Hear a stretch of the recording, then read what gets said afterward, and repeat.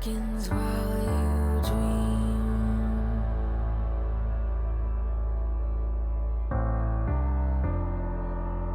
A life never lives in peace.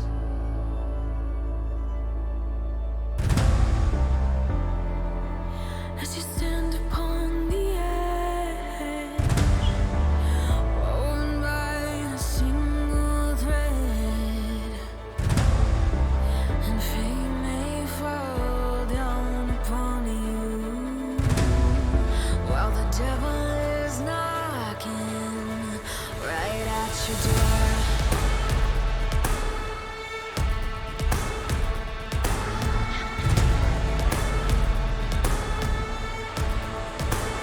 So while you restless, each night you hear the drums of war. Awaken, awaken, the voice begins to call you while you hunger. A taste of destiny you're searching for. Awaken, awaken, the fight is at your door. Take up the cause.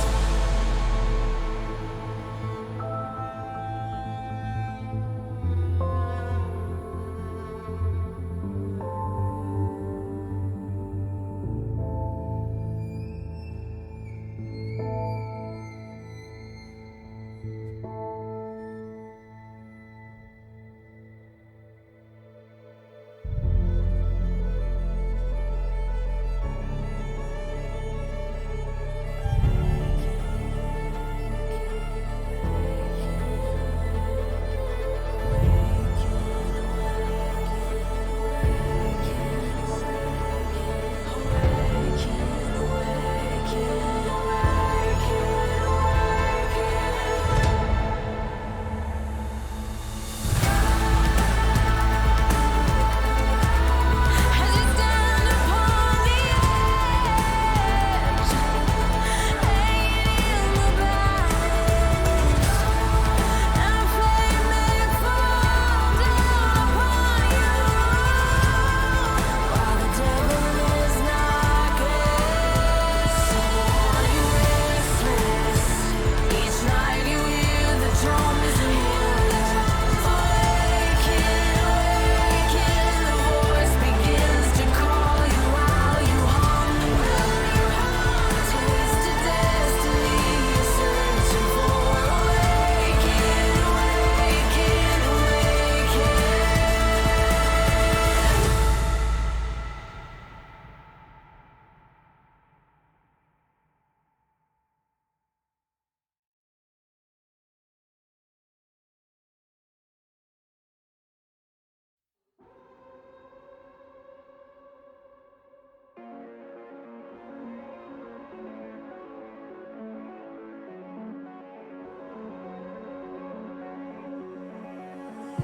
Tell me, where do I go? Tell me, where do I take us? Your heart is starting to slow. May the water be safe. As I dive in, bloodstains washing underneath brown waves.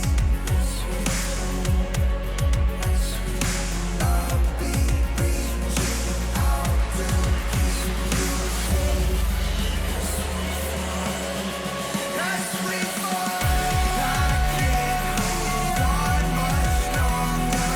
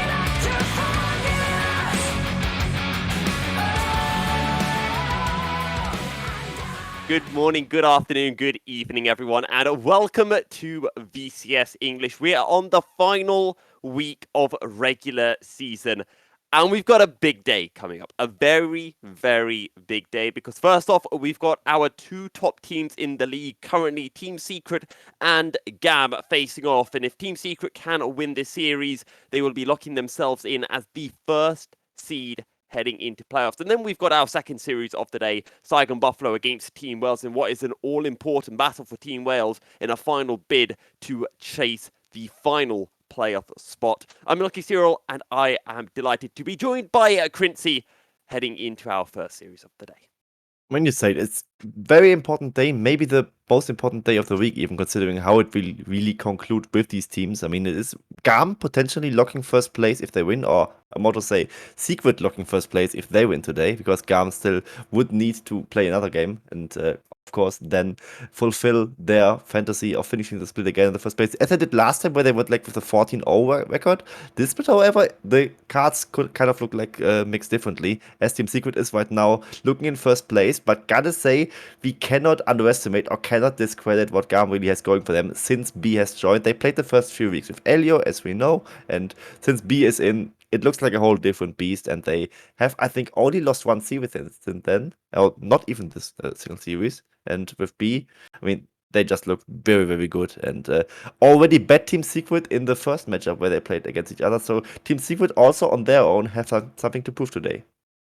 Absolutely. And just to give a kind of recap as to how this series began, it started off with Team Secret and SBTC looking like the top dogs, who went through, I think it was 4 or 5 series at the very start, undefeated. But then it was GAM who found their pace, and very shortly after Saigon Buffalo as well. And now it's GAM and Saigon Buffalo essentially rising up through the ranks, and Team Secret and SBTC dropping off somewhat. Either way, this split of the VCS, in comparison to at least all of the other splits that I've been commentating on, has been very, very close. You look at the top teams when they face against each other, the likes of GAM, Saigon Buffalo, Team Secret, SBTC, even throw in Wales to that mix. None of them have been 2-0s, except for the one Saigon Buffalo GAM series right towards the start of the split when GAM was still finding their feet. Apart from that, they've all been 2-1s, which I think just goes to show how close and how tight the top of the VCS table is right now. That, and you just also omitted Cerberus, which of course kind of hurts me to say, but they also kind of haven't been that relevant in the playoff race. I mean, yesterday they had a mathematical chance to make it, also look kind of good in the series in itself, but due to throwing one game against SPTC, they kind of didn't look up to the task, and it just speaks volume if a team like Cerberus, while even of course they had their own struggles, ends up in 6th place very likely at the end of the split, and there are like 5 teams that are definitely better than our winter split champion. And teams like SPTC, while they do not look as hot right now, they also made some noise earlier in the split, and as you mentioned, all those 2-1s definitely speaks volume to the fact that the VCS is very, very closely knit together, and like even the bottom tier teams like AS Esports, full rookie roster, at least got 3 series wins so far and won 6 of their individual games. So all their series wins were 2-0s. They also, for a rookie team, look pretty decent. And I know yesterday was a very painful day for you, Quincy, because not only did your friends on Frankfurt lose in the Prime League, but Cerberus lost their chance to make playoffs, despite then going on to actually beat SBTC 2-1 in their series. So bittersweet for Cerberus, and it's going to be one of those cases where Cerberus need to look towards spring next year, maybe revamp their roster, make some changes, but look to come back stronger. We're focused though back on GAM Team Secret, GAM against Team Secret, because GAM right now are on a 7 series win streak. They are really hot right now, and we are heading into picks and bans for game 1, and we're already seeing Team Secret. We always see that Nocturne ban against GAM, just taking it away in case Levi thinks of picking up the Nightmare Monster himself. Looks to be the case, and they are also betting away picks like the Kalista, which is of course a very dominating AD carry pick. I remember yesterday when we were like having our preparation discussion where we talked about what are the best AD carry picks in general, and we were mentioning names like the Zeri, like the Silver, who is a very good matchup against the Zeri, like Draven, which is sometimes played and would fare well against something like the Silver, and of course Kalista, which we kind of excluded from the discussion because Kalista is just basically a ban and not a champion anymore, but that just speaks volume to how strong that champion really is. However, Team Secret not prioritizing the AD carry role that early in the draft. As they right now, they just went with the bait and switch and lock in the Sivir right away, which I think is the right option, as of course you don't want Zeri against it. Gotta say though, GAM might just pick Zeri anyway. Picks and bans have been very telegraphed so far. We know we're going to get a Kalista ban. We know Sivir Zeri is going to get picked up. Everything very standard so far, and GAM prioritizing picking up the Wukong on R2. We'll see how Team Secret want to answer this. Vi has been a champion that has really been popping up into the meta for the last couple of weeks, and we'll see whether Penguin does want to lock it into the jungle. I would like it because you can't just counterpick by the Sivir in their own, and Vi is just a very good pickup against something like the Zeri, because Zeri is very hard to lock down in general, but Vi has this very fancy R button to just make very quick use of this Zeri and just make her cease and desist, as Victor gets instantly taken for the mid lane as well. To some extent, of course, a takeaway from Kati, who has kind of played Victor a little bit after his winter split where he didn't play the champion at all.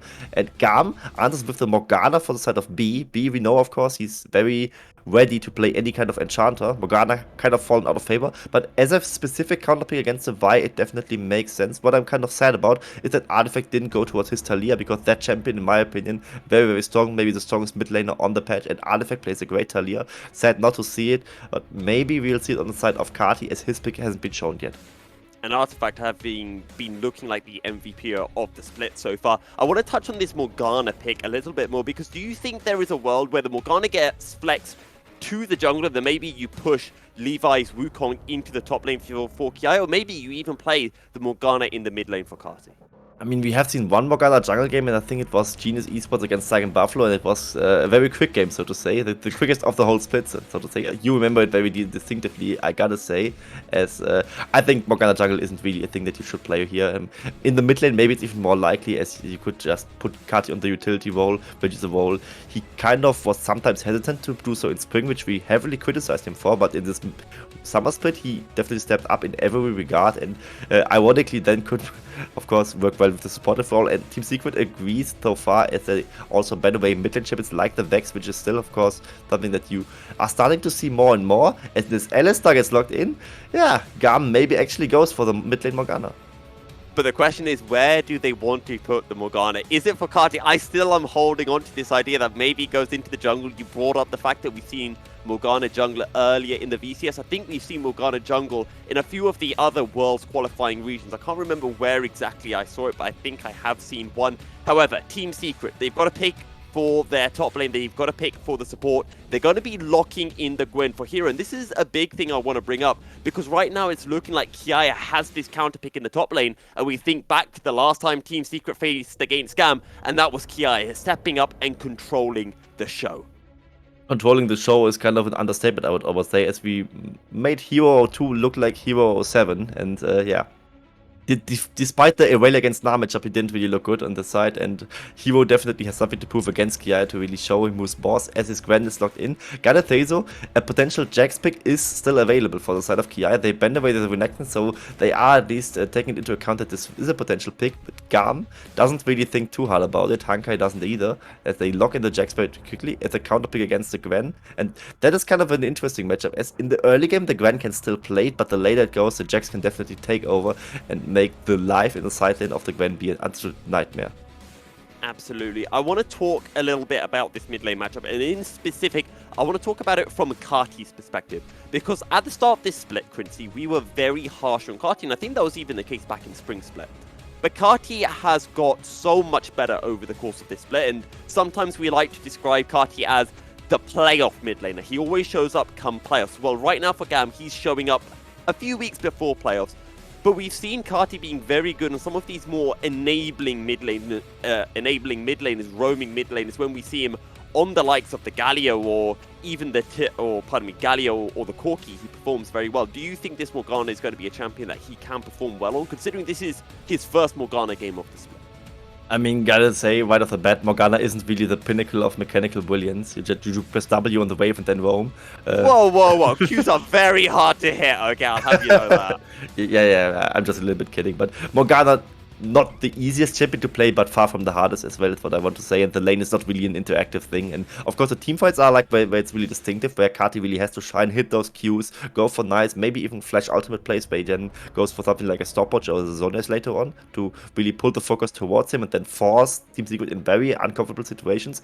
But they picked up Morgana into the silver from Eddie, and I think this is something where Eddie can also really shine with clutch spell shield timing or just clutch dodgings of those soul shackles coming out for the side of Morgana to really not get binded up by it. Gotta say though, in general, this is a matchup I think where Team Secret is somewhat fine with the mid lane matchup going in their favor, as Victor can at least free scale into his own power spikes with the Glorious Evolution, going towards the 300 stack mark on his side, and the bot lane matchup I think is also very fine for them, as the Silver isn't really that impressed when she's facing an Alistar, and Silver likes to play to Zevi generally.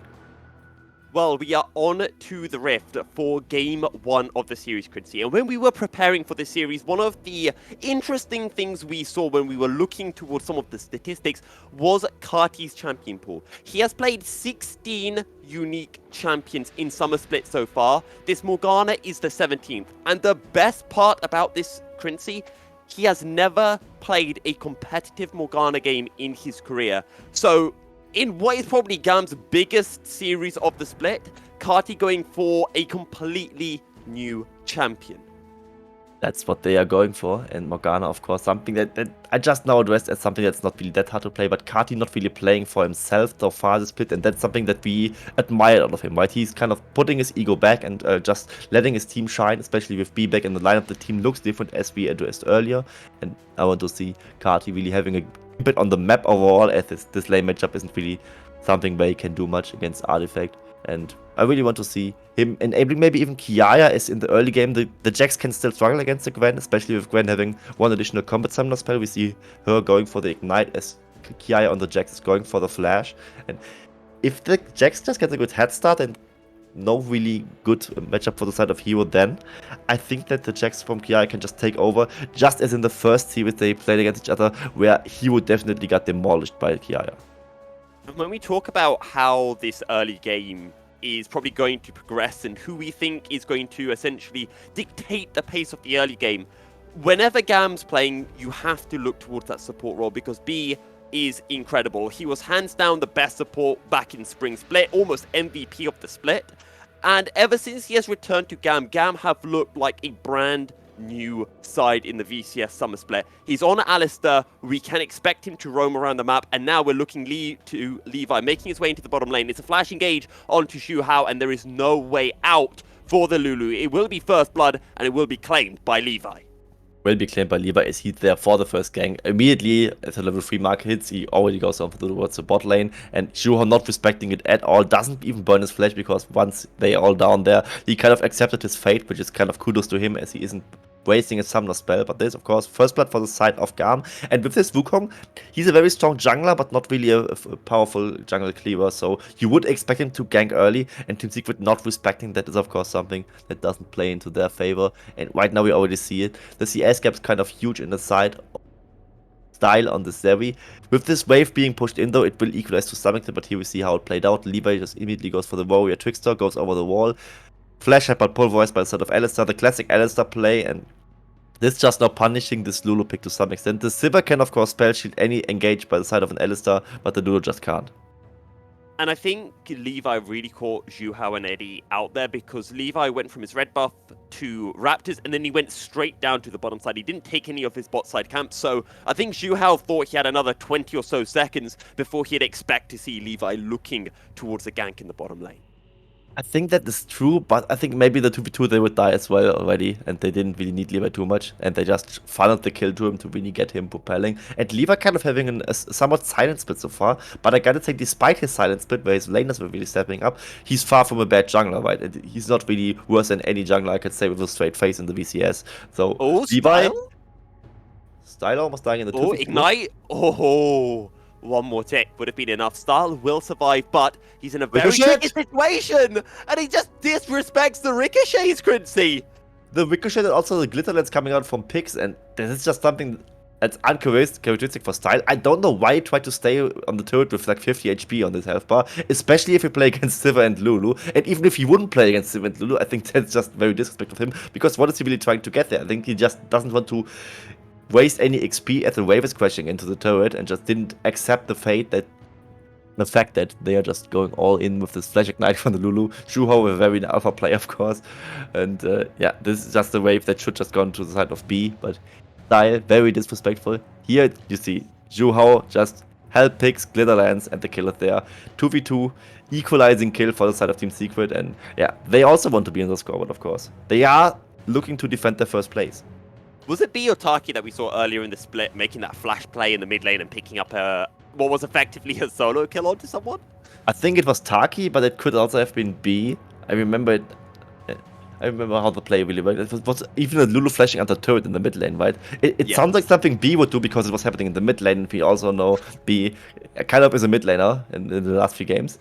But yeah, aside from that, B is a multi-laner right now in the VCS.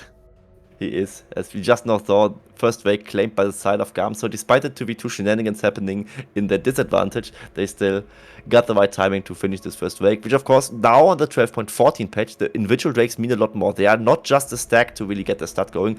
I like the Hextech drake in general beforehand already, but now it gives 50% more stats. So that nice attack speed, ability haste speed that they get is definitely something that makes them feel less clunky and can have an impact on the game. Now, Penguin was looking towards the bottom side to make a gank, but Levi was on his way down on the Wukong. And Penguin saw that and decided, you know, no need to go for a 3v3 play, just makes his way down towards his Krugs instead. Makes its way over there. And we see also in the CS department, Eddie more than equalized against Style. And it looked very, very rough before. And of course, with the wave being pushed in when he was like 12 against 24, it wasn't that bad. But he definitely showed that the Sivir Zeri matchup is something that the Sivir quite likes.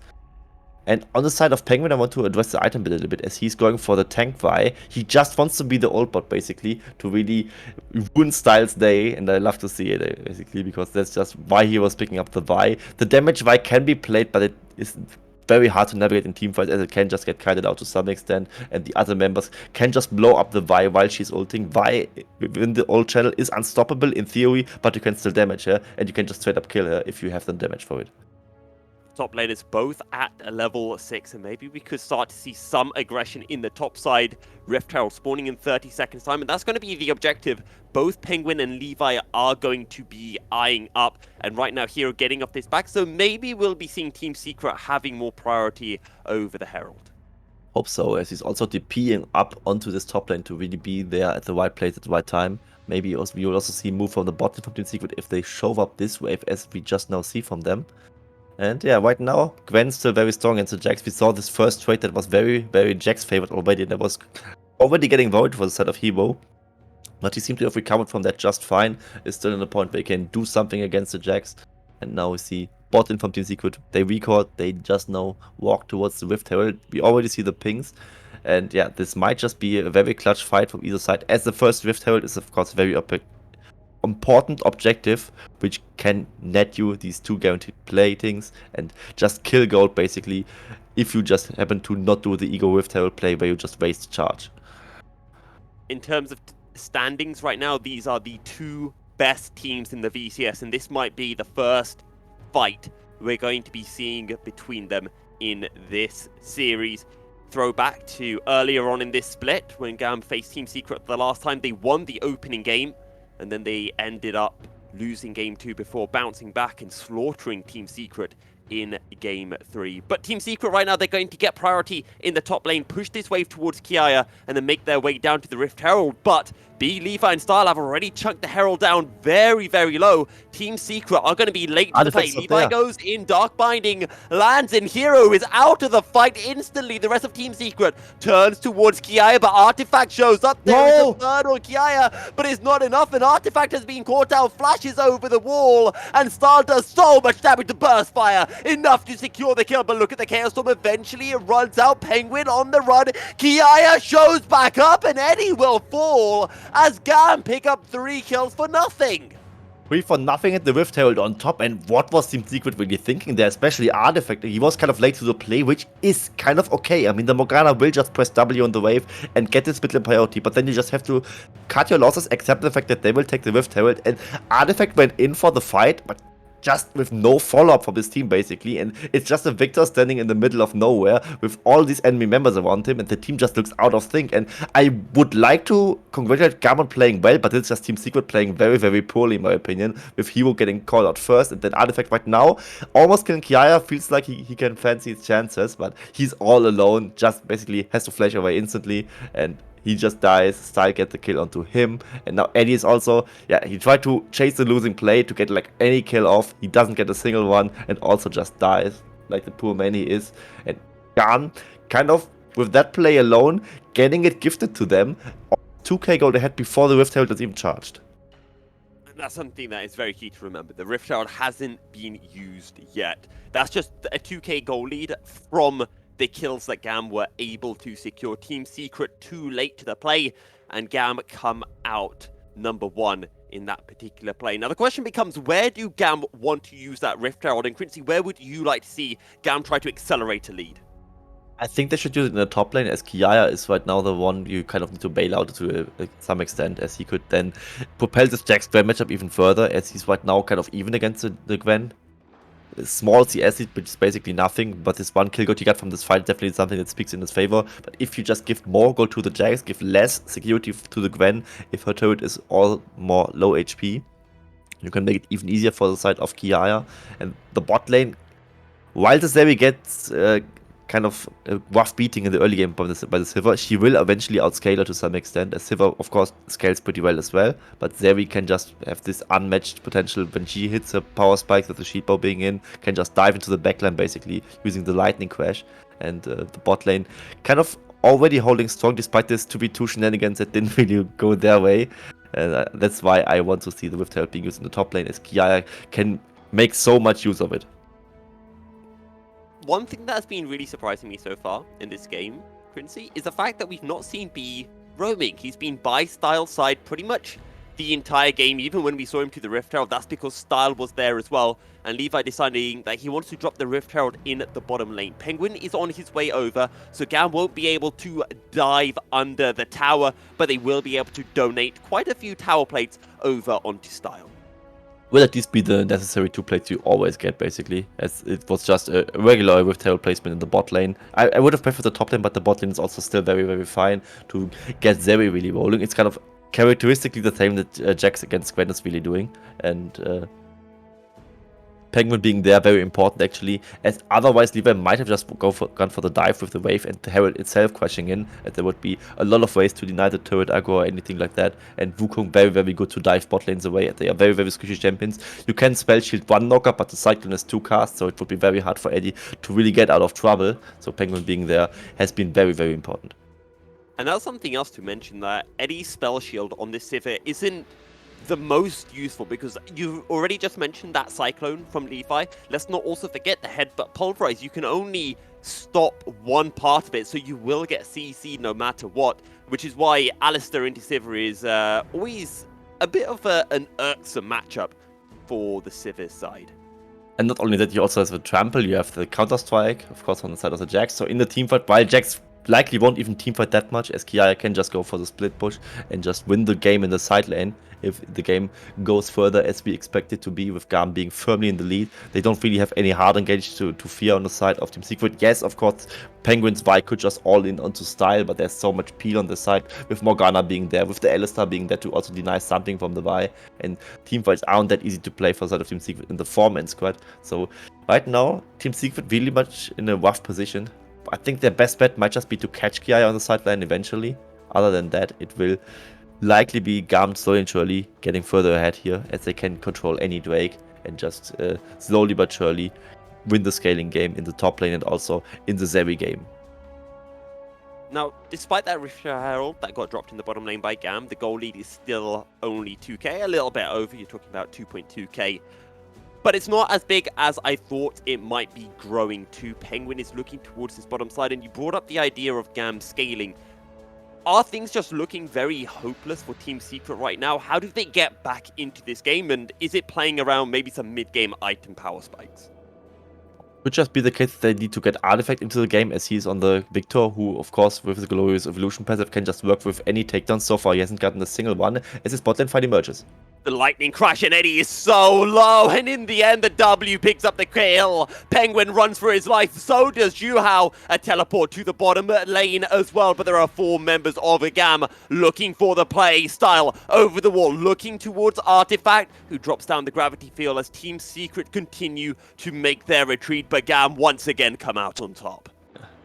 GAM comes on top with a quick pickup on the side of Eddie. He tried to use everything to really get out of the Hell's Dodge with using the flash and also the ghost on his side, but ultimately he couldn't do anything. As in the top lane, Kiaya just gets his first solo kill on Hero, and yeah, I mean, we addressed it earlier in the draft and before the draft even. Hero had a very rough showing against Kiaya the last time they faced, and so far it looks like the tables haven't turned quite as much, which is of course very sad, as right now GAM is winning on both sides of the map, and you asked me how they come back in this game, and I gotta genuinely say, I don't really know.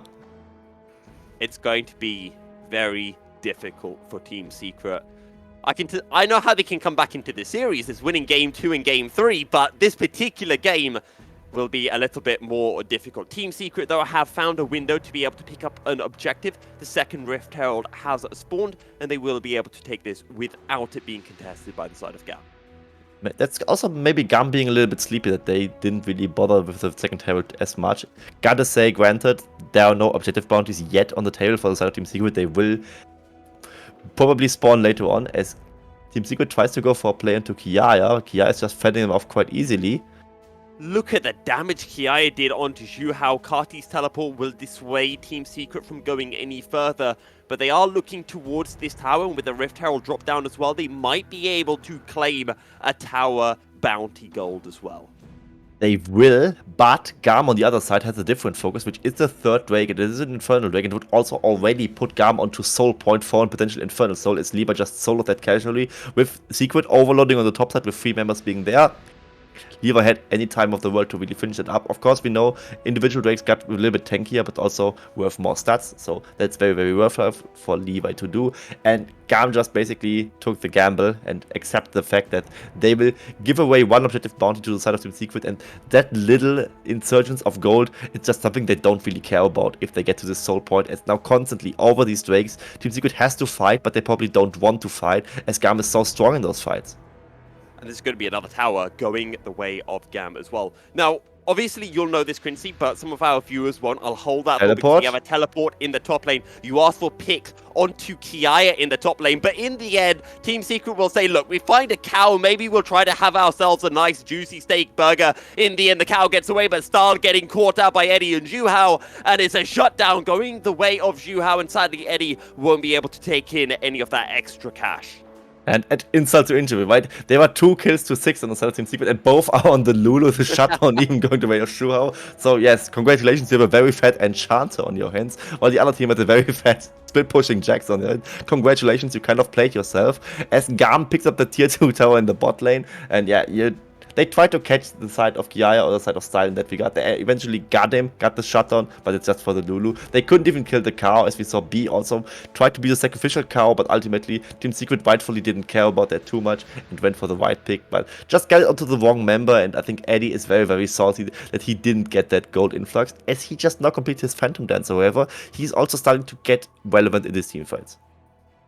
For Item Silver, maybe a potential win condition for the side of Team Secret, but going back to the point that I wanted to bring up is we recently had a content meeting, and one of the things we discussed was GAM, and I have always been someone who's been a little bit down on GAM in this split because, as I mentioned earlier on, the split has been very close, and we've not seen any of the top teams 2-0ing other teams apart from that one Saigon Buffalo GAM series, and one of the things that I've wanted to see GAM do is look a little bit more dominant, look, you know, clearly the favorites in a game.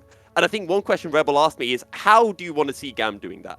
This is what I want to see GAM doing, because this looks like an absolute masterclass by the side of GAM so far. Yes, there have been a couple of mistakes, Style getting caught a couple of times, but all in all, this has been a fantastic performance from the reigning VCS champions. I would mostly agree, not fully agree, as it was in this one Rift fight, but where it just was Team Secret basically looking out of thing at them, losing more than GAM winning, I would say, and this 2v2 kill that Juhao got in the very early game was something that definitely shouldn't happen in general.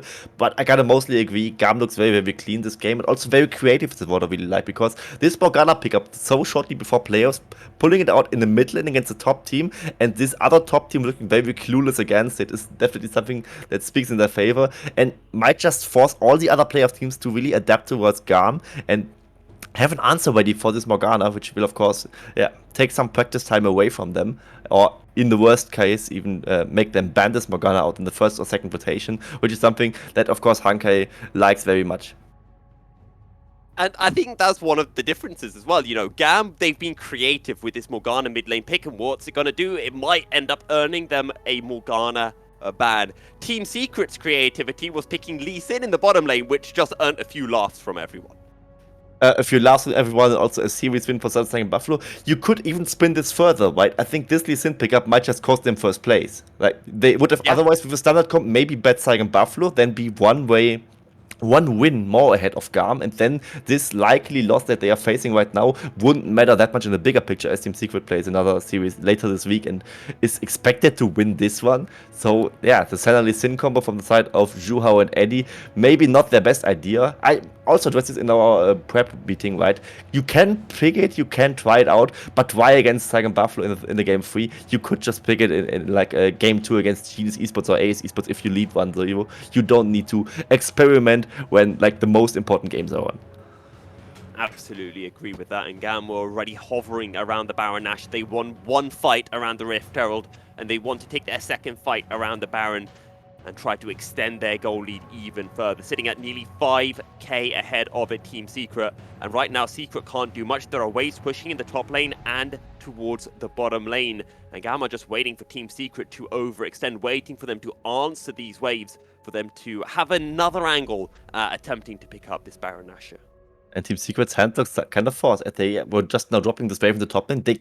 They are kind of in a stalemate situation, right? They kind of have to fight, but they really don't want to fight this GAM right now, as they are ahead almost like 5,000 gold, all these free drakes. It is a soul point for GAM already, and we just not see. Even the mid lane Morgana, which is kind of like a more utility pick, landing one binding, one puddle onto Shua, and he drops to half HP. So this fight will be forced by GAM. They will either get the soul or just fight a very uncomfortable fight for side of Secret. And it is stolen away by Penguin. That is massive from Team Secret, but Kiai is coming into the backline, looking towards Juhao. Eddie flashes over the wall, but Stahl jumps over the Drake Pit wall and claims the kill. 3 have already fallen for Team Secret. Kiai flashing forward, looking towards Juhao. Can he get on top? One more leap strike will be enough, and it is a double kill for the GAM top laner. Yeah, Secret gets a small prize, but GAM just gets the big prize, getting 4 kills for 0 in this exchange. Luckily for the side of Secret, they get the objective bounty and deny the soul, getting at least 1 break for their own. But this will mean Baron for the side of GAM, they of course almost ace Team Secret in this team, but then even if it wouldn't be for the Baron, this just shows how brutally they just roll over these fights, with Zeri just being able to lightning crash and find all these access. The poke was already landing from Kati beforehand, and this was not a good advice fight for the side of Secret, but I kind of can't blame them too much for it, as they had to go for something. They even got like the small prize with the Drake going to their favor, but GAM just has all the options while Secret basically has none. It was always going to be a lose-lose situation for the side of Team Secret, and with Kiai on the flank, B as well, 3-man knock-up. 3-man knockup. Also a good counter-strike backline access by Kiai. We know Jax isn't the best team fighter, but if a good Jax player just finds this backline access, it can still be very, very good. And this is exactly what Kiai did right here. Also cleaning up Juhao. What I like from Team Secret, what I want to give them credit for, is how they stole this Drake. It was the snip true damage cone from the side of Hero, lining up with Penguin Smite, and Levi just wasn't ready for it. He just didn't smite at all, and yeah, got his Drake stolen right below his nose. I think Team Secret, as I mentioned, it was a lose-lose situation. I think they took the least bad of the losing situations, and they bought themselves another 5 minutes, now 3 minutes before that Infernal Drake will respawn, and they're going to have to do it all over again to deny the Infernal Soul from the side of GAM. And It just remains to be seen if they will even get the chance to look at this track, as GAM with this Baron buff, with this crushing gold lead they have right now, can just siege all 3 lanes at the same time, basically. With Jax, of course, a split pushing champion that can do so much in these situations. He's also going for the Frozen Heart second build, which kind of made him a relevant team fighter already, as we addressed earlier, with him being able to find this clutch counter-strike. Can't really one-shot the Jax in any shape or form, and with this Baron buff, they can easily siege on more turrets, as however, there's the 2 turrets still standing in the mid lane and the top lane, but I would assume them to fall. And this is Baron expiring before the break, but there's still enough time to really get this priority in all these lanes. And Team Secret will have a very hard time face-checking into GAM later on. Shirelius used by a B, Penguin fishing around looking for a potential engage. I didn't even realize that the Alistair had picked up the Shirelius over something like a Locket, which is just implying just how important movement speed is for the side of GAM. Yeah, movement speed in general, just such an underrated stat. You just can't really quantify it with the gold value. I mean, you theoretically can, but due to its diminishing returns and the nature of what it really gives you, like, it's always the difference between can you land the catch, can you not land the catch, can you get away, can you not get away, and there's just so much to really think about, and this is why movement speed is kind of an underrated stat in general. Some even say that the Cloud Soul is not even like the Clown Soul.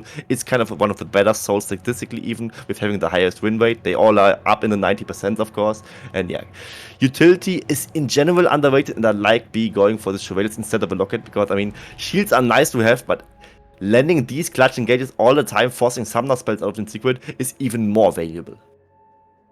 I want to touch on Carti as well, because at the start of this split, we talked about how Artifact was hands down the best mid laner, and the likes of Carti and Froggy were struggling a little bit more. B fishing for an engage, goes on to Penguin, finds a head but pulverized, and Carti and Style just do so much damage, and he gets obliterated. Style flashes forward and picks up the third. Hero has died in a solo kill to Kiaya, and Team Secret are just crumbling all across the map.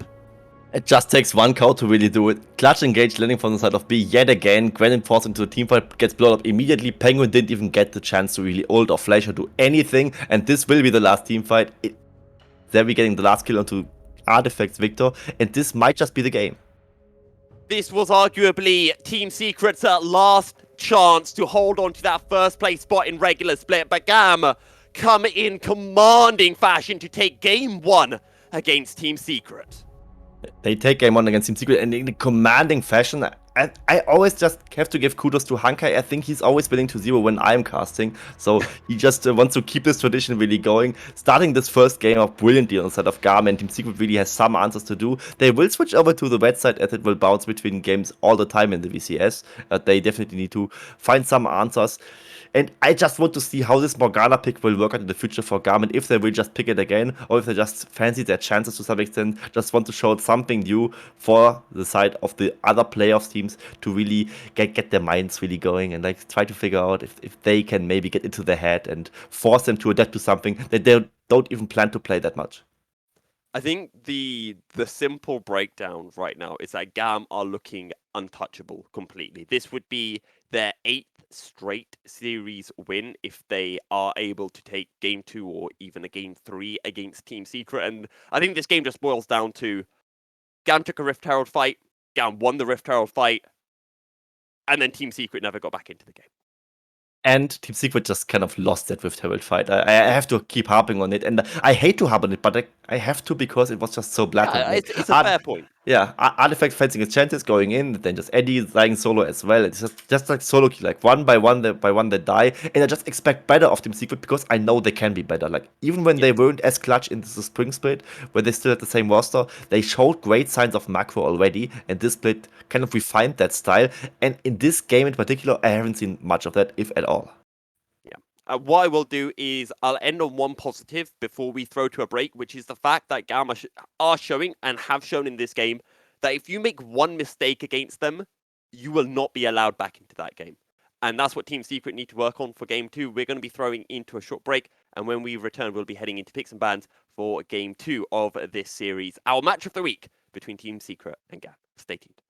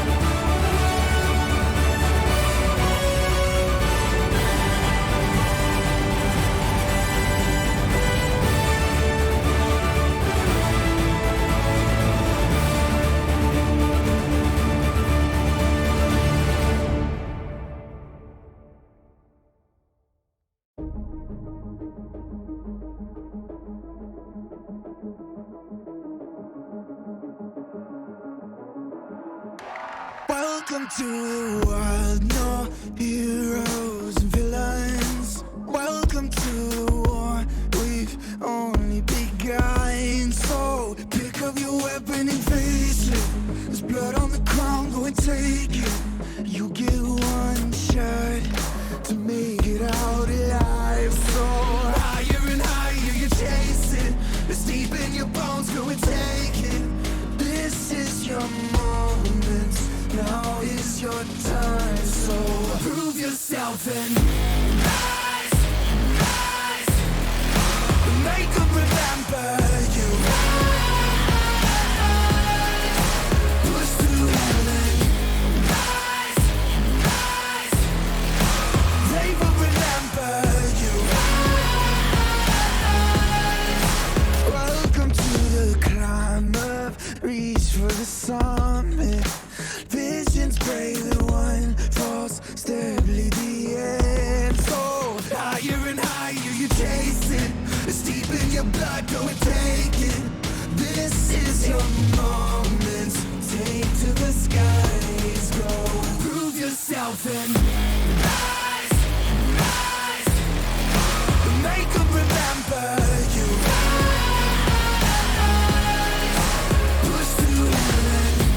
Rise, rise. They will remember you.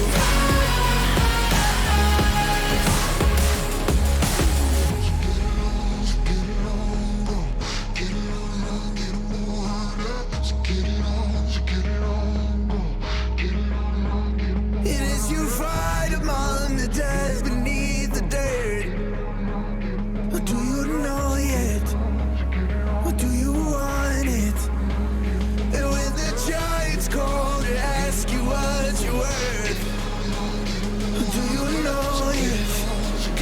We don't die.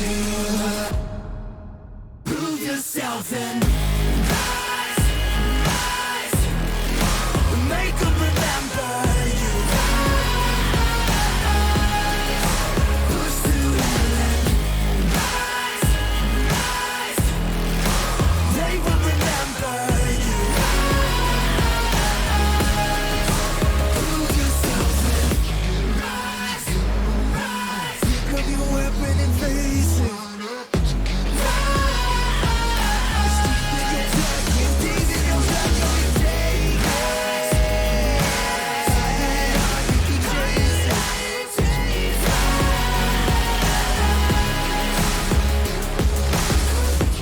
Rise, rise.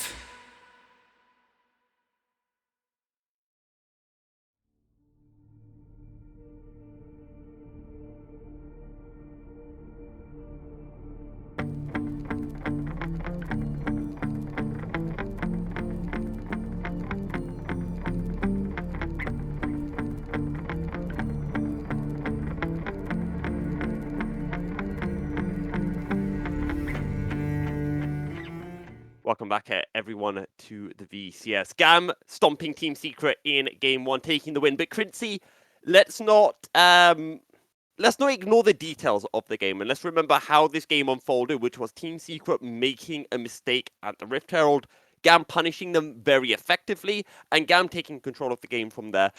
But do you think Team Secret can bounce back from that game if they just, wisen up a little bit in the earlier stages of this game? First of all, I don't think they will bounce back, but I think theoretically they can. And I think it's a bit more nuanced than that. Gotta say, in draft, they don't even need to fix that much. I think the draft was overall pretty fine for them, with having this Victor free scaling on their side, having Sivir into Zeri, very good matchup for them as well. And the Vi pick also in general makes sense against what the enemy team really has to offer. I just maybe want a more clear answer against something like the Alistar. The Lulu pick wasn't really convincing me, as he doesn't bring that much protection. And even that, though, I mean, they got a 2v2 kill on the bot lane, so kind of looking old in that regard when I want to be too harsh in this specific decision. So I think Team Secret, what they will need to do is fix their gameplay on the Rift, be more coordinated. On this Rift Herald fight, for instance, just don't make it a fight, maybe even give it up and just scale on your own, because the scaling wasn't too bad on their side with having Victor, having Sivir. You can do stuff definitely in the mid to late game with that, if it even just falls a little bit behind. And what maybe I want to fix is get Hero a better matchup for the top lane. He blind picked the Gwen The Jax was open. They deliberately banned away Kiaris for Nexus instead, and I think despite Kiaris Redaction being so scary, maybe banning away the Jax would have been the better decision right there.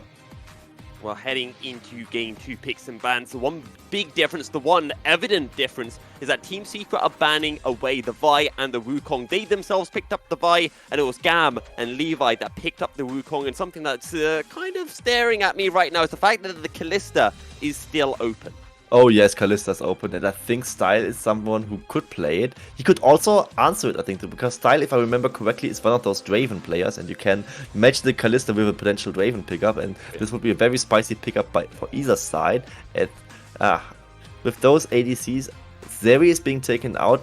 Not sure if you want the Sivir, but GAM could also just take the Sivir, as I wouldn't expect Eddie to play anything like Kalista or Draven. The Kalista maybe a bit more so, and GAM agrees to some extent, I would say, as they lock in support first, and Renata, I think, was banned last time, a very contested support pick in general, and the best support overall, as she's just kind of like a Swiss knife, right? She's a little bit of an enchantment, she can do engage with the handshake, and she can also disengage brilliantly with the hostile takeover, and just has so much value overall as a pick, and with the Baylor also has more defensive capabilities. Great champion in general, and Team Secret, however, goes for the Aphelios, which makes the draft all the more interesting. And what I want to see from GAM now is picking one of those early game ADCs. Pick Kalista or Draven and just absolutely smash them in the early game and roll over the game come 20-25 minutes and just dismantle Team Secret. That is what would convince me on the side of GAM. Now, I really like what GAM did, because they picked up the Renata and said, look, Renata is really good with Kalista. But Eddie, will you pick the Kalista if we first pick the Renata? Team Secret saying, no, we're putting more value towards the Aphelios. We're not even going to lock the Sivir in, even though it's open. Team Secret, though, themselves, they pick up the Nocturne. And this Pantheon has been something that's been popping up a lot more here in the VCS as well, specifically. And I would love to see Levi having his first Pantheon game of the season. Apparently, you won't get reward in that regard, as they log in the Jarvan, which is kind of a boring option. Jarvan, of course, one of the key bot lane divers, and the Sivir as a follow-up. And I'm kind of disappointed as well, as I wanted to see Draven or Kalista for the set of style. But the Sivir, of course, you can't really fault them for picking it, as it's such a safe option, but it can match the early game of an Aphelios pretty well, with all these boomerang blades and ricochets to really fight for the priority. Ricochet can also bounce off the chakram turrets from Aphelios, so Aphelios can kind of deny himself to some extent in that matchup, which is kind of funny. And the Sivir just a good fallback option in general, with the engage being on her side, with the Ondihan coming out, and just good late game scaling, regardless of the fact if she dominates the early game, which she usually doesn't. And now, what I want to see in game 1 is what I get to see now, Artifact on the Talia. You love to see it. Double globals for Team Secret as well, so one way for them to make the bot lane life a little bit harder on the side of GAM. Now, something we've been seeing as the answer to Talia over the course of the split has been the Silas. One new champion that has popped up has been the Vex. So I really like the fact that Team Secret are picking it up on R3, because it means they get to ban away the Vex straight away, and that's exactly what they did. And also denying something like a Talia Jarvan for the side of GAM, because Talia Jarvan is a very deadly combo. Right? You use a Cataclysm, then you knock them into a small place, they want to dash out, and yeah, guess what's good against dashes? Unraveled Earth from Talia to really deny any potential counterplay from the enemy side. I have seen Talia Jarvan combinations, and they are such a devastating mid-jungle duo, you really don't want to fight into it. As now Ashe gets taken away, which is a support Ashe ban, by the way. If you haven't seen support Ashe in a while, and I love that it's banned because it just tells me that the teams are still playing it in scrims more often than not. As Gali gets taken away, so Kati's champion pool even further denied. So what's Kati really left to pick up? He could also just pick the Victor himself, or something like the Wise is maybe what he's going for, or something like a Twisted Fate to have like a replacement Gali ultimate where he can just join his team on the side lane and just match what Talia is doing with her warping on the Weaver's Wall. As the Lulu gets taken away, a pick that wasn't really come to fruition in the first game for Team Secret, but maybe they have other options. Like Thresh is slowly coming back to the meta, is something that Shuho could play, but also other enchantments or failures are always a welcoming side. And I do wonder if we're going to be seeing Zhu Hao's Tahm Kench as being one of his most played champions. Although, now that we say this, I get a feeling that we're just going to be seeing the Nautilus coming through as per usual. But it is looking like it's the Tahm Kench, which I would like, because it just gives that same safety as the Lulu would have.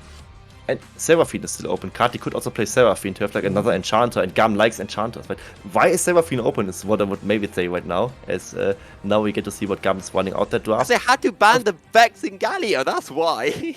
But usually Seraphine is banned pretty early. Either of that, I'm not panicking, as Corki gets picked up for the side of Kati. Corki kind of falling out of favor a little bit, but still very, very strong with his poke item built by the 3-item power spike, with the Hydra, with the Ludens, with the Mana Moon and also the Muamana later on, very, very strong. As Kiai has to blind pick, I would not even hate the Renekton right now, and that would be something that he could pick up. And yeah, I mean, you know me, right?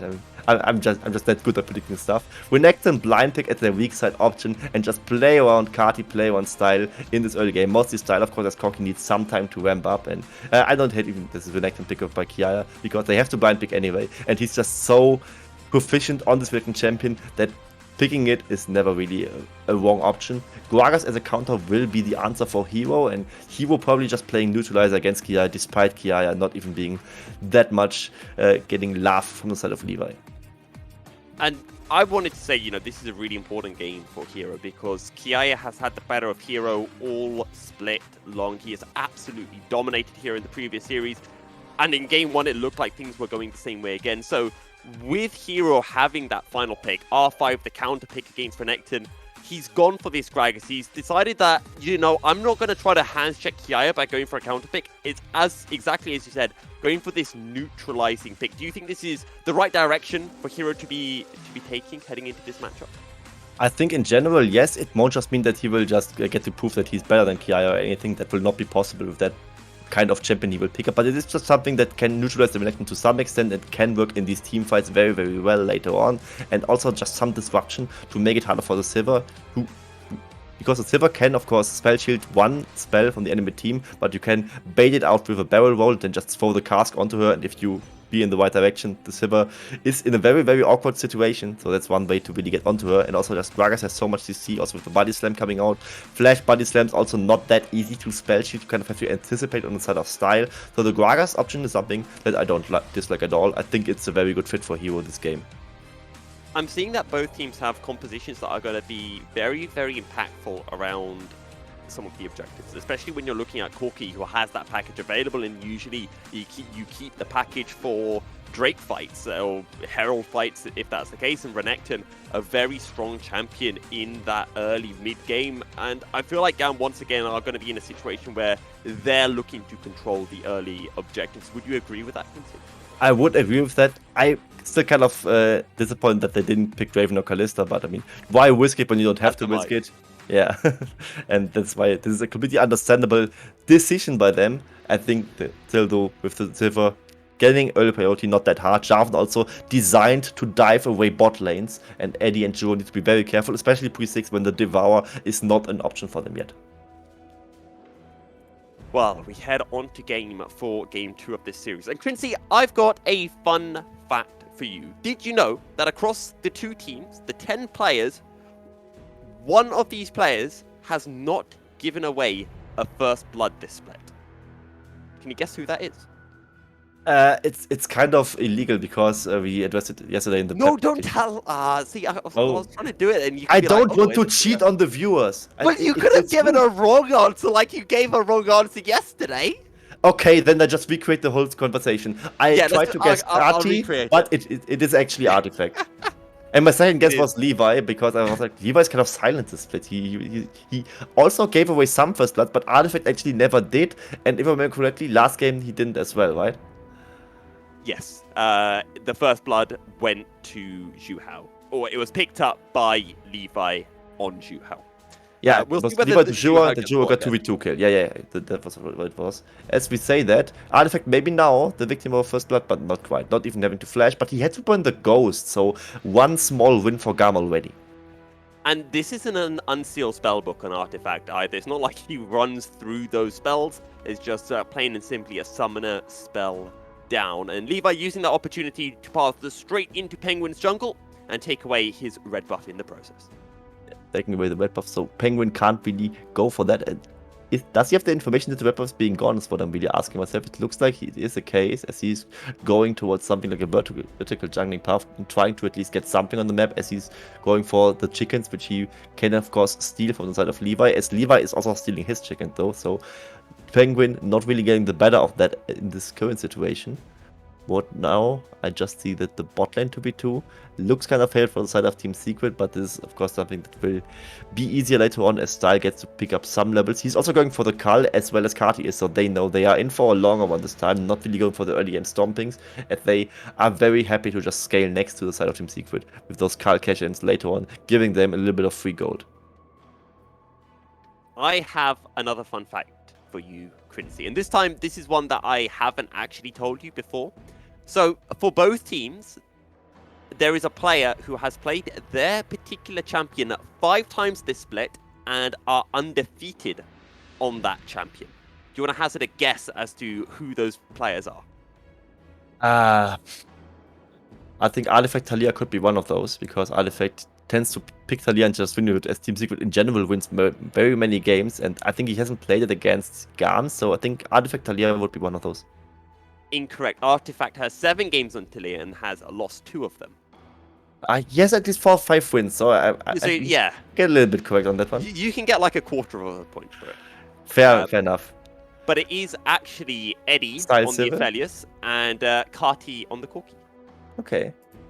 Style has 9 games on the Sivir, and I think he's won 7 of those. I mean, that's very hard to guess, right? The exact number of games and also like winning all of those. Either way, we might in for another skirmish. Levi looking towards his mid lane, but Kati is very low and wouldn't be able to follow up on the play, so Levi just decides against aggressing in the mid lane and heads towards the Scuttle Crab, and Penguin's going to be way too late to contest. Party now being chunked very, very low. Penguin maybe fancying to at least throw a Dustbringer to deny the recall a little bit more. Nocturne, of course, pre-6 can't really gank much, but if there's like an opportunity on a silver platter, he would still go for it. Penguin right now, however, not too happy in just going for something like this, as he just wants to power farm a little bit. Jarvan, of course, expected to be more active in the early game, and we also saw one activity from him where he got the Ghost from Artifact and also a good counter jungling opportunity. But from that, Penguin to some extent recovered. He has a better clear speed than Levi has on the Jarvan, but Levi is already on his next move. Could gank against Hero, and Hero is very low on mana, just now uses Body Slam offensively, so Hero, the next minion wave, might just be an easy target, but Penguin covering that wave. And the second Levi steps out of the brush, Penguin is right there. Flag and drag in onto Hero. He has a flash available and enough mana for a body slam. The focus onto Kiaya. Hero low, but so is the Renekton. And first blood is picked up by Levi. It's a 1-for-1, and the junglers will not aggress on each other.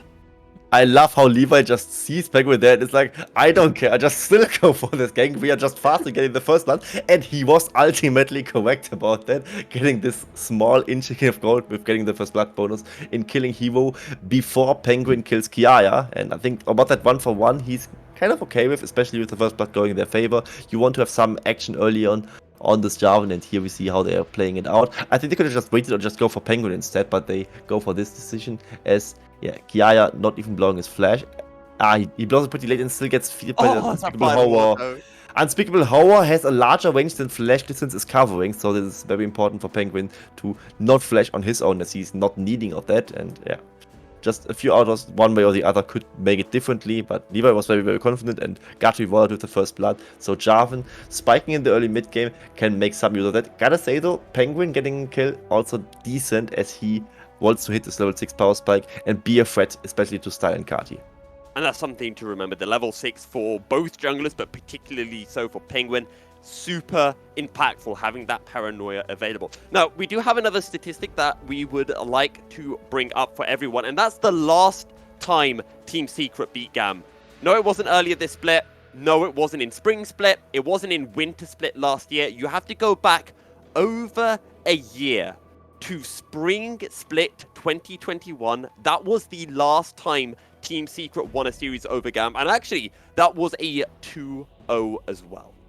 It was a 2-0 at least, while it was a win, right? 2-0s are in general pretty rare in the VCS, but that's a long time, and I mean, the Team Secret roster was likely completely different by then. I mean, they changed most of the roster with the SPTC one in the winter split, and back then, I think Artifact was already Secret? No, he wasn't. Artifact was on Secret in Spring, I'm pretty sure, yeah. Because he went from Secret in Spring to SBTC in Winter. SBTC unfairly benched him because they were dumb. And then he went back, yeah. Yes. Rightfully so. I mean, look where he is now and look where SPTC is now. I mean, it doesn't look that different on standings right now, but SPTC's reasons for form, I mean, we can harp about it, hasn't been that great. As Penguin just now gets invaded, good spell shield by him at least, but Levi gets to claim the red buff. Or does he? Poor Penguin. Oh, I thought that Dustbringer might have been enough, but in the end, Levi smites it away. Both junglers now level 6. Another question becomes, where do you want to see Penguin utilizing that paranoia? Where do you think he has the most setup to be able to make a successful gank?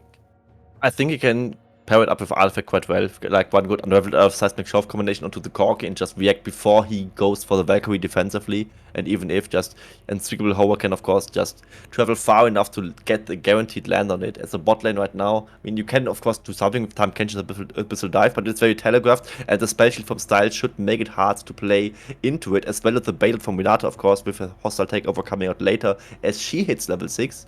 So Penguin definitely has a good bet to do it in the mid lane, or maybe even the top lane when Kiaya steps up too far forward. But Kiaya also very, very strong in those 1v2 situations, as he got 1 or 2 double kills on this way beforehand as well. First rank now claimed by the side of Team Secret, and this will just maybe make it easier for especially something like a Nocturne to keep this chases going, as he's going for the mid lane, as I said. You called it in the mid lane. Carti forced to burn the Flash, forced to burn the Valkyrie, and Penguin had just shortly prior been able to pick up the first Drake of the game. We talked about that at the end of Picks and Bans, talking about the compositions wanting to fight around early objectives, but so far GAM just sitting back, just wanting to scale a bit more before they've tried to fully team fight against Secret. And this looked a little bit clownish by the side of Penguin, but it ultimately was very, very worth as he blew both the Flash and the Valkyrie, something that Carti definitely hates to taken away from him. Valkyrie, not even because of the very high cooldown, which of course is very high, don't get me wrong, but also the very huge mana cost on it, so he will have to be recalling very, very soon, and this is a small edge that Artifact can take. As Artifact, however, has kind of been struggling in this laning phase. Corki, not really a strong laner, but Artifact is a few CS down after all the things he did so far, but he also wasn't really roaming anywhere, so Artifact this game not looking like the best mid laner of the VCS. Game 1, Carti had the measure of Artifact. Game 2 is looking like it might be that way again. Waiting to see Artifact being unleashed on the map, courtesy of that Weaver's Wall. But now GAM making their way towards the mid lane. Levi was able to sneak away the Rift Herald off screen, and there's going to be quite a few plates going into Levi's and Styles' hands. Herald now being used in the mid lane by the side of GAM, getting their cash in on that one, and no real fight ensuing, as GAM is kind of surprisingly far ahead in the gold department, as they are really much farming well in the mid lane. Oh, look at Eddie. Getting all those platings. They're almost 2k gold ahead for basically nothing, right? It's 1 kill on each side. The first blood bonus, of course, being on them. Team Secret just slowly bleeding out against GAM, and this is also like one way to really have a decisive victory. You just slowly choke the enemy out, and they just get no way into the game. And all this has been is, as you mentioned, the first blood advantage over a standard kill, and then tower plates in this mid lane from the Rift Herald. And I would imagine that Kiaya hasn't taken any tower plates in the top lane, so it's literally just, I guess, the CS discrepancy in the mid lane.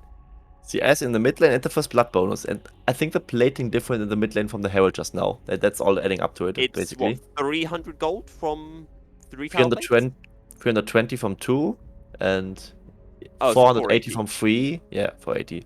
And the first blood bonus is like a few hundred.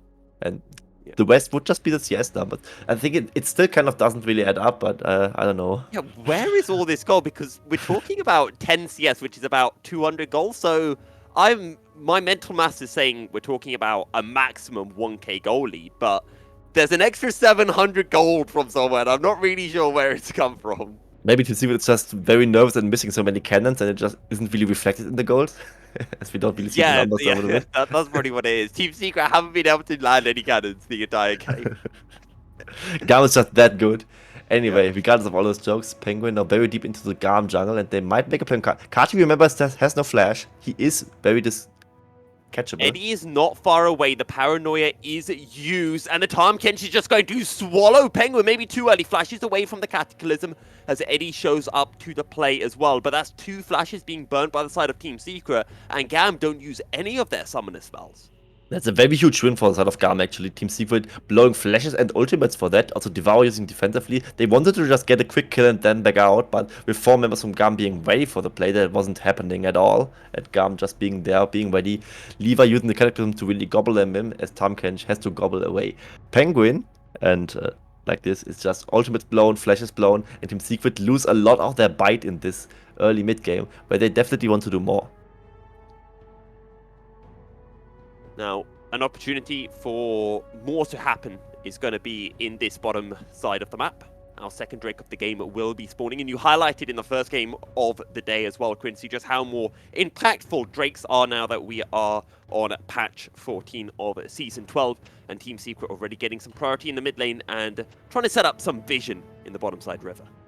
As they do that for the next Drake, which will spawn in a few seconds. Remember, like, this is one thing that went right for Team Secret in this game, is that they got this first Drake relatively uncontested, with having very smart back timings, as also right now Artifact equalizing in the CS department against Kati momentarily at least. But with GAM scaling up quite nicely, Team Secret want to push the button a little bit harder, and that's what I expect from them. Penguin just now recalling as the Drake is spawning might be a bit too late to really contest anything, and GAM is ready for the Drake while Team Secret just isn't. Artifact resetting, Eddie recalling as well. Eddie doesn't have any boots, so I'm presuming we'll be picking up either the plated steel caps here or some Berserker Greaves. Instead, actually cancels his recall to try to defend the bottom lane outer tower against Kati, and then all the while GAM pick up that second Drake of the game. And GAM is pretty happy how the game is going so far. They have all the scaling with this double cull in both their carry positions. Of course, the Renekton not really the late game monster, but he will be fine in the side lane against the Gragas of all things. The Gragas is going for the team fight oriented build with going, I think, Frostfire Gauntlet Fimbulwinter to be like very, very beefy and very, very sustain heavy, as he can match some of that Renekton sustain by delaying his own sustain due to the Bramble Vest being in his inventory. And I think despite Jarvan also falling off, the Nocturne isn't really the best scaler as well. So I think GAM very happy with Corki and Sivir on their team to have these guaranteed front to back team fights that will be enabled by B being there for potential bailout. And Team Secret, they just burn so many ultimates unnecessarily, so they can't really fight this objective right now. And of course GAM knows that Paranoia is back up, so is the Reverse Wall. So this might just be one way where Team Secret can make one move.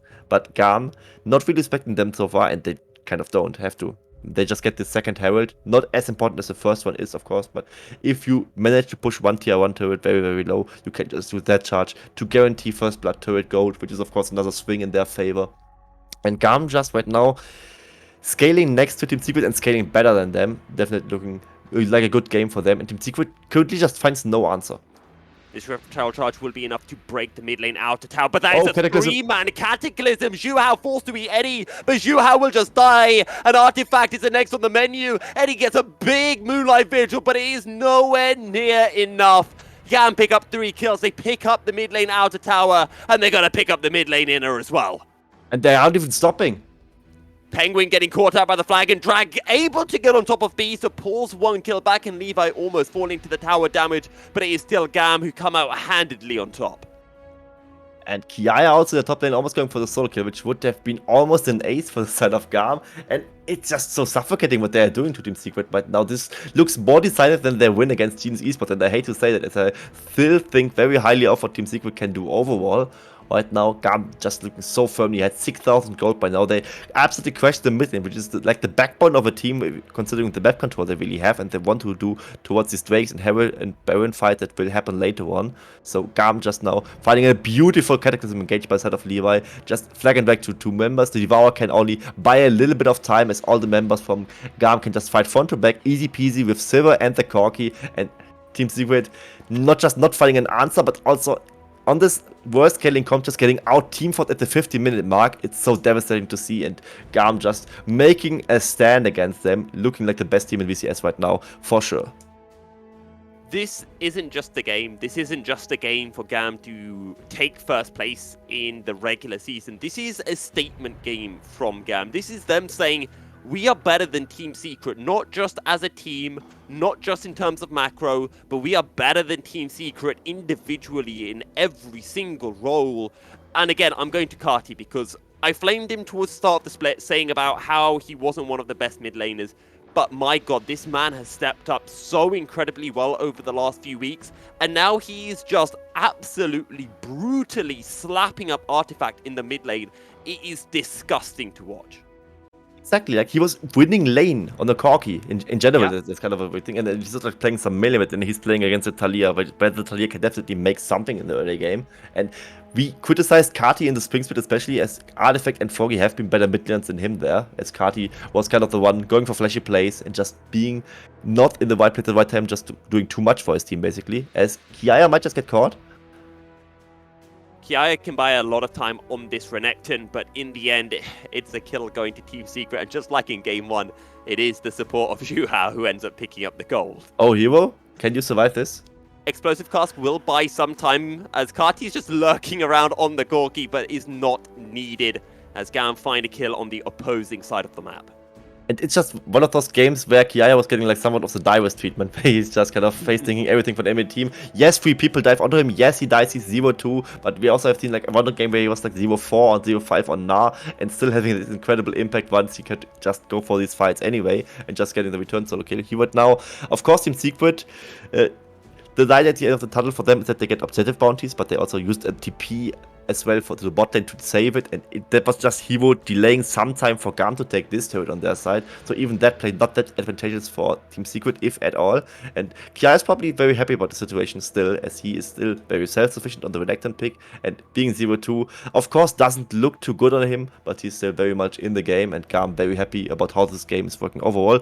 But let me just go back to this Kati point, where we were like criticizing him rightly for his spring split, where he wasn't the best mid laner, being a bit over-aggressive, going for flashy stuff.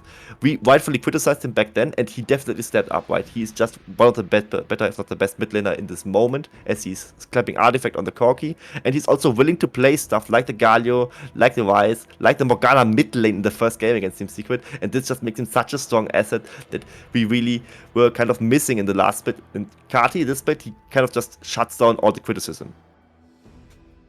Absolutely so, and we know that Kati has a lot of ability, has a very high skill ceiling, and it is good to see him reaching that skill ceiling, or perhaps he's got even further that he can reach. I think another player who has been a little bit hidden behind the curtains has been Levi. I don't think he's had a very impressive split so far, and considering, you know, this is Levi, this is the player that every single League fan who, you know, might not be a watcher of the VCS, but will know, yeah, I know who Levi is, because he is, you know, the god jungler of the VCS, one of the best junglers around the world, but he's not had that impactful of a split. And I think this particular series, he is playing phenomenally well. You know, he's out farming a Nocturne, for God's sake, on a Jarvan. Yeah, it's definitely a statement from him so far. Both out ganking and out farming the Nocturne, and you say it, but he's more of a silent player as a split, but it doesn't matter. Cataclysm on to Eddie, forced to flash away. Solo is Levi, and that's a kill going through. Moonlight Vigil does some work as a hostile takeover. Doesn't really land on too many members of Team Secret, but Zhuhao already down, so is Eddie. Artifact the only member left, and is going to be forced to sit under his inner tower as the rest of GAM turn towards the Baron Nashor. That's a very easy fight for the side of Levi. Just gets a brilliant Cataclysm engage yet again. We were addressing him right before this fight, just as one of the most silent players, and he has been kind of boring this split, as he just plays basically meta junglers with Wukong, and the Nocturne is the second most played, the Jarvan being played right now, but he kind of just does his job, enables his laners, and his laners are stellar this split. So Levi, while being silent and boring, still maybe the best jungler in the VCS, even in this split, as kind of Penguin and yeah, the other junglers looking very dull next to him. Here we see the fight playing out. TP just to deny anything from the turret, as the Wind and Wave just stays with them. Hero gets instantly popped, and all this hostile takeover engage just makes it so hard for Zhuhao to really do anything but devour the Aphelios, and GAM just death balls over them. It gets 4 kills and the Baron on top. You know, at the start of this split, Quincy, we were talking about how, MVP for each role is going to be interesting, because maybe we're going to have Celebrity in the ADC role, Artifact in the mid lane, we're not going to have any GAM players, but right now, and maybe it's the recency bias talking, but let's be honest, it's looking like it is GAM in every single role, apart from maybe in the mid lane, maybe Froggy has a shout over Kati. I think that's kind of recency bias. I think Artifact overall still is the best mid lane split, but he kind of looks like a clown this game, right? Just getting clapped by Corki. Not a good showing by him. Can't defend this individual game, but overall I would still say he has the best split. And Froggy also has a very stellar split, right? Remember this one Dex game in particular where he went like absolutely insane. I think it was he's got like a 36 KDA or something dumb from it. And he went 15-1, I think, on the Vex. That was absolutely insane. Froggy definitely making arguments. And Artifact overall still far from bad, I would say. As we say that GAM just now stampeding over this game, getting this top lane tier 2 turret. 10k gold lead is exceeded by now, and this is just Team Secret. They need to hope for huge mistakes from GAM to really get back into this game. A single catch won't be enough. 2 catches likely won't do the trick either. And GAM, if they are looking so far, they just won't do those mistakes. And it's one of the terms I like to use. Team Secret, they don't need a miracle, they need a calamity, because themselves getting a miracle isn't enough. They need something bad to happen to GAM, but it's another 3-man Cataclysm from Levi. Flashes out of the Cataclysm as Penguin and Hero still locked in. GAM continue to siege on the Inhibitor Tower. Good seismic shove will pop the Guardian Angel from Style. Do GAM look for more? Eddie putting out a fair bit of damage on this Aphelios, and it will be enough to dissuade GAM from aggressing any further as Team Secret hold on to their Inhibitor. I gotta still give like some remaining respect to what the Failures can do with the flamethrower, and Ferdinand definitely working in Eddie's favor as he can just burn down all these clumped up members from GAM, but of course not burn them down as GAM knows their limits and just backs off after this inhibitor turret being taken. Not wanting to take this inhibitor just yet. I mean, they could just do it as the free XP or something. Wouldn't really matter as much as GAM could likely finish the game in the mid or bot lane in the meantime, as Team Secret would defend that one. But GAM, very, very respectful, very, very disciplined, as they don't give any unnecessary shutdowns or anything whatsoever to give Team Secret a chance to get back into this game. Because, I mean, the Riot gave losing teams many comeback mechanics, and GAM is very aware of that, and they don't want Team Secret to have any of those. They just get a little bit of taste with that, getting 2 top lane turrets with the objective bounties being on their way, but even those calls in general weren't favorable for Secret overall, so GAM very aware of that, and them not giving Team Secret too much to work with. GAM have had a strong vice-like grip over Team Secret, not just in Game 1, but in Game 2 as well. Game 1, we put the blame down to Team Secret, and we said they had a bad fight around the Rift Herald. That gave GAM their lead, and GAM were just able to run the game from there. But here in this game, Team Secret haven't had, a bad fight where you can say they shouldn't have taken that fight. They played it really badly. This has just been GAM finding small lead after small lead after small lead, and then snowballing that lead into what is now over a 10k goal lead before 25 minutes, and that is an incredible amount, Quincy. Definitely something that we can't ignore at all. As we said, like for the 5th time, we would have wanted more early game snowballing from GAM, but that game is like the most scary thing, I would almost say. Like their comp isn't that decisively ahead in the early game, if at all, and they just still have full control over the game and never drop it for a single second. And they are playing one of the other strong teams in the VCS, right? It's Team Secret, the currently leading team. Whether they are the 2nd or the 3rd best team remains to be discussed, of course, and remains to be seen in the playoffs itself. But so far, GAM definitely making statement after statement. And with this game ending like this, there's like no other team we can, like with a straight face, call the favorite for the playoffs. Absolutely so, and GAM would argue with what you just said. They will say, no, Team Secret aren't another strong team. In the VCS, the strong is GAM, and everyone else is weak. And GAM continue to siege, and Team Secret can do nothing but watch, can do nothing but pray as they watch their entire base crumbling before their very eyes. And they really need to do a last stand at some point, but this is the 3rd inhibitor. This one matters 4 times as much as the other do, as you would just make so many more super minions in the base. And this just takeover doesn't land onto anyone. In goes the Paranoia. The Moonlight Vigil does practically nothing. GAM stalling out the fight. Kiaya will fall. The bailout will eventually time out. Hero looking for more. Does not have the explosive cast for a few more seconds, but Team Secret are stepping forward. Is this the play to bring Secret back into the game? Kati will be no more. Team Secret get 2 for the price of 1. Shuhao has fallen. Body slam on it to Levi. In comes the Weaver's Wall, but Artifact will not ride it. Good explosive cast, and that is Style going down to the ground. Artifact ends up dying. Too much damage from the minions, but Team Secret find a breath of hope, and Team Secret have a little bit more to give. Very respectable last hit by Team Secret. I was addressing it earlier. The last inhib can't really fall as it would just mean 6 super minion waves streaming in instead of the 2. And this is a very good fight by them, just using Paranoia and Weaver's Wall brilliantly. He was flanked, was so well done on the side of Style, just baiting out the spell shield, using explosive cask and the body slam to really knock him down, and letting Artifact finish him off. Here we see again how it really played out. Also takeover not finding anyone, Paranoia being used. First of all, they just slowly win the front to back against Kiara and the Renekton, who kind of has fallen off so far and was kind of being cyberbullied in general in these early games, so his impact is not that much to score off on the side of Team Secret. They are kind of fair with that one. As Kati has to burn the Valkyrie, Eddie uses the flamethrower in a clutch situation yet again. Gravitum for the snare. Zhuhao dies, but that's ultimately not mattering too much. And yeah, they get the kill into Kati. Huge shutdown for them. Style dies as well did Kiaya early on. And this is 3 kills to the side of 1 on the side of GAM. And Team Secret, while they overall looked like clowns this game, that was a very respectable fight. And that bailout from B was almost, well, it was clutch, right? Because they got the kill onto, was it Hero or Artifact at the end of that play? And maybe Artifact. it could have almost revived Style, but maybe now, is there some doubt starting to creep in? It was just one bad fight for the side of GAM. Surely that's not enough for Team Secret to come back in. GAM still have a huge goal lead. GAM are going to be picking up the Baron. A paranoia used by Penguin is going to push GAM away from the Baron, and Team Secret are starting to gain confidence. Team Secret are starting to feel that maybe they can make plays, but Penguin is caught out on the top side of the map. Cataclysm is available. Levi can use it. Penguin has a flash, so can instantly flash out of the Cataclysm. Flashes away from the flag and drag. Zhu Hao is around, can devour the Nocturne if needed, but that's a big seismic shove! And Team Secret have found the kill onto Levi, but will it be enough? Does Eddie have enough damage? Hero in the midst of all. Carti will fall. Hero will eventually die, and now it's a 4v3 for the side of Team Secret. They're looking for Kiaya, who is on the run. Stahl's still alive. He's a big damage dealer on this Sivir, but again, Team Secret find a fight somehow. They find a 2-for-1. Team Secret might just be going down, but they aren't going down without a fight. They lose one Nexus to it in exchange for that, but them just doing this paranoia to really get the paranoia creeping in by the side of GAM, that they were fearing the 50-50 smite that could just bring Team Secret back into this game, with them also getting like at least this one mid lane tier 1 turret.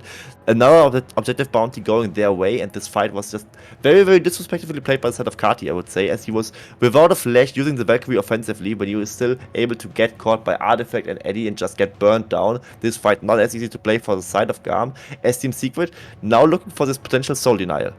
Watch the minion waves as well, because Carti has a teleport. He could just look to backdoor and said he's going to be teleporting in for this Drake fight. This could be Ocean Soul for the side of GAM. And Hero isn't here. This is a 4v5. Team Secret are forced to just back away as GAM steal the soul from right in front of Secret's face. Yeah, soul denied or not is what Marby says in the chat, and this is exactly what Levi was feeling. They're just going for the 50-50 steal, securing the soul, Hero not being there. So while Team Secret had like 2 good last stand, that was ultimately not enough, and GAM about to make it clean to 0. Levi stopping backs as the rest of GAM try to end this game. Hero taking so much damage and will get slaughtered as minion waves crash onto the final Nexus Tower. 531 days is not enough for GAM, and Team Secret will be winless against GAM for a bit longer, as GAM will take the top spot in the VCS Summer Split. And GAM looking like a completely different beast since BSN, this time even more dominant than the time before, where they was beating Team Secret. And Team Secret, while they looked like a player favorite initially, they kind of have a mental block against GAM, or just look worse than GAM overall right now. And GAM definitely making arguments to be the best team in VCS yet again. I mean, it's a summer split, it's usually GAM time, and GAM just doesn't stop where they were ending it last spring, where they went 14-0. What a performance from GAM. This was their first 2-0 as well against one of the other top 5 teams in the split. And to do it against Team Secret as well, who were second in the split. And I know, yes, you're always probably out there saying, but Saigon Buffalo are the second best team in the split. In terms of actual standings, Secret were at the top of the standings. And GAM have just clinically and brutally torn them apart. They absolutely did. I mean, there were like these last 2 fights where I was like, Team Secret maybe has like at least like some fighting chance, but actually not. I mean, this last fight was a little bit of a screw up for them, but just donating the soul to Levi basically, not really getting the burst down in time. And of course, while all these good fights were happening, they lost the Nexus turrets to the super minions, and GAM ultimately was still too far ahead. I was addressing it earlier, like 1 or 2 catches won't be enough for the Secret. They got 3 catches in this one fight, and even that wasn't enough. GAM, for like 95% of the game, was in control of it, so I think it's not the perfect score for them, but it's also not too far away from it. In my opinion, this has been the best showing I have seen from GAM all split. And it's scary to me to think that GAM are getting better and better. At the start of the split, we were so happy, and we were talking about how the teams in the VCS have all stepped up compared to Spring. I still think that's the case, but somehow GAM have got even better. And while part of me is a little bit upset, I want to say, that we're not going to be seeing this insanely close title fight come finals, maybe Saigon Buffalo could pick it up further, but I'm still incredibly delighted to see how strong GAM are, and it gives me so much hope as well for the VCS come Worlds. Exactly, that's the point, right? For Worlds, we just want to have one strong team. I mean, of course, it's just how it's boring if you just send GAM as the first seed all the time, or if they are first seed, we won't send them because, like, SEA games and MSI actually being appointed by the side of Saigon Buffalo. But I mean, if we send such a strong GAM to Worlds, I kind of live with that deal, right? I mean, this GAM looks absolutely stellar, and I really want to see a team like GAM, if they happen to be our Worlds representative, or also one of those two, that they will make some damage against major region teams, because that is what this GAM team looks to do. Final question, Quincy, before we throw to a break before our second series of the day. Who was your MVP for this series? That's a very tough question. I think you should give some credit to Kati, of course, because he's more smashing the side of Artifact in lane. The bot lane got 2v2 ones, I think they're kind of out for it. And I think we could maybe argue B a little bit, as his teammates were still very, very stellar. I remember some clutch Alistar headbutts to engage those fights, and also some good bailouts and hostile takeovers. But I think overall I would go with the boring option of Levi. Actually, no, I don't. Agree, yeah. Oh, no? Are you going Actually, Kati, yes. Kati in both games looked like the better mid laner and looks to be maybe the best mid laner again in VCS. So I give it to Kati. Okay, Kati, our MVP from Quincy for the series. But guys and girls, if you enjoyed this series, we've got another banger series coming up. Hopefully a slightly closer series. Saigon Buffalo against Team Wales. Both teams competing for those final 2 playoff spots, and Team Wales finding a bit of a resurgence as of late. And maybe they could do the unthinkable. Maybe they could have a miracle run in the final week where they've got not only Saigon Buffalo, but GAM to face as well. And it all starts in our next series against Saigon Buffalo. Don't go anywhere. We'll be back shortly with more VCS action.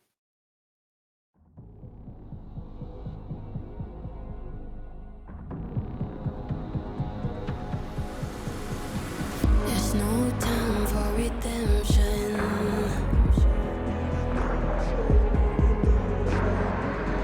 Those flags you wave, will they hold up? Don't cry for your vengeance.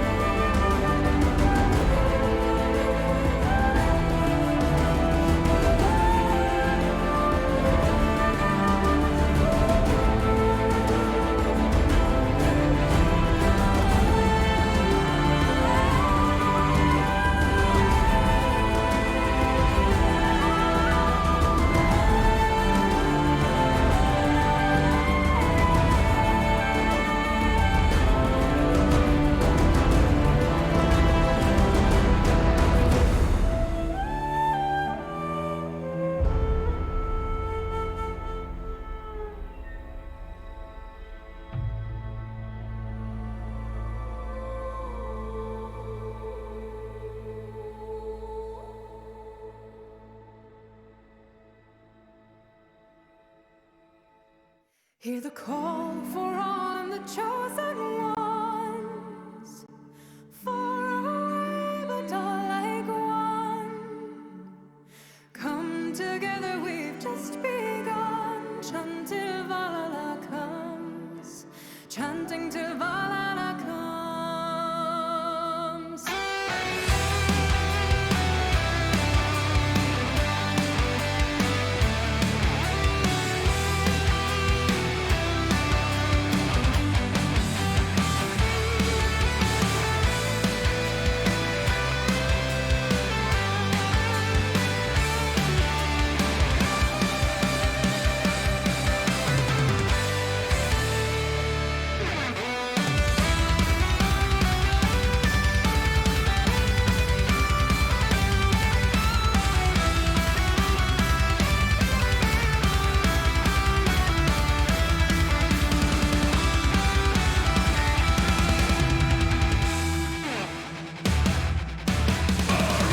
Into the final battle. There's a fire in my blood. Let's fight. Through the shadowland. There is light to lead us all. Charging into my destiny. Hear the thunder in my heart. Fight me well and I'll be free. Defenders heeding my call. Come with me through the fire. Burning so real. And tonight we rise higher. Sworn to the steel. See the light. Break free in the darkest of night. Just keep on fighting till the break of dawn.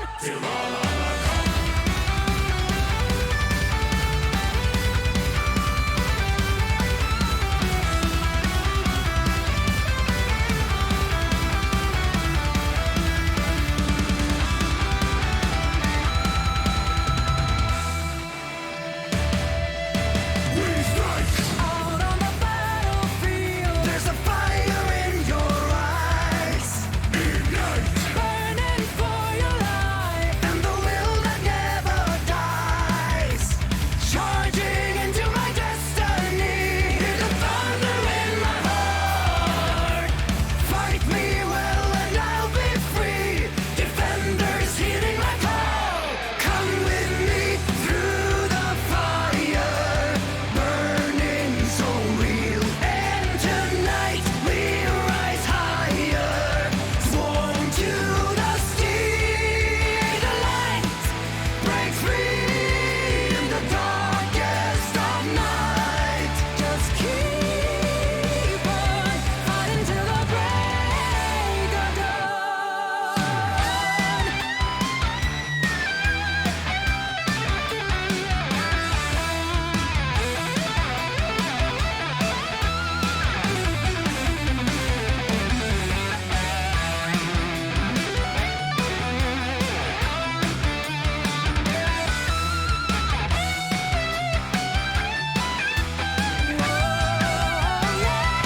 Come with me through the fire, burning so real. And tonight we rise higher, sworn to the steel. See the light break free in the darkest of night. Just keep on running till the break of dawn. Fight it on.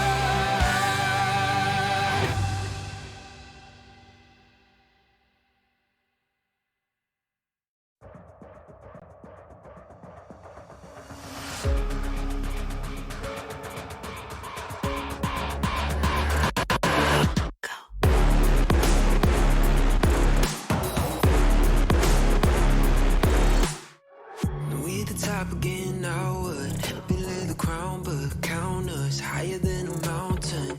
And we be up here for the long run, strapping for a long one. We got everybody on one. Now you coming at the king, so you better not miss. And we only get stronger with everything I carry up on my back. You should paint it up with a target.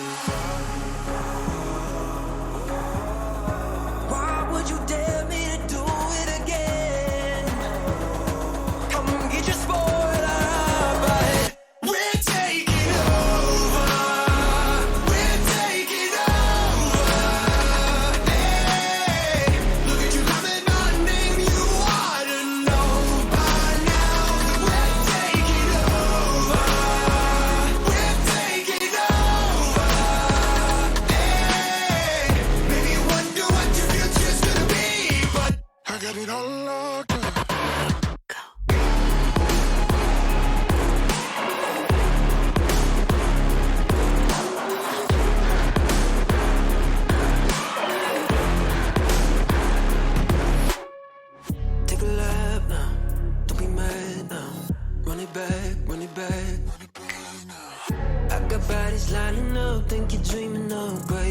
Send you back home, let you wake up. Why would you dare me to do it again?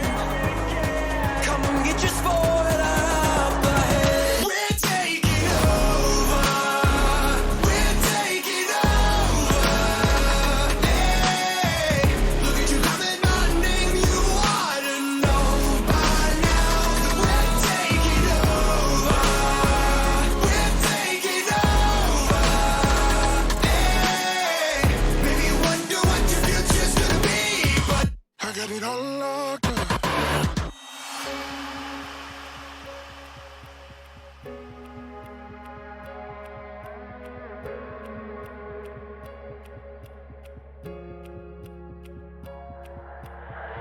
在以后，除了说傻子，还有其他吗？我左右，键盘噼啪在时间滴答着，还不够。你的固执让我来守候，哪怕太迟也不想以后。就在这时放肆的打斗。I got the height of a lion, I know the harder you climb, the harder you fall. I'm at the top of the mountain, too many bodies to count. I've been through it all. I had to weather the storm to get to the level I'm on. That's how the legend was born. All of my enemies already dead and born. I'm ready for war. They know I'm ready for war. I told them. We're taking over. We're taking over. Hey, look at you calling my name. You ought to know by now that we're taking over. Hey, maybe you wonder what your future's gonna be, but I got it all locked up.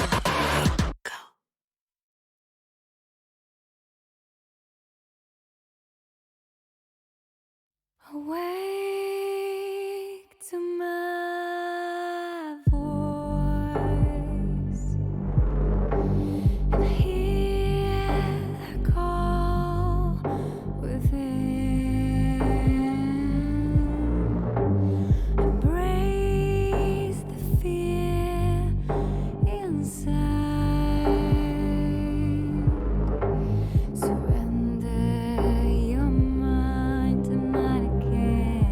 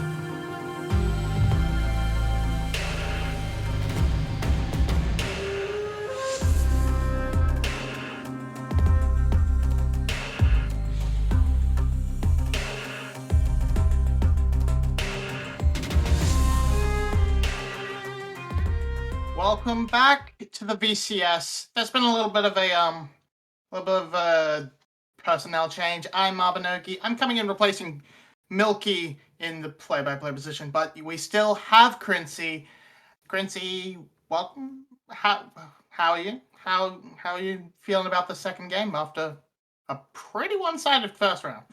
Yeah, pretty one-sided is one way to put it. I mean, it was basically GAM putting on a statement against Team Secret, and I really want this second series to be closer. And if we look at the standings, we can see how important this match really is, because I mean, Tiger and Buffalo and Team Wales are facing off against each other, and they are also neighbors in the standings department. So it's something where we really need to focus on. As Tiger and Buffalo, if they would lose this series, they would be overtaken by Team Wales in the match score, at least in the game score. They can also be, of course, taken over. Then winning a 2-0 on the side of Team Wales, it would definitely be possible. And regardless of that, the head-to-head is important in the tiebreaker scenarios. So Tiger and Buffalo, despite looking comfortable in this one on the first look, they really do not want to lose this.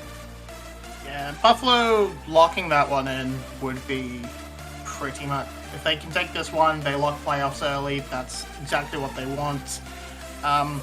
But Wales, they need wins. They need at least one win to take the spot away from SBTC. The other match this week will be against GAM, and I don't think that's gonna work out well for them. It seems a little bit harder. We just seen GAM, right? So it's looking kind of tough in that department. And Sagan Buffalo, on the other hand, plays AS Esports. While they are not the dead last team anymore, they actually went out on top of Genius Esports yesterday and looked much better in the recent form. Arguably, maybe even better than Servus and SPTC do. But they still are, of course, no questions asked, an easier opponent than GAM would be, especially after what you have just witnessed half an hour ago, where GAM absolutely slammed Team Secret. So Sagan Buffalo, they don't need to win this as much as Team Wales do, but you still don't want to lose it, even if it would be a 2-1. Or you can never be too certain that maybe GAM plays a little bit troll and lets themselves get spoiled by the side of Team Wales and makes Team Wales advance over side of Sagan Buffalo, which would be a potential contender in the playoff one. You have the old SBTC factor in the equation, but that's going to have to be them against Secret, and we're going to save all that for Sunday, as we are going to be shortly heading into the playoffs. So, touching a little bit on the matchup itself, where are your eyes drawn? I mean, we can talk about Ariete being a former Buffalo player on this lineup, but do you think the ADC is going to be the make or break? I think it could be, especially with Ariete like having this innovative stuff around it. It could be something that we really could have a focus on. On another note, I want to highlight Nagia a little bit, because he has definitely not had a good start to the split and not a good year overall. But recently he has been putting up some steam and looking better and better, especially with being super efficient on the Gwen and also on countering Gwen, which is a very important champion on the patch, of course. And him finding picks like the top lane Lilia to make these Gwen picks look a little bit silly. And this could be one other focus on the side of Team Wales to really get the ball rolling against Sagan Buffalo, with the draft just now starting, of course.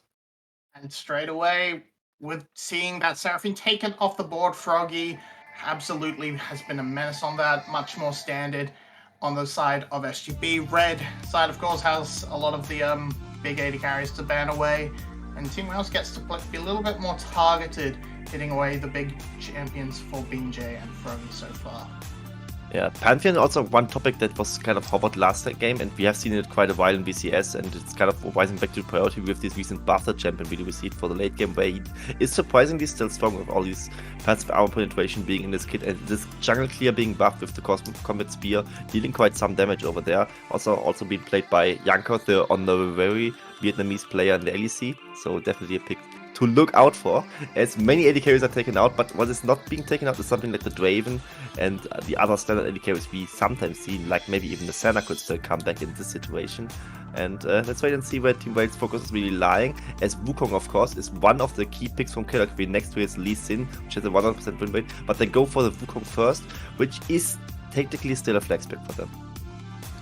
Yeah, I mean, with now playing out the meta, I'm not expecting that flex, but being locked in early, it doesn't show anything. It's a pretty okay standard jungle. I always want to see farming junglers taken into the Wukong matchup. Poppy works just fine as well. Provides a lot of that utility and denies a lot of what Wukong wants to do. So definitely a good response so far from SGB, and if they lock it down, if they just pick up a Talia, that mid jungle duo is pretty much untouchable. Yeah, very strong mid jungle duo countered by the side of SGB to really deny any movement coming out with Unraveled. Irvin also the steadfast presence on the side of Psych and Buffalo. But Team Wales doesn't seem to care too much about it, just looking in the Dashi champion in the Lucian, and still going for Lucian Nami in the current patch. Many casters, many analysts call it a bait pick by now. Many players seem to agree with that as well. But for Team Wales, it could be one way to really have it working for them, as there on the side can just use Ariete maybe against his old team and show Shogun how Lucian Nami should be played. Yeah, I definitely think that it can be a big impact. It can definitely have the impact, especially since the AD carry pick wasn't locked in. So if we move on to these bans, expecting to see probably an Aphelios taken off the table as well, because that sort of, in my eyes, seems to be a lot of the answer. You just sort of outrange them and play quite a safe bot lane that Illusion can't just freely step up, get those big chunks down. But LeBlanc, currently target for SGB, wants to make an uncomfortable glory in the mid lane, give BJ give Froggy the tools he needs to succeed in this matchup. And they are banning away the Tristana, which is kind of surprising me, as Tristana has been mostly a mid lane champion in recent times and a lot less a bot lane champion. To pair together with a Nautilus pair could be something that is, of course, very, very strong in the all-in department, and something where you can punish a pick like the Nami, like the Lucian itself to some extent as well. So they are going for the Tristana ban. What maybe could also be banned would be something like a Draven to really deny Shogun a little bit more. But Shogun isn't really a Draven player, so I think they will just leave that one open and just expect Shogun to go like another standard AD carry. Maybe something like a Jinx even back as Aphelios is still open. I think Aphelios right now seems to be the obvious answer, and that has been Shogun's most played champion. But I think Team Wales know that and will ban it right away now. But they just banned Samira instead, so Aphelios still the most possible option for the side of Psych and Buffalo. I wonder if they go for it immediately, as they could then still use the R5 counter pick.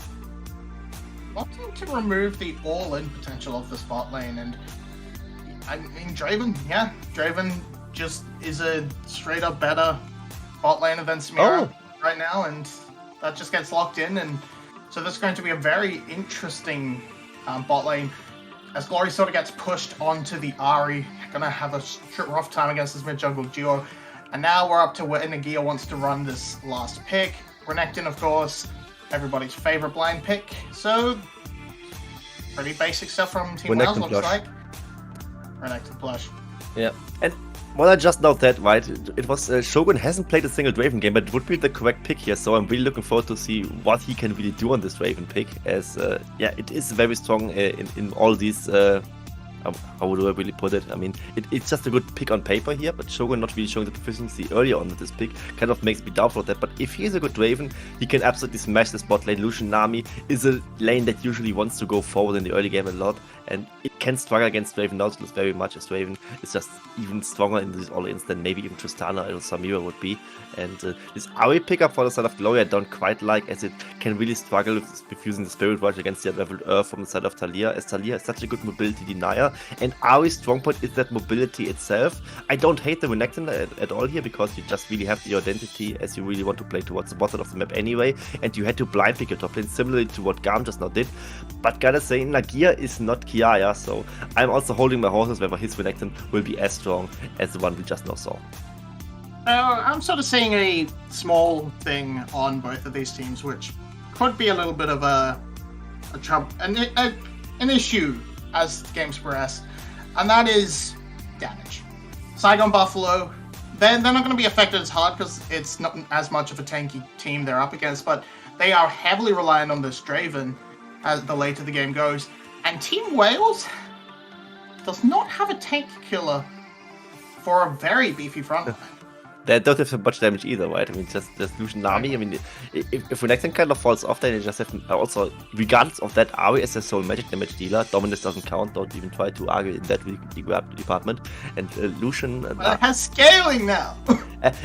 Actually, yes, that, and also like all these ebb and flow pop from the Nami, they also do a lot of magic damage. I mean, yeah, I've seen Sork shoes on some of those. You really shouldn't do it, as of course the Tidecaller's blessing damage doesn't get applied by it, No. as it would just be Lucian's magic penetration. And don't you dare build Sorcerer's shoes on Lucian. I don't want to see that being your conclusion. So, So yeah, no void damage stuff buff- Namis.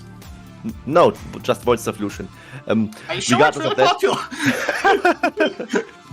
Yeah, I mean, Ardent Blaze also does magic damage, the W from Lucian. So, yeah, all the jokes aside, damage composition could be a problem for the side of Team Wales. They could just all struggle to really bite through that on, as they don't have a tank killer. And Ariete, are you fine there? I'm not quite sure. You might have to skill the dash first, and he does. That's gonna hurt his early wave push a little bit, so SGB should have lots more control over the spot side, unless CBL can get a lot of that poke off with that range advantage. But I'm seeing an early Mountain Drake. We saw the symbol over the pit for a little bit, so if SGB can pick that up early, that's going to really bolster their stats, really help these tanks get to that unkillable point a little bit faster. So SGB, I'm expecting a little bit of a heavy bot lane focus. You've already got the Draven there, so you're probably not playing towards your top side anyway. It's a Norn. And so early Dragon could become an actual contested objective, something that hasn't really happened since the buffs. Yeah, exactly. Those buffs are like the most important thing, but because individual drakes right now actually really matter, especially if you can have champions like Ornn, who already has like this resistance steroid in his kit in general, right? He just gets 10% more armor and MR, even what he really builds. And if that just gets accelerated even further, the Ornn just will get unkillable for the side of Hazmat, and Nagia could struggle to play against it. I really want to see his item build as well, as we have seen Blade at the Wound King Rush for Renekton in the first game from Kiaya against the Gragas, and I mean the Ornn in general is also one target you can really lifesteal off of, so I would expect Nagia to go a similar route if he just doesn't default to the Godwinker as his first item. And for the side of Glowy and Ariete, of course, they need to really have a decent early game, otherwise the damage department will definitely be a huge problem for the side of Team Wales. And Sagan Buffalo on their side, having it a bit easier. It just feels weird to call the Draven competition the better scaling one, but Draven, if he can play like this, he usually just plays with a gold lead anyway in the mid game. He doesn't fall off as hard, especially if his opposition is a Lucian. Oh, so this is a little bit interesting from CBL, taking the Relic Shield, fearing that, wanting that extra health, the extra damage against that all-in potential. I don't know necessarily that the extra, like 50 health is gonna do all that much for you. I think perhaps just trying to get the extra poke, but playing a little bit safe, not really wanting to step up is the main goal of this item choice. But we're seeing bot laners, junglers rather, have made their way down, moving in towards the spot lane. Full clear for Killer Queen on these Krugs, which have been forsaken up by BJ for now. He's just lurking around this jungle entrance. These Krugs take forever. Not sure where he wants to go. He's still on the Krug. It's just so frustrating to watch. Like a Wukong who's not like the best fast clearing jungler at all, just going for the Krugs. It's like the hardest camp to take, I would say, next to the chickens, and it's probably harder than the chickens. And yeah, speaking of the Relic Shield from the Nami, I mean, maybe at one point CBL survives with just like 30 or 40 HP and we just look incredibly silly, as Killer Queen right now with those double buffs is on its way to the bot lane, but he would just be spotted by this Tribush ward at BJ. He knows exactly where he is. BJ, however, just now also getting spotted by the bot lane from Team Wales, or just by the team in general, so no early action being there. Something that Sagan Buffalo, considering the draft, is probably happy with, but maybe there's a weapon one from BJ.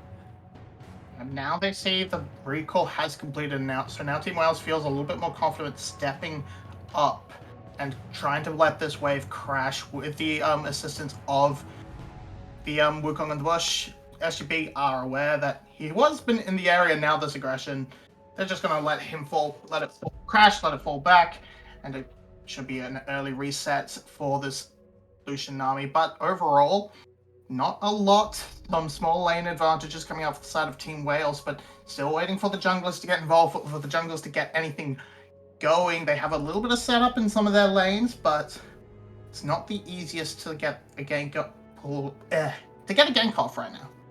And there's another matchup I really want to focus on, and this is kind of out of the box. It's Hankai versus Uwei, actually, because Uwei is very vocal about Saiken Buffalo being the second strongest team, and Hankai was very vocal about in the podcast that Team Wales will make playoffs, and we earlier discussed the stakes, right? Team Wales likely has to invite now, or Hankai himself has to do Team Wales a favor in dropping the series tomorrow to them. So really, those two battling against each other in the indirect matchup is something that I really look forward to, and I really want to see how Team Wales make their first move, because I think their hand will be forced soon enough.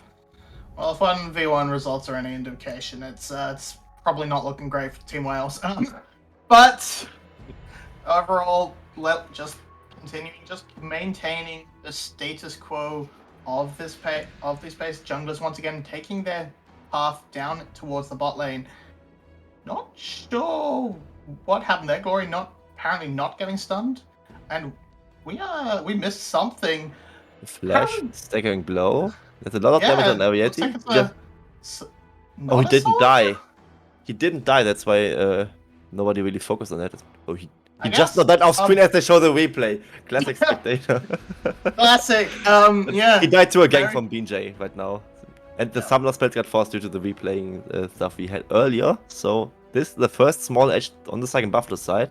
And Nagia is just now playing proxy Renekton against the Ornn, something he can do at this point apparently, as the Renekton level 6 is a lot stronger than the Ornn level 6. Ornn level 6 of course also very, very strong, but he will see again outplayed. Already no mana wastes his Relentless Pursuit, and yeah, the Relentless Pursuit is on by the side of Saiken Buffalo. They don't really have any damage dealer, right? It's just Poppy and Nautilus together, just the tank bros kind of battling up against the manaless Lucian in the early game. And yeah, congratulations, you're manaless Lucian in the early game. You just died to those tanks, base damage. So good moves from BJ, able to capitalize on the earlier plays made by Shogun. Fortunately, not passing the gold off exactly where they want to, but now we see Glory has started to find some freedom, moving into the fog of war. Not going to make his way down. Wave's not in a great position, and we're seeing that dirty farming as well. So Team Wales, they're feeling fairly confident in their laning. They're stepping up quite well. They have a lot of priority, but Queen can't really do anything. He's not fast enough in his own clear to try and like invade and disrupt what BJ wants to do. He's not level 6, so he requires the lane setup for his ganks. Do we just see it play out? Do we need to see objectives start to be the focus? I mean, Rift Herald soon.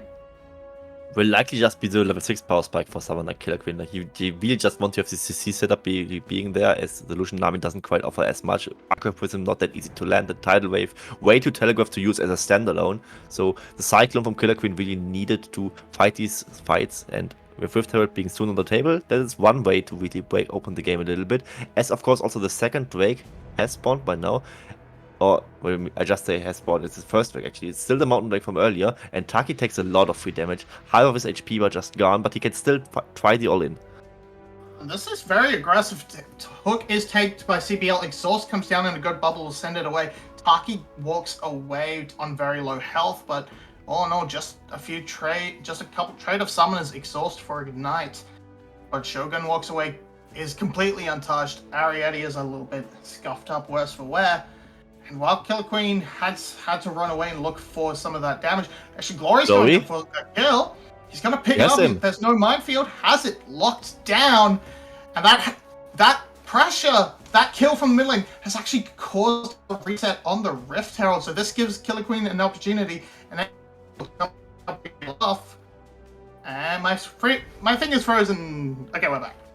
Yeah, we're back. And just now this early game pressure by Ari just very suffocating, right? In the CS department, also just now with the kill coming out, Unraveled Earth was already down, so the Spirit Rush can be used by Glory, using these charges offensively. As here we see how it actually played out. Ward being used, he charms him over the wall, lands the Hour of the Deception, can get tickled down a little bit by this threaded volley coming up, but Foggy fights in the middle left, takes extra damage from that. Ignite also down from Glory, and just all this damage coming up. The second rotation from the Hour of Deception means that Foggy just goes down, and Ariete might also go down.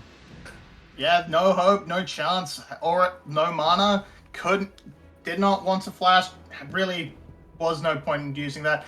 We're just seeing Ariete caught out a little bit again and again, trying to aggress onto Shogun. He's not really winning the 1v1 fights, and Poppy and Taki always there to clean it up. And Now it just sort of CBL has to sort of walk around with Killer Queen, try and pick something out. And I guess, and also in that play, the cash out from Draven is fantastic. He's gonna get picked up here, but the damage is done. Or he already cashed out. He has no stacks to lose. Extended 1-for-1 and very well for the Draven side, of course, as he got this cash and you just see it in his item build, but he just completed his immortal shield bow, so he will be very, very strong in the next few minutes. Gotta say, about this last play where Ariete was dove again, Taki looked a little bit silly with using the dredge line with a little bit more distance, but he was just anticipating a potential flash from Ariete, so if Ariete would have tried to flash out of that, he would have just gotten mad life by Taki there, so Taki still very, very smart despite looking stupid over there. And SGB with a very important kill for the side of Shogun. Eventually he falls down. The heal maybe a little bit wasted, but at the end of the day probably still fine for them. And they also on the other side get this Rift Herald, and on the neutral objective side, SGB just keeps winning. Yeah, absolutely. Just taking full advantage of knowing where Killer Queen is on the bot side of the map. But can Poppy get away? Yes, definitely seems that way. And as we move to the top side, Nagira is stuck in a 1v2 right now. No, is not. Poppy does not want to fight that, wants to just walk away. We are starting to see items come through. Nagia does look like he is going for that Black Cleaver first. He rushed Black Cleaver, yeah. He doesn't want much of Mythic. So I mean, you don't get bonus stats from the Mythic item if you just have one item, so it's probably very fine to just rush a legendary item as well. So Black Cleaver, especially against Ornn, makes a lot of sense as he's just resistance stacking like no other champion with these bonus resistances from his passive. The only exception would maybe be the Malphite, and maybe it's also just the assumption that they will get the Mountain Drake, so he just has more armor to shred on the side. And all these stats from Black Cleaver are pretty good right now. It's just a lot of ability haste, which makes Renekton less clunky, gets bigger rotations out of his arsenal when he gets to fight the Ornn in the 1v1, so Black Cleaver first. Interesting choice, but it definitely makes sense. Yeah, it signals to me a little bit. Hold that. Shogun is under pressure right now, but the shield bow is coming in clutch. The flash from Ariete will finish it off. Taki could not block for his AD carry, and that is a kill for the Lucian. Gonna shut down that Draven a little bit. That's probably denies what looks like SGB's plan for a Drake. Seems pretty good. And Glory wants to just keep putting his stamp down in this mid lane. And they aren't the waves, but the Buffalo just looks to be swimming in those lanes. The bot lane getting 2v2 killed, the mid lane getting solo killed, just now losing the flash again against Glory is Froggy. And this gives so much pressure over to the side of Team Wales that they can just easily take this first Drake, and this is very important for them. As they also just deny this first Drake from the side of Sang and Buffalo. Mountain Drake, as you address, is just very important in really getting unkillable for the side of Hasmet. But is Team Wales quick enough? Oh, Poppy. Well, the Lucian secures the Drake? Okay. Yeah. What are we doing? So timed burst, timing the burst with the smite, it works out well for them. Could have been risky, but we just see the power of the Lucian here. The Lucian Nami combo, it's pretty disgusting when it gets to work.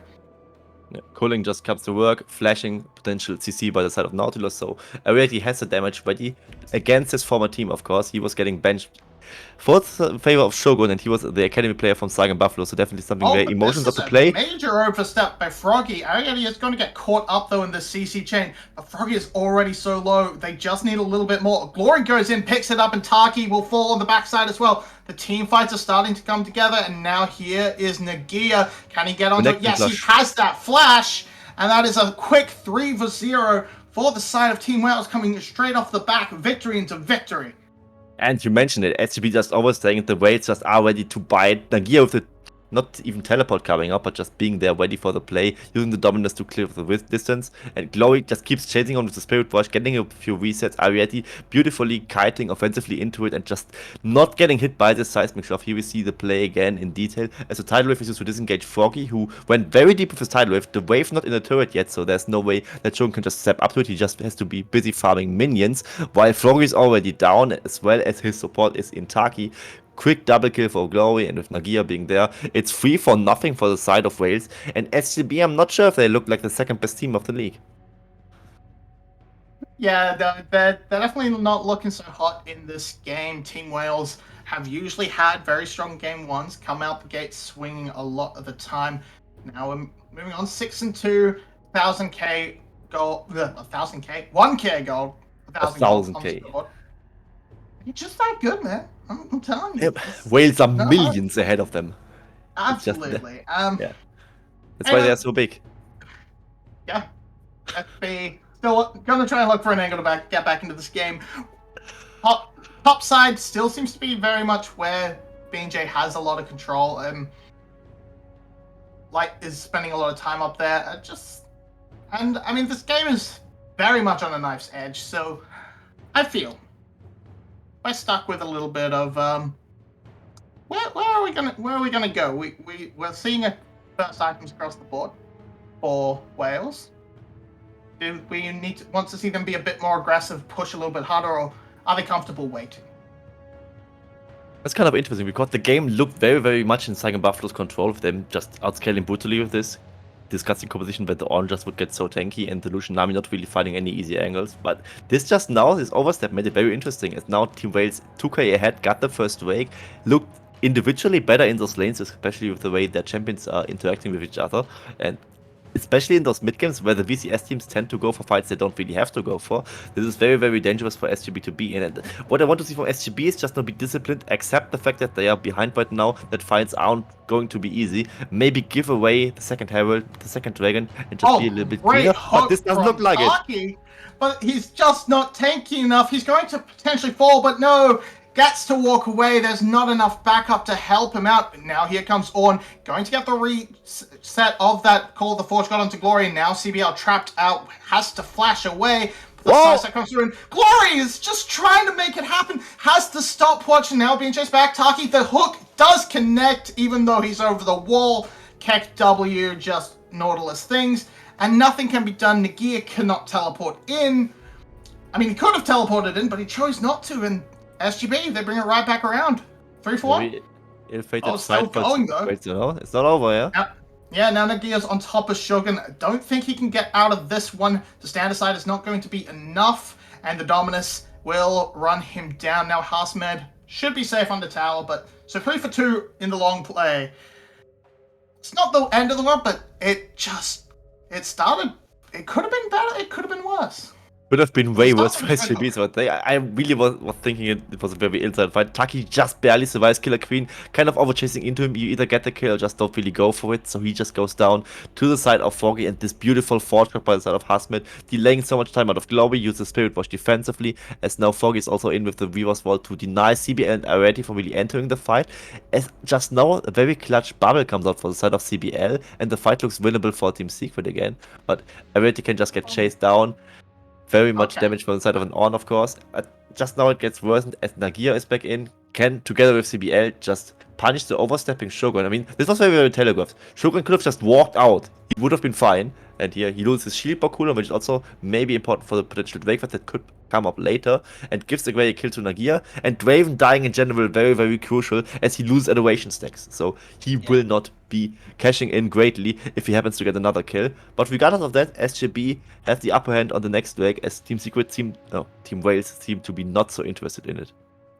Trading out the Rift Herald for this time around, picking that up quite comfortably. And I do wish to apologize a little bit to Nagia. His teleport came up about the time Arietti died in that fight, so no, wasn't going to teleport in and couldn't have teleported in earlier and changed the fight. And that's just so much damage onto BJ. That's going to have to sort of pull him back. And top lane has broken. That is without the Rift Herald's use. So they can work this around, try and break open another town, really open up the map for Wales. And they really have to, because I mean the scaling is something that we keep mentioning. As right now they are very, very strong. They need to abuse that fact. Already virtually on 3 items, as you can kind of count the Imperial Mandate from CBL as his inventory basically for this fight, as we just now saw his damage really chunking out BJ, who's supposed to be a tank by the way. And right now Nagia still on his own can create leads against this Ornn in the side lane, getting this first turret down, and they were Herald just now charging, but Keeper's verdict to deny the Rift Herald charge. And this will likely be the mid lane T1 turret, and no map control for SGB and potential dive. Glory in the worst position possible, has that stopwatch to keep himself okay though.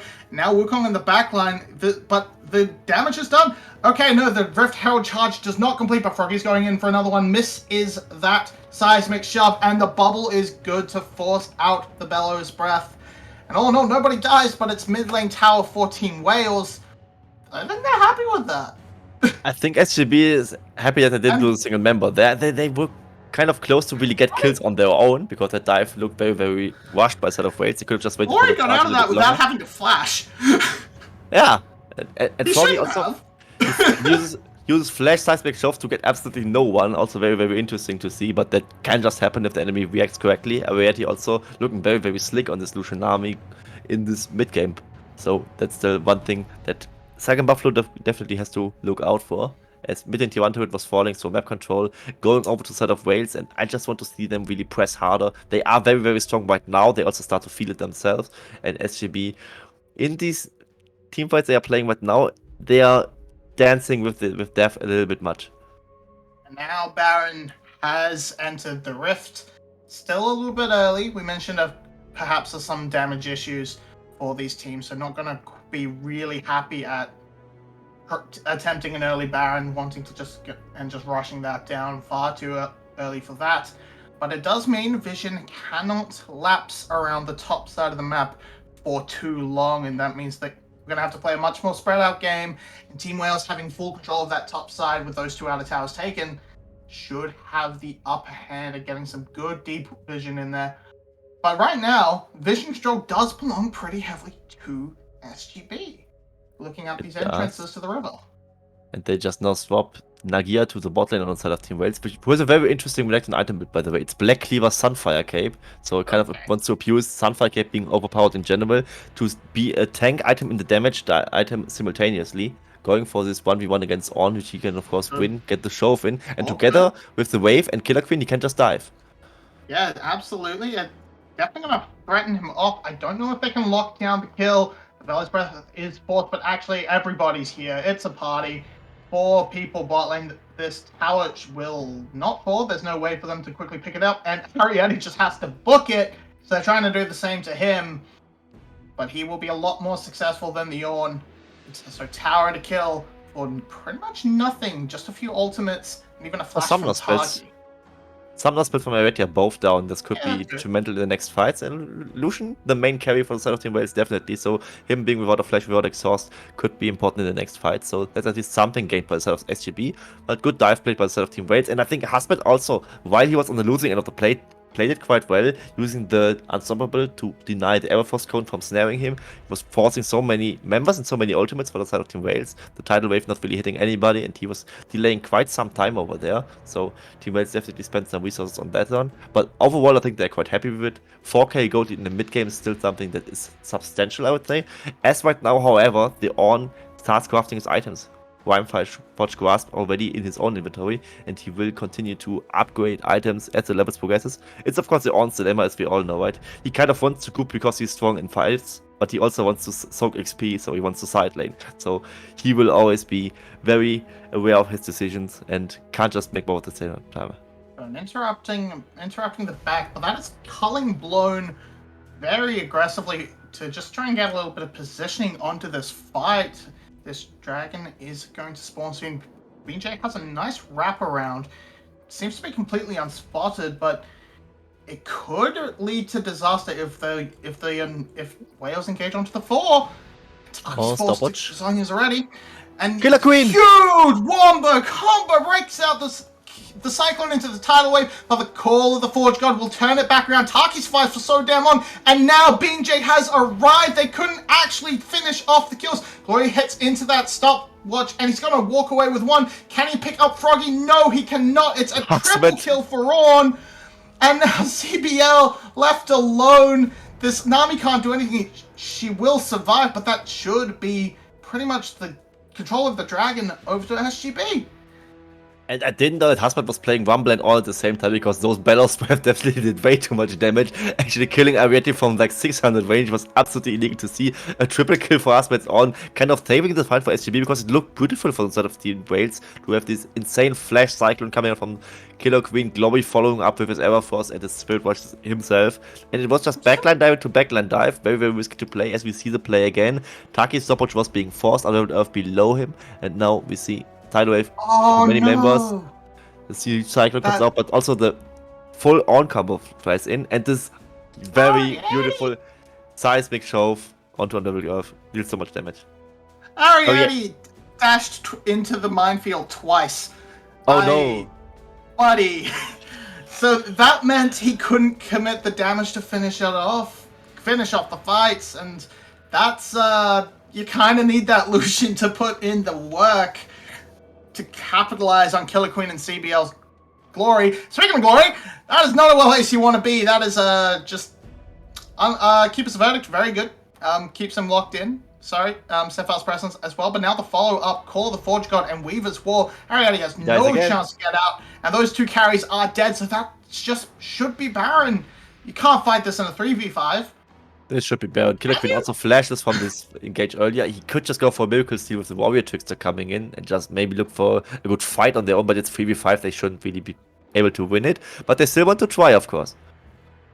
They want to get in now. Nagia is right in the pit. He can maybe take out He Beast. did it! He gets it! It's gonna be taken down. Killer Queen will die in the process, and so will Nagia. The CBL surely will follow as well, and that means Baron is on nobody.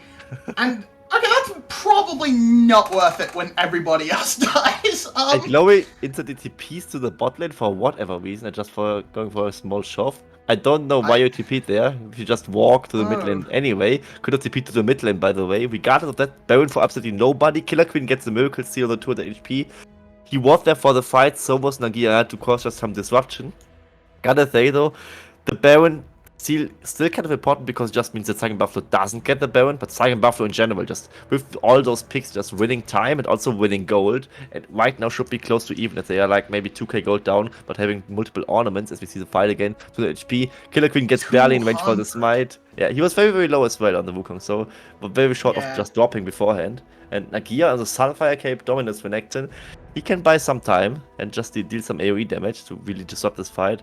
So Saigon Buffalo a little bit panicky. Could also maybe just do a damage stop and just kill Killer Queen with all the time in the world they have. But chose against it.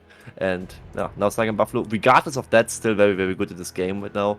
One Drake ahead. A small goat lead for Wales, but with this Ornn being level 15, it's basically in the virtual numbers Saigon Buffalo being ahead already.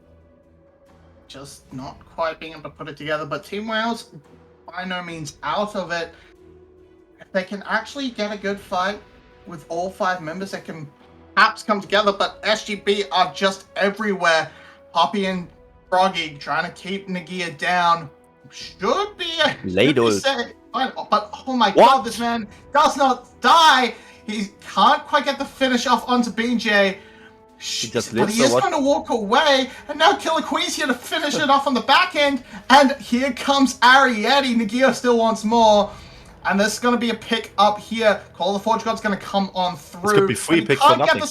He can't get the second cast, and that's it. That's 3. Yeah, that's 3. Absolutely mental outplay. Yeah, they just thought they could kill Nagia, but Nagia wasn't having any of that. He's very, very tanky on the Sunfire Cape Stevax build. Was waiting very, very long to burn his ultimate, but now I figured out why he used the dominance so late. He just wanted to bait them in very, very deeply, as his members could really follow up for the cleanup, and when he was really ready for it, huge Stevax shield coming out, dominance all of a sudden onto him. He just lifesteals so much as well through his abilities, as here we see how they try to pin him down with the Weaver's Wall following up onto the heroic charge, but they weren't quite able to let the stun as the wall wasn't quite built up yet. You will see Nagia just fighting in the melee against BJ, dealing so much damage, healing back up, and yeah.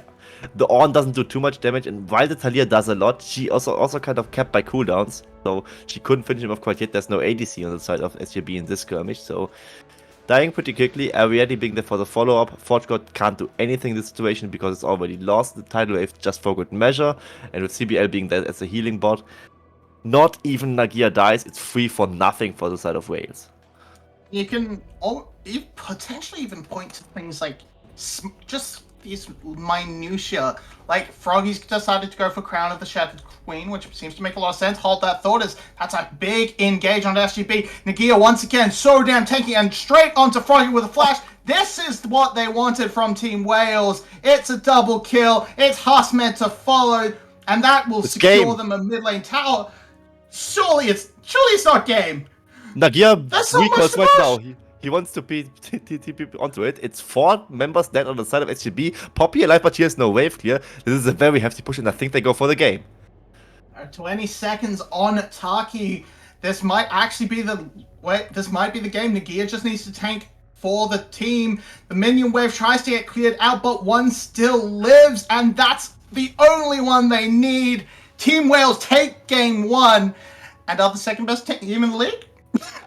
Second I'll best push it team, that by way. the way. Yeah, let's stop kicking you while he's lying on the ground. We really shouldn't do that. As Team Wales definitely kicked SGB to the ground right now with this mid-game dominance coming up for them. And it looked good for SGB in the early game, but Team Wales definitely want to fight for the playoff spot. They are really fearing GAM tomorrow, maybe after seeing that performance earlier today. I And would. yeah, all respect to the side of Team Wales though, because Team Wales, yeah, really kept their cool and fight these good mid-game fights. I mean, remember a few minutes ago, it was SGB going for these picks into Baron and looking very good with the scaling competition.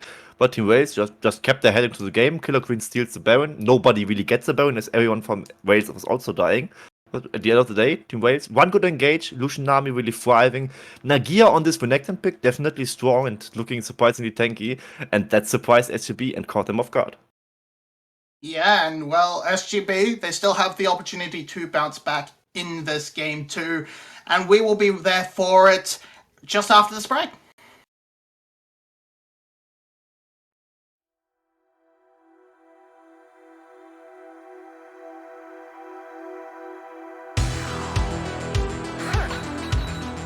Yeah, that's right, I'm a monster.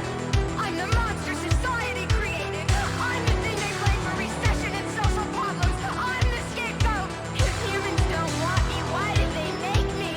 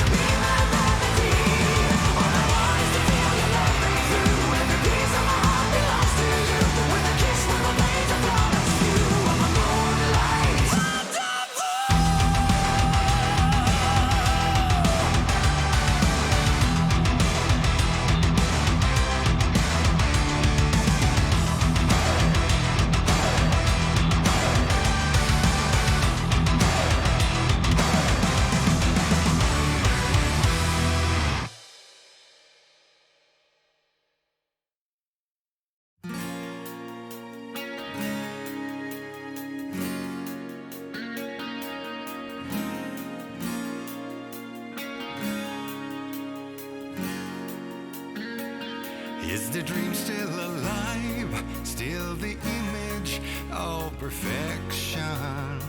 Sweet little delight, a happy disaster, an easy lie. What sometimes hurt, befriends rejection. It's kinda rich, I know, when you're the one denied.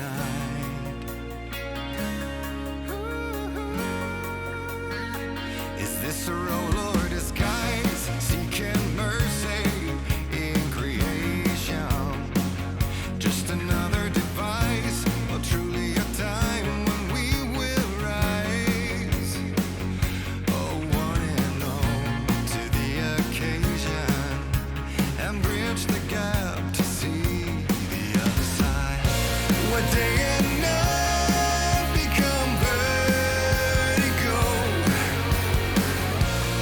You still light up my soul like a burning halo.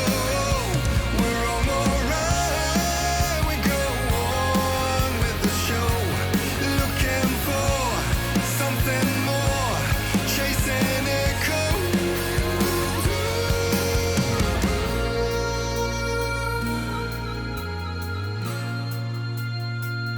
Are you really surprised to hear the daydream shop went bankrupt? Truly beside yourself, 'cause the carnival closed down. When the show suddenly stops, no matter how much you got, it's still cold out here alone. What day and night become vertigo.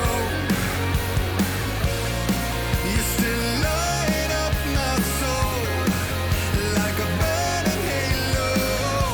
We're on alright, we go on with the show, looking for something more, chasing echoes.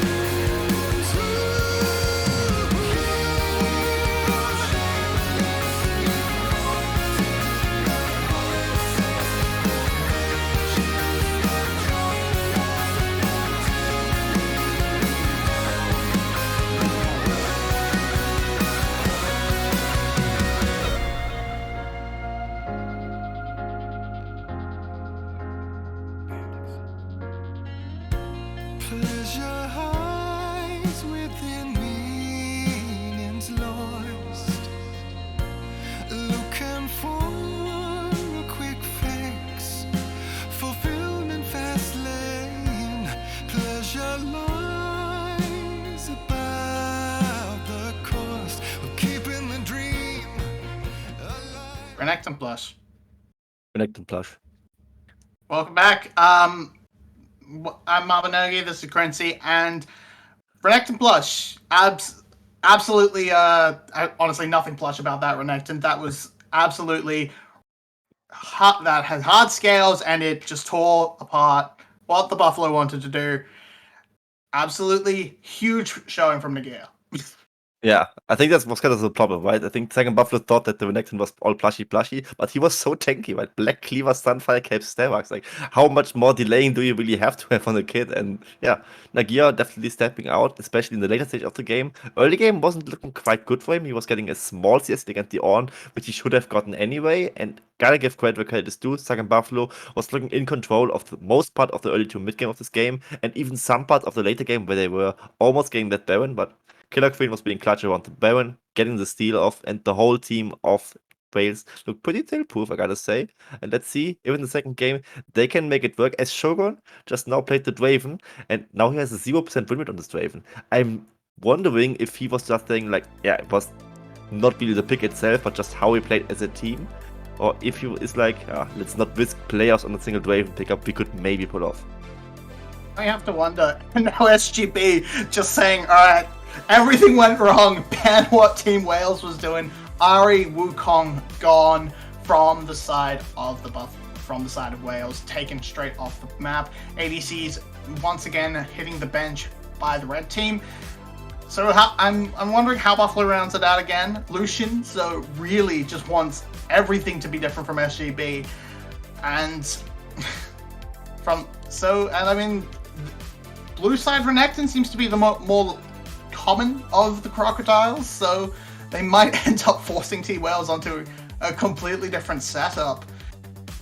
We just banned 20 AD carries, which looks to be Team Wales' approach right now, as they banned 3 out of them with Lucian already being down. And I think the Lucian wasn't even the problem, as SGB just now want to play a whole different draft with the Pantheon at the first pick. Pantheon is maybe one of the few true pentaflexes, but right now he's definitely considered to be strong in the jungle. At the other lanes he didn't really get buffed in. 4 and B, of course, had other pentaflexes, like something like a set or something. I don't quite get a different pick right now in my mind that could be played in all votes. Kale maybe in the earlier years where she wasn't getting reworked.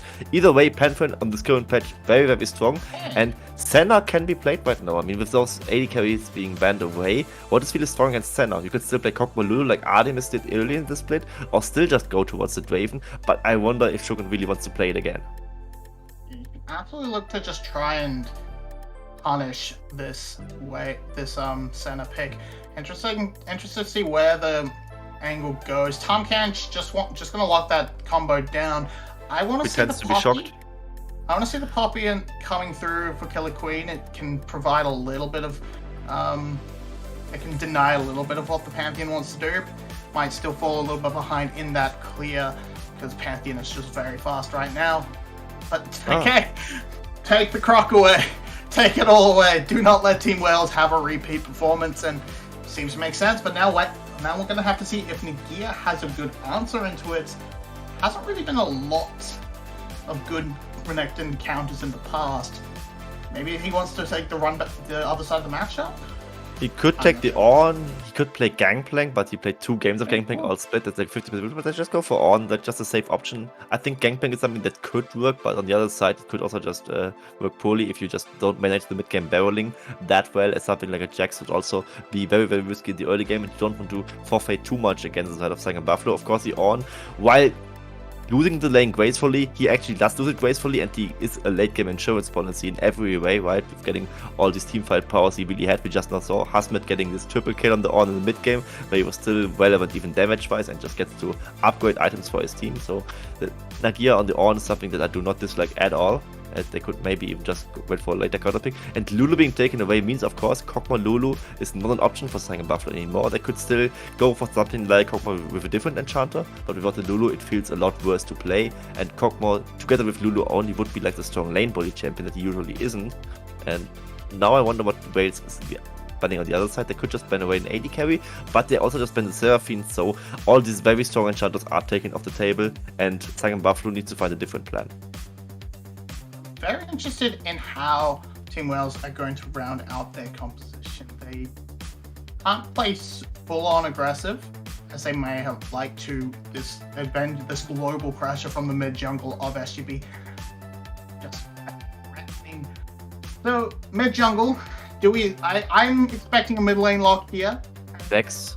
After a spicier jungle pick coming in for Killer Queen, or it's just Lee Sin, which seems... Okay, fair enough. It's Killer Queen's Lee Sin. Can't complain too much. And let's they need see what some SGB damage definitely in this composition. So, and Lee Sin was also like the most important pick for Killer Queen left open, right? I mean, Pantheon was taken away, and the Wukong is banned. So, like the most obvious things are already off the table. You could pick something like a Viego, but that's very bad in the early game, so you don't really want that. As Samira gets locked in for Shogun, so they really want to go pedal to the middle. Okay. If Samira Gragas bot lane, very interesting. And what I want to see from Wales is also like some damage profile for the AP department. Ari is being taken away, Talia's on the other side. I would expect the Vex here, because Vex has been the recent counter pick against the Talia, and it also at least has like some DPS capacities in the AP department. But Azir might just be the safer option, as Azir has no true hard counter. Like, he has bad matchups, Talia not even a good matchup for him in general, but no matchup is lost by a Azir that plays well. Fights a little bit extra disengage against the all-in that SGB wants to do. They just want to get right on top of your face and nothing much else. I mean, you're basically playing a melee composition right now. They have very short range, and Talia, but who is also kind of diving in with that Weaver's Wall. So that's gonna be a little bit of an interesting situation. I think SGB, if they can have a similar early game, not with quite a few less fumbles, can they make this composition work? I think they can, in theory, make it work. I mean, Samira definitely was an angle here, as there's not that much visibility on the side of Team Wales to really stop the Samira. I mean, they still have the on, of course, with a lot of hard CC. Basically, in every ability he has it, but he won't be there for every backline depth that Samira is really playing out. Then there's the Azir, of course, who can work with his Emperor's Divide to deny Shogun entrance to the backline. But overall, with those tools being down and not being close to him, Shogun can definitely make work on this Samira. Gotta say, though, overall, this competition from Second Buffalo is very much early game focused, very much all-in focus. If the all-in doesn't land, the engage doesn't really stick to the target and doesn't find quick 1 or 2 kills, in 5v5s I very heavily favor Team Wales here. Nice bit of siege. Might not necessarily have the cleanest engage outside of that Ornhorn, which of course can be interrupted by Samira. So it's going to be a very interesting game for them to see if they can put the pieces together. But onto the Rift we go. Again, we're expecting a lot out of Pantheon. And where are you expecting him to sort of path early? Just top to bottom, bot to mid, go for a round 2, go for a level 2 gank? I think he should play around Taliyah a lot, because Taliyah Pantheon is such a detrimental composition where you can just use a guaranteed spawn from the Pantheon, just follow up with Seismic Shock onto Unraveled Earth, so there's a lot of damage, a lot of CC coming out to instantly kill a target. Like Lobby and the Azir, also 2v2 is very hard to fight against Taliyah Pantheon, as Taliyah would deny any mobility, and Binjay, I mean, he very much thrived in these early game fights with the Pantheon, so it's very hard for the side of teammates to contest the mid-jungle 2v2 in general. So they would, of course, then avoid this a little bit and just try to play towards the bot lane to really help out the center really to get rolling, as she is one of the lower DPS AD carries in general, but definitely needs to get rolling on the soul department. So some early game help for her would definitely be something that she is very happy about. And on the side of the top lane, I think you can't really dive in on that easily, pre-6 especially. With the dominance from Husband, it would maybe be possible around level 6. And so I expect Binjay to start on his blue buff, afterwards the bot side, but ultimately will likely be ganking the mid lane here. Yeah, Blowrage is going to have to do a few fancy moves, trying to outplay with that Truma Shuffle as the dives come in. But right now, early game pressure, the leash from Nagia is quite significant, starting up those Krugs alongside the Killer Queen as well, really racing him, trying to race him ahead so he can keep pace and stay ahead of Binjay, try and make some early moves. This has been one of Killer Queen's best performing champions. I think you mentioned a 100% win rate. Yeah, 5 games, 5 wins on the Lee Sin. So Killer Queen definitely being comfortable and confident on this pick, as he's just now going for a full clear, right? He's starting on the red buff, going to his Crux and then to his Chicken. So a very slow start for the Lee Sin. Just him being able to get all this XP in the early game to really get some levels under his belt, and maybe trying to do something about his bot lane when they are having a few levels. As Taki, of course, I mean, he has mobility, but he mostly wants to use it offensively with his body slam. That's one way to really punish it. And support Gragas, especially with spell thieves, is surprisingly squishy, so he can really make some damage in the early game if he happens to path around that, and Taki doesn't respect it as much. This pathing from Binjay, so he's taken the 2 small camps on top side and wrapped all the way around to Krugs. So I'm thinking this gives them the opportunity to path to the top side and then try and make a play onto Nagia, perhaps alongside Hasmed. This is just very interesting right now. Hasmed's connection looks so brutal right now. He's the proxying we saw in the game earlier as well, but this is proxying at level 3. That's so disgustingly early for the side of Hasmed, and usually the Renekton doesn't dominate the on that hard. I mean, so far it looks fine for Nagia. I mean, he's a VCS down, but this is to be expected, as he at least gets all the minions on his side right now. And I really want to see what Binjay is really doing. You mentioned it, but he is just now not even doing a single buff. I think just now cleared his red buff, so his first move likely to be seen very early on, and he needs to make an early move, because I don't see that composition really working in the late game. In the fair 5v5, I think they have very, very few chances, but they have disgusting initial burst and engage to really lock down a member of Team Wales. And this early push, this early power from the Renekton has secured a Scuttle Crab for him. In the end, that actually just ends up being a takeaway from Binjay. I think a lot of this play may have been based around an assumption of Killer Queen starting bot lane. But then again, looking at how aggressive Hasmed was playing, look at Binjay's health going real low in the jungle there as he finally completes the full clear.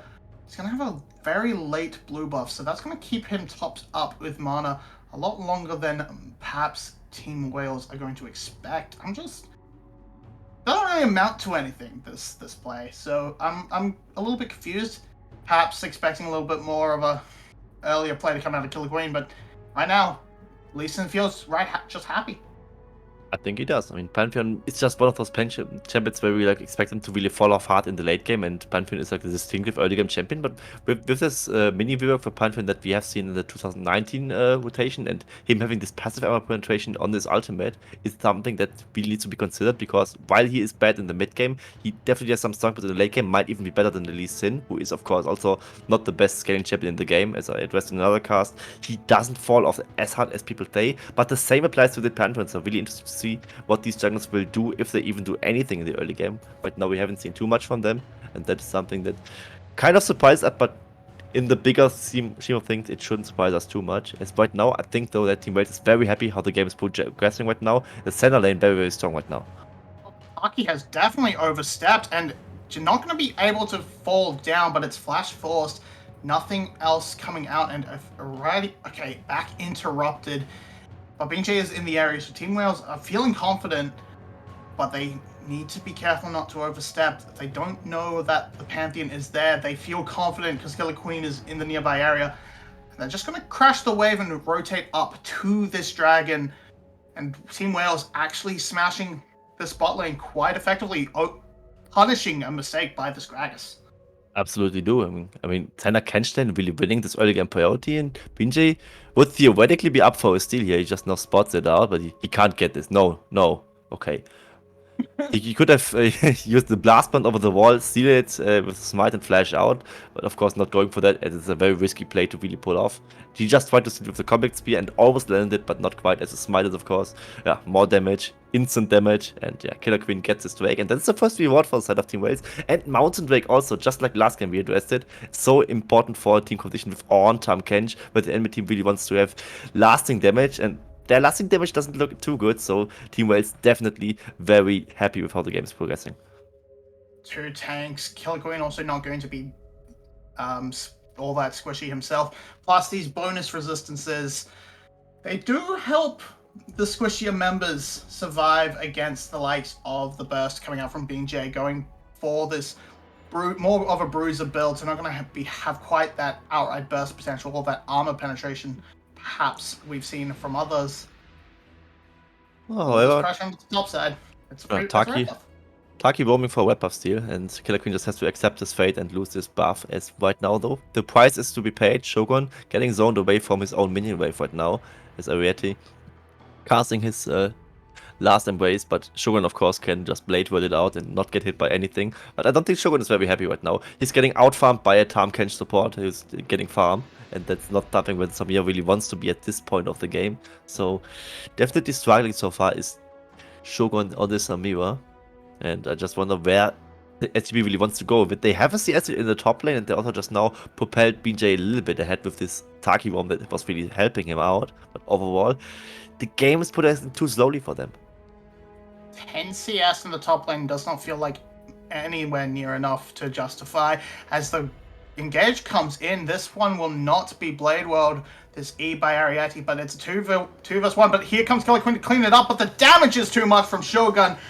Ends up being an outplay, getting a 1-for-1 in the gank, and just could not keep track of Shogun. And with jungler on the bot side, Rift Herald taken as well. And I think Ariete just panicked because there is a Devour on the side of CBL. Maybe just got it from the fight and I'm being slightly mistaken, but I think he could just devour him out of the Inferno trigger to really come out. Here we see it. Okay, CBL is actually level 5, so Ariete had to flash out. It was just well played by the side of Shogun to really hit this level 6 power spike, or is it even level 6? Just now it's level 6 actually. It was at first just him maxing out on his style, and just Shogun getting this return kill is kind of saving the otherwise disastrous play from the side of SGB, so it's just a 1-for-1. Team Wales, however, still okay with that, I gotta say, despite them getting outplayed. Nagia now getting a bit more CS, a bit more C experience on his belt. Slightly behind they are, but I think they are overall still okay with that. Gotta say though, we just now thought that what Shogun can really do if he gets to land a good Inferno trigger. And Harsman, this is pretty much crushing this matchup. Seems to be building towards that Blade of the Ruined King this time, going to be able to win the 1v1 a little bit harder than perhaps Nagio was, but may suffer a little bit in the team fights, not providing that AoE presence for the team like the Black Cleaver. Sacrificing a little bit of tanky stats too, but all in all, Harsman is winning this 1v1 pretty hard with these build couple plates off the board. And we're still just not really. We're still in such an even state. We Few are hundred at- gold, most of that on Renekton. And for some reason, Glow is almost 20 CS ahead of the Talia right now. I mean, Oh, he yeah. did like Oh, yeah. one Weaver's wall play. Talia, I don't know what's up with Talia today. Is she such a weak laner? I saw her losing lane to Ari all of a sudden. I saw her losing lane to Corki, which is something that I definitely don't want to see ever again from Artifact. And what's up with Talia players today? It just seems like this champion got completely figured out or something. As every matchup Talia plays is just being lost. And I don't think Talia should be such a weak laner. Yeah, definitely. She's definitely taken a few nerfs, and here come the Avengers, gonna crash into topside. Nagio looking to try and clear the wave best he can, but the stun will disrupt the entire play from the Call of the Forge God. And BJ gets low, but this will be that first tower claimed. Now on the bot side, can they get it back? Devour Devour's onto down. Samira, and here comes Killer Queen to lock it down for sure. Kill does go over, now Taki flashing away. Well, does he want to continue on to it? Yes, he does. Killer His Queen. Warriors here palms it over, and that is a very good collapse and capitalize on the side of Team Wales, trying to make up for it on the other side. And that's sad, because the dive on the top lane looked pretty clean, despite Ornn being such a tanky beast and him almost getting the second Forge God off. That was a very good dive played out by the side of Saigon Buffalo, but the bot lane just didn't get the memo, was overstaying on the other side of the map and just getting cross-mapped by Killer Queen arriving. Shogun tries to lifesteal a bit against them with the further trigger, but ultimately just fell to the damage of Killer Queen himself, and of course the Senna really outsnaking him for the backline, and also donating that second kill onto Glowy. Very, very ideal. He was farming up a storm regardless of that, but just now also is on the board, gets rewarded. First turret gold, however, goes to the side of Saigon Buffalo. They are slightly ahead in the gold, but is that really enough? Oh. I really wonder. Oh, very clutch. D9 the Yeah, Empress Divide. That's a scout. That's a miss. But that's gonna punish Killer Queen as he gets cleaned up on that seismic shove. And now Team Wales, the bot lane's here trying to make something back, but they can't find anything. So just free crash of gold and an extra pick as Killer Queen oversteps, and all that pressure is gonna just cascade into a dragon. And Shogun's getting free plates because the bot lane roamed. And it'll be It's a little bit like last game, right? The scaling team just now kind of losing a little bit of a grip and just getting one down in the mid game, but the other team still is descriptively strong, which we just now saw with Saigon Buffalo. They are now 2k gold ahead, get this Drake, score equalize on their own, and also Shogun, who has been struggling, getting those free platings, definitely playing into his favor. So now Team Wales need to be the disciplined team that should avoid these mid game fights where they are on the weaker side of things. Gotta say, overall, the Shogun still struggling in the 2v2, so Team Wales, just with them keeping their cool, should just be able to play it out, and they just now force Hasmet's flash. Yeah, the Sonic Wave does not land, so no follow-up there, but Hasmet caught out of position, cannot push quite as recklessly as he once hoped and once believed. But still, very, very narrow margins, about 2k for the side of SGB. Right now we're just waiting for, I guess, a nice big 5v5 team fight. That's what I'm waiting for. To really see these comps go up into each other, see if SGB can disrupt this front to back setup from Team Wales, which should be very strong and sturdy. It definitely should be, as right now, of course, Drake score equalized, still SGB being ahead, but also the kills kind of being nicely allocated, right? Being one on the Somiva, one on the Azir each. And I also think that Glowy realized that there might be a DPS problem as he has a dagger in his inventory, which to me suggests that they will just go for the side of the Nashor's Tooth on the Azir, just to have all these stats really working for him, and just a lot of DPS output on the Azir in general. We have seen multiple Azir builds. Oh, what a beautiful combo. But Devour is there to save him, and so it's just ultimates being traded, with Taki using his for side of CBLs. And yeah, back to the Azir item builds. We have seen these demonic embrace Liandry's item builds. We have seen full AP one-shot item builds, and this is kind of a third option. You just go for the crown to really have some safety for yourself, and then just go Nacho second to help your own DPS output out without just being too much of a burn damage carry. Oh, this is great. They didn't know Killer Queen was here, and so Pantheon just gets knocked straight back into the tower. They completely fumbled, but Hussman's making up for it on this top side, absolutely crushing this Blade of the Ruined King completed. This 1v1 belongs to the Renekton. And so across the board, 1-for-1 and some tower damage. If Hussman takes this tower, it's going to be great. And so we see it again, just so much damage. The armor isn't in for Nagia quite yet. He can't stand up to it, I think. He just gets flash W'd, I think. And then just died. Yeah, Oh, I he guess so. wanted to TP! Oh! And Yeah, imagine that's what gonna could do have it. been. What if he just doesn't do that? And Team Wales just wins the bot side fight anyway? Or what if Saigon Buffalo just plays his bot lane fight out correctly? They just win both sides of the map and would completely break open the game. So SGB very close of that as Hasmet takes on this turret as a solo. And yeah, now we see the fight on level 10, looking quite squishy as we saw in the earlier skirmish, against the Renekton plush. And Renekton so strong right now. It's weighted Dirk plus Blade of the Wind King, so he really go Eclipse straight up? I think it might be an angle. Prowler's or maybe even Claw. Prowler's It's Claw Prowler's one-shot Claw. build to just one-shot all these tanks. Yeah. But he just can't team at all of that build, so I'm hesitant to really compliment it. But I like him having the courage to go for it. Yeah, I definitely think that of all the Renekton builds I've seen, this has been the worst. It's Okay. pure solo kill. It's pure solo queue. It's working all right. The blade is completed, and he will still have so much pressure against this Ornn. But now Ornn can really just sort of sit back, wait for the wave to be built up, and crash into him, and try and farm experience that way, getting close slowly towards that level 13 mark. It's rough for this Ornn, but it shouldn't really be punishable beyond how much it already has been. So perhaps it's not the end of the world. Renekton may have to go out and do a little bit more work around the rest of the map. Yeah, that's the thing, but he can probably take the wave at his turret, but he can't probably just fight the wave in the middle of the lane because the wave will just run him down. And yeah, gotta say outside of Hasmet, he's the one outperforming Nagia this game. Who else on this team is outperforming the opposition? Absolutely nobody. So I get the jest of him going for the solo kill item build and just wanting to 1v9 this game when playoffs are on the line for both of these teams. So I kind of feel him in that regard.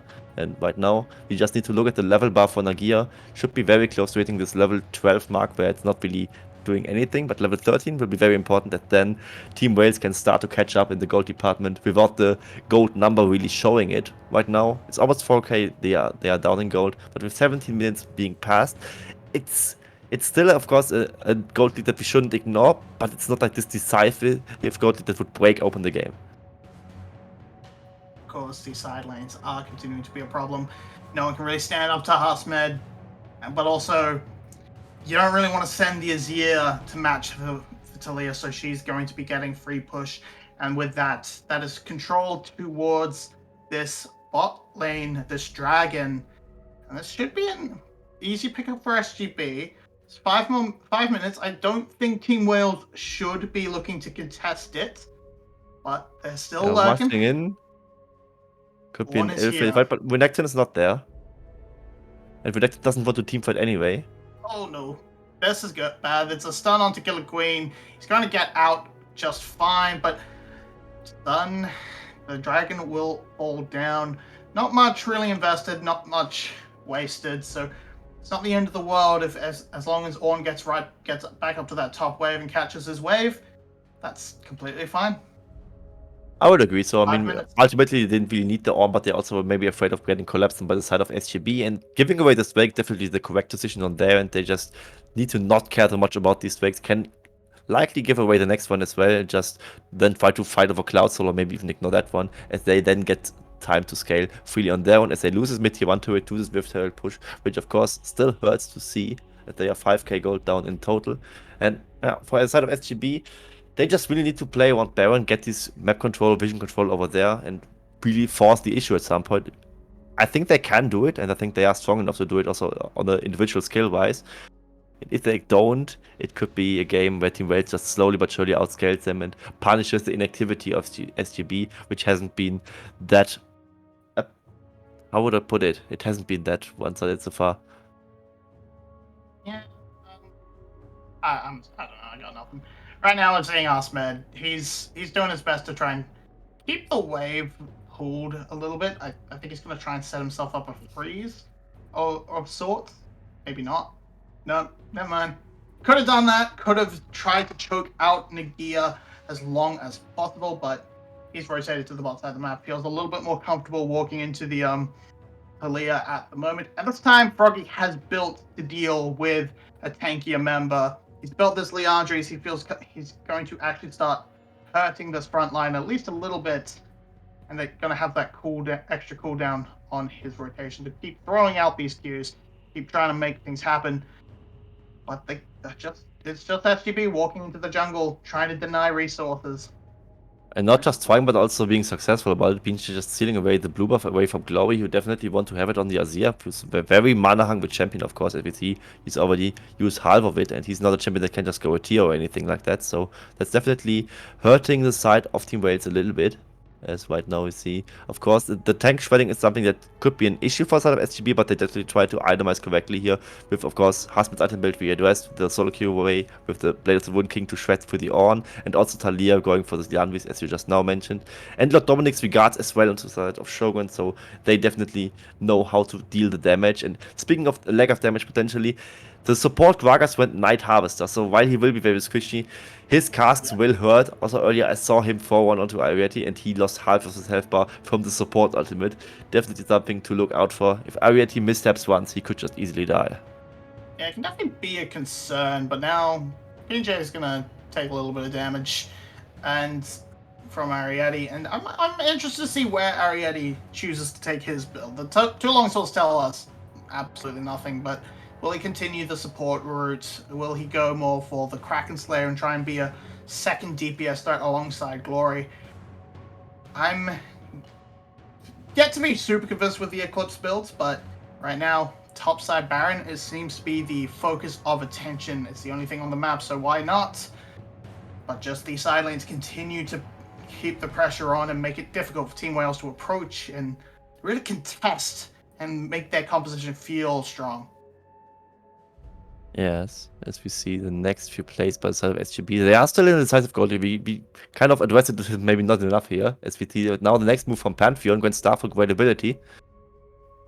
Oh yeah, going to miss all that, and just everything's going to go very weird right now. CBL and Killer Queen, now the whole team's here. The Kerfuffle is here. Call of the Forge God is going to go through. Pantheon is so damn low. He's pretty much out of fight, but Nagia is going to have to be devoured, going to have to be taken away to safety. Nobody dies, but that's a lot of health blown from the side of SGB. Nagia also having to back away. It's teleports from both teams. Everything just being fired at each other, but no one getting anything to stick. Yeah, nobody really dying from either side. I think Wales is overall pretty happy with that, as Hasmed's experience lead is very, very detrimental right now, as he's level 15, while Nagia is level 13. And in this fight, you see that he has a lot of more impact, despite the Ornn, of course, being such a strong force in teamfight in general, with the Forge God hitting potentially both casts. Next wave is spawning in a few seconds, and many key abilities will be down for that, as the Forge God itself will be. And SGB look very, very ready for that fight, while Team Wales kind of doesn't. The Starfall isn't there for BNJ, but he can just walk up towards the Drake area, because the map control is so detrimental on the side of SGB, and Wales likely have to give up another Drake. Yeah, they definitely seems like it. Only really that Emperor's Divide and that Dragon's Rage kick for the side of Team Wales. So just gonna pass those up, give Killer Queen, give Nagia a bit more time to farm, find some gold into their pockets. It will be the Eclipse for Ariete. Just kind of wants the power straight away. Not the biggest fan, but I understand the crunch and the pressure and the need to budget. Yeah, level 14 on Nagia, so gonna start to see some upgrades coming through for Glory. The thing is, I really can't just afford to go like this crit item build on center, because he would just then be even weaker in this early mid game, where SGB is already pretty much stampeding, and just these longsword item builds are just so much cheaper and so much easier to build comfortably, while still not missing out on that much power. So I bet you right now, I'm seeing him pick onto Taki. They're not going to go all the way. Yes, they are. Never mind. Killer Queen is absolutely going to go for it. What am I saying? BJ and Froggy are able to arrive in the nick of time, but now Harsmed is joining in. He's taking a tower on the bot side. Can he make it happen? Has that flash to get on top of a key target? BBL is picked up, and Ariel is just assassinated. Can Nagi get that second charge off? Yes, he can. It misses everybody, though, because of the timing of that Emperor's Divide. CBL will take Glory to safety, but that's going to be another kill onto Nagia for sure. There it goes, and CBL... Okay, yes. He's going to get away. No, he's not. Here comes Starfall. Okay, yes, he is. Yes, he is. He is? Yeah. Stop. Decide if you're getting CBL. 2-for-2 with Ariete having very questionable position towards the end, but it was just SGB finding a very good pincer mount where they can really lock him down. Ariete also trying to flash away, but the auto attack was already flying for the side of Shogun, so a little bit of a misplay from his side, but he should maybe just try to flash it a second earlier, so he is in time to get out of there. So it's a 2-for-2 overall, and Wales very, very lucky to just drop 2 members there. It was a very, very strong pincer by the side of SGB, as we here see the play again. They commit so much onto Taki, and yet they get him, but it's just flash insect from Killer Queen. Just easy mechanical play by the side of him, as every simple by now can do it. Single pick off for them. And Ariete now in this awkward corridor kind of has no way to really go out. He can't just go towards the northwest side of the map, as Shogun would just easily pick him off. He picks him off anyway. The Forge got in the corridor, of course, just buying some time. Also very good seismic shot coming out as well, as Renekton dies, as well as the side of... Who was dying? It was Nagia eventually. It took quite some time, but they kill Nagia with everything they have. And yeah, with the HP bars looking very low on Wales' side, they were lucky that it was just those 2 kills. As this mid game from SGB looks very, very strong. Definitely, this is where SGB's composition shines. The quick reactions, the all in on the early game build from Harsmed. And now Baron is starting to reach the stage where it's a real threat, it's a real possibility, and as well as the Dragon Soul just around the corner. Again, just a cloud, so it's not the end of the world, and it's not only really Dominus, it gets the big enjoyment out of the movement speed. So just gonna have, so it might be something where Team Wales want to fall back, try and once again get as much farm as physically possible onto these carries, namely Glory, who is farming up a storm, 330 CS, 2 kills. He's getting very close to his 3rd item. But just this Baron, it's the threat. SGB can just lurk around it, try and bait in these fights. Good for Team Wales so that they at least got this Scuttle Crab, but they are still feeling pretty pressured by it, as they just not TP just to have like some more agency on the map in this mid area of the map. Can maybe go for the mid lane tier 1 to it. And objective bounties are on, which is just kind of surprising to me. At the gold lead, while it's there, it's percentage-wise not that influential. Guided Thaser, the Drakes also play a part in this objective bounty, so we should maybe not be too surprised by it. Next track would spawn a bit more than a minute, and it would be a potential Cloud Soul for SGB. Team Wales likely want to fight over it. Of course, it's a Cloud Soul, and Cloud Soul movement speed in general very, very underrated, and could just be the difference between Talia catching up to you and killing you, or just not being able to do so, as Pantheon's also in the backline. Grand Starfall, and that barrel is beautiful from Taki. CBL is going to have to get away, and Ariete is removed immediately, but Harsmed on the flank will save the entire thing. Can they get anything done? Glory is doing his best, but no. Killer Queen goes in, can't get anything done, and it's Glory left alone. Shogun wants more, though. And they're going to go under tower. They definitely have that capability, but maybe 2 towers is pushing it a bit much. There's Baron on the map instead. Yeah, this Baron should be a formality for the SGB, but are they looking for the game? No, they aren't. It's just 2 members pushing with the Demolish proc being there. They just do everything at the same time. Like get this tier 2 to it, get the Baron, and likely also get the Cloud Soul, and just great flank by the side of BJ with the Grand Starfall. Also Taki in this team fight, very detrimental to get the pick onto Ariete, who got blown up instantly, and with Senna dying instantly, you can't play the fight at all. No healing being there, no DPS being there aside from the Azir, so it's really, really hard to play, and basically not playable at all. And just like that, similar to game 1 with the Booster team, playing this early mid-game composition, just now breaking the game apart. It's 11k, it is the Baron buff, and it will be the Soul as well, as here we see again how it really played out. Grand Starfall to zone him onto the corridor. Taki's flash, body slam, very, very clutch, together with the explosive cask, and Ariete can't do anything. Yeah, of course, and then Harsmed cut off the retreat. It's just absolute tragedy. Can't get anything done.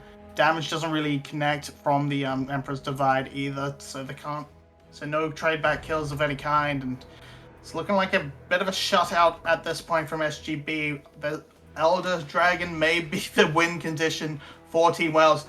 Baron now in hand, though. It's SGB's moment to try and win it. A good cask to send Glory into the back should be lights out for Wales. And we're just gonna have to see. SGB looking for their angle. And with this would put them closer to that game 3, puts that into that best of 1 that SGB needs to lock playoffs in right now. And Team Wales, okay, gonna be caught out by Weaver's Wall. No, they're not. But they desperately need this. This is the easier of their matches. Call of the Forge God's just gonna get Blade World because, yay, projectiles. And now Killer Queen with the ankle. That's a huge one onto the Samira. Followed up. Now Panthea's gone in a bit too deep. It's gonna be fine, but on the top side, Harsman's wreaking havoc. He's got split push in his mind. He's got Baron. Can they pick him off? Does not seem even reasonable that they could go in and collapse onto him. He's so damn strong. He's so threatening. And the Baron push is what is going to stifle this attempt. It absolutely will. And the second Buffalo kind of choking on the last bit of execution right there as Shogun, getting caught up by Killer Queen. Something that, of course, is just a great player, Killer Queen, on his own, gotta say. And Shogun, to his credit, good Blade World to knock the Forge God out and just prevent any further engagement on side of Team Wales. So it was just this one pickoff, just a small amount of time being bought, and this time being put to great use as the husband was, of course, pushing this top lane inhibitor down. And the game overall still looking like SGB's game to lose with that oppressive gold lead. This inhibitor also giving them the map control to fight over potential next wakes or something where they can just use this priority that's freely created to make some moves towards the Elder Wake in 4 minutes. But this is, of course, also something where there might just be a slight chance for Team Wales to get a comeback. However, right now, not looking good so far, and it looks like Killer Queen might actually lose a game on Lee Sin. Yeah, it definitely looks that way. Looking for those final levels onto Nagia to level up this second Frozen Fist for CBL. Just 3 minutes left. 3 minutes until this Elder Drake. If SGB if Team Wales can hold on and then perhaps find that steal, Killer Queen gonna get knocked back, but not actually going to be put into any danger. This Elder Drake, if a steal comes in from Killer Queen, this could be the thing that saves the game, that turns it all around. We saw him do it with the Baron in game 1. It's gonna be a little bit harder to get to the Drake. Definitely, with all this vision control by the side of SGB, the waves really pushing in the favor, and someone constantly just having been in the top lane to really dissuade the super minion push from just finishing the game. Nexus turrets are still standing for the side of Team Wales, so that's like one thing they have going for them. But overall, looking pretty grim. Shogun is 2 full items ahead of a variety right now, so it will be very rough awakening in this team fight. Even this 5v5 advantage that we spoke about on the side of Team Wales, yeah, it doesn't look as easy if your ADC just gets doubled in items.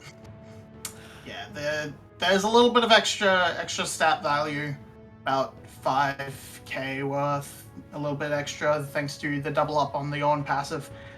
So it's not quite as disastrous as the scoreboard seems. A fight is still quite winnable for Team Wales, but looking at these level advantages, that's where it really comes together for the side of SGB. You get so much power in your experience, and it's only really Glory who's matching his counterpart, because they're both max level.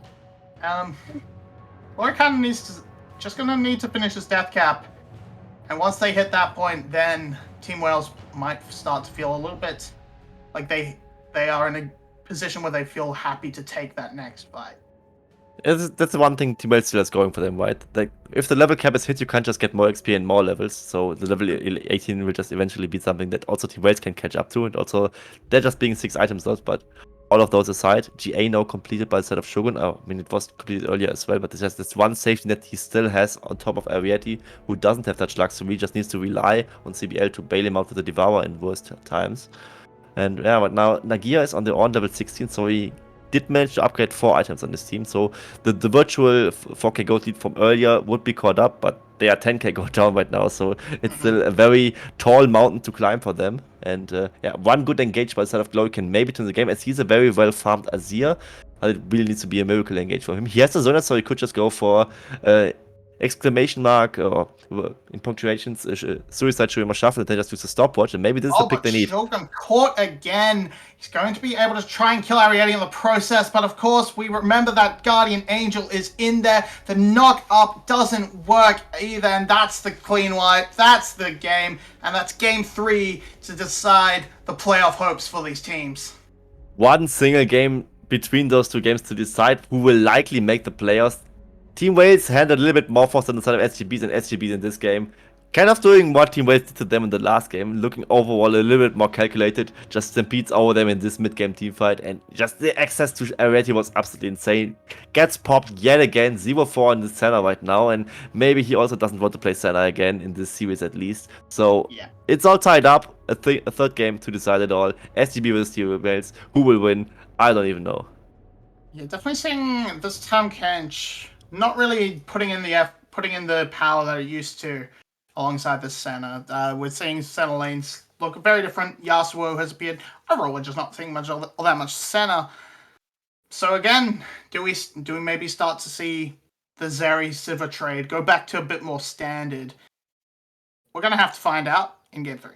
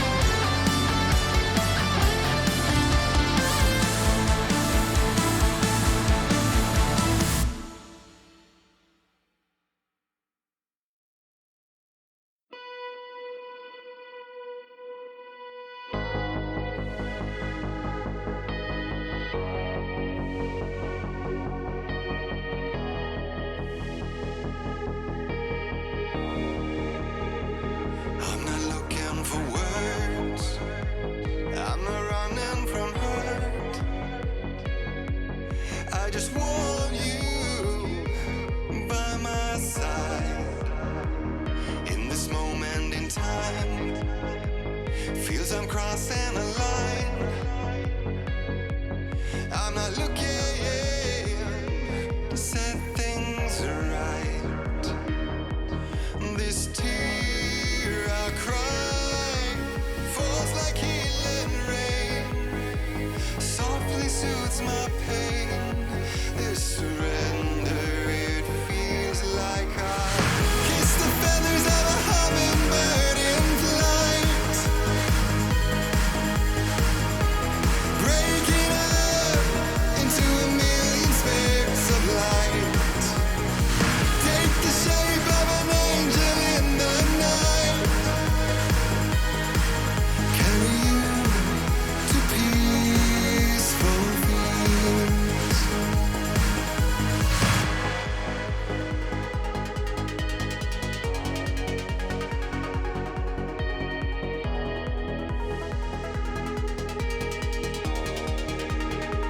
My home is my skin, and in the world of within, all I have is my love for you. If I conceal my fear, will I be in the clear? Or am I giving life to phantom pain? 'Cause it's playing out every note in the score. I surrender once more, but as my tears fall, they still kiss the feathers of a hummingbird in flight, breaking up into a million specks of light. Take the shape of an angel in the night, carry you to peaceful fields. Grant me one. Welcome back. It's Game 3, playoffs on the line for Saigon Buffalo and Team Wales. I'm Marvin Nogi and joined by Crincy. Another win for the Plush Renekton has come about. Yeah, maybe we see a third time of that. Maybe it will just be B1 Renekton all the way for the side of Oh, no. Team Wales right now. Hopefully not, and hopefully also not these center lanes, because they kind of haven't worked out for the side of Team Wales, especially in the mid game. The early game looked kind of fine. They were like getting almost a 2v2 kill on their side, and that was something that made me be promising about what Team Wales could really do in this game. But overall, it was just a non-existent bot lane overall. So Saigon Buffalo, with this strong mid game, could definitely run away with it. And Talia Pantheon is just so deadly. Yeah, this time around, Team Wales back on blue as we head into the draft, can ban out that Pantheon again and try and repeat a draft similar to what they were able to put together in that first game. Interesting to see how SGB wants to respond to it. Do they go for the ADC trade? Or no, it looks like they're going to just continue banning out these two OP champs. Yeah, I would just assume also Zeri being taken away if Zibber's already being out, so that's not just the stick out oppressive champion in the bot lane, as Akali also gets taken away from Hasmet to some extent, maybe even Froggy, but mostly Hasmet, as we know he's a top lane Akali player, and no other top laner really is in the VCS, as Lucian now gets taken away. The very OP one in Draven would still be on the table, but Wukong, of course, is still a priority pickup. And Killer Queen, well, just now lost his first game on Lee Sin. Wukong is his next best champion, also his most played champion in the split, so him getting that one going for him is something that they definitely want to have. And they also played Wukong in this first game, so that's like one right way to start the draft off, in their sense. The only thing is that worth handing over the Zeri to Shogun? That is something that can be locked in right here. Might have been trying to bait something else in. Nope, just gonna lock that one down. And I mean, from here, Team Wales gonna need to put in a little bit of work, try to find something to help lock this AD carry down, bring it to its knees. Interesting to see where they pivot in the bot lane, partner. I imagine a Renekton will appear fairly early within this draft because it's just been absolutely dominant within the series. It could just be their option in this rotation, as you just now mentioned it, and maybe just going for the Renekton Wukong again, as they went in the last game just now. Yeah, it will be Renekton. 3 games, 3 Renekton games, and they all maybe winning on blue side as they go for the Ahri right now. So they don't plan to punish the Zeri at all. This to me tells that they might even go for a strong set Renekton this time and just ignore the Zeri, which is of course very dangerous, as Zeri free scaling seems like a very dangerous prospect. She's such a strong champion in the late game. And Vex now also making a return. I wanted to see her earlier against the Talia, but just now it will be the answer into the Ahri to deny some of that mobility. Can of course also make great work against Wukong and Renekton, so this Vex angle was definitely very, very wide. We definitely see a lot of, like, traditional wisdom would say Talia would be the better choice, but we saw absolutely disgusting things from Froggy up against the side of SBTC. Not who they were playing, but we saw disgusting Froggy Vexes, and we saw Glory absolutely putting the foot down onto what Froggy's Talia in both of these games so far. So going for a bit more comfort rather than strictly better. And now taking out these 80 carry bands. This is what I was afraid of for Team Wales. They are going to have to reach a little bit deeper, perhaps fall to something like the Jinx, or gonna all in on a Draven pick, perhaps.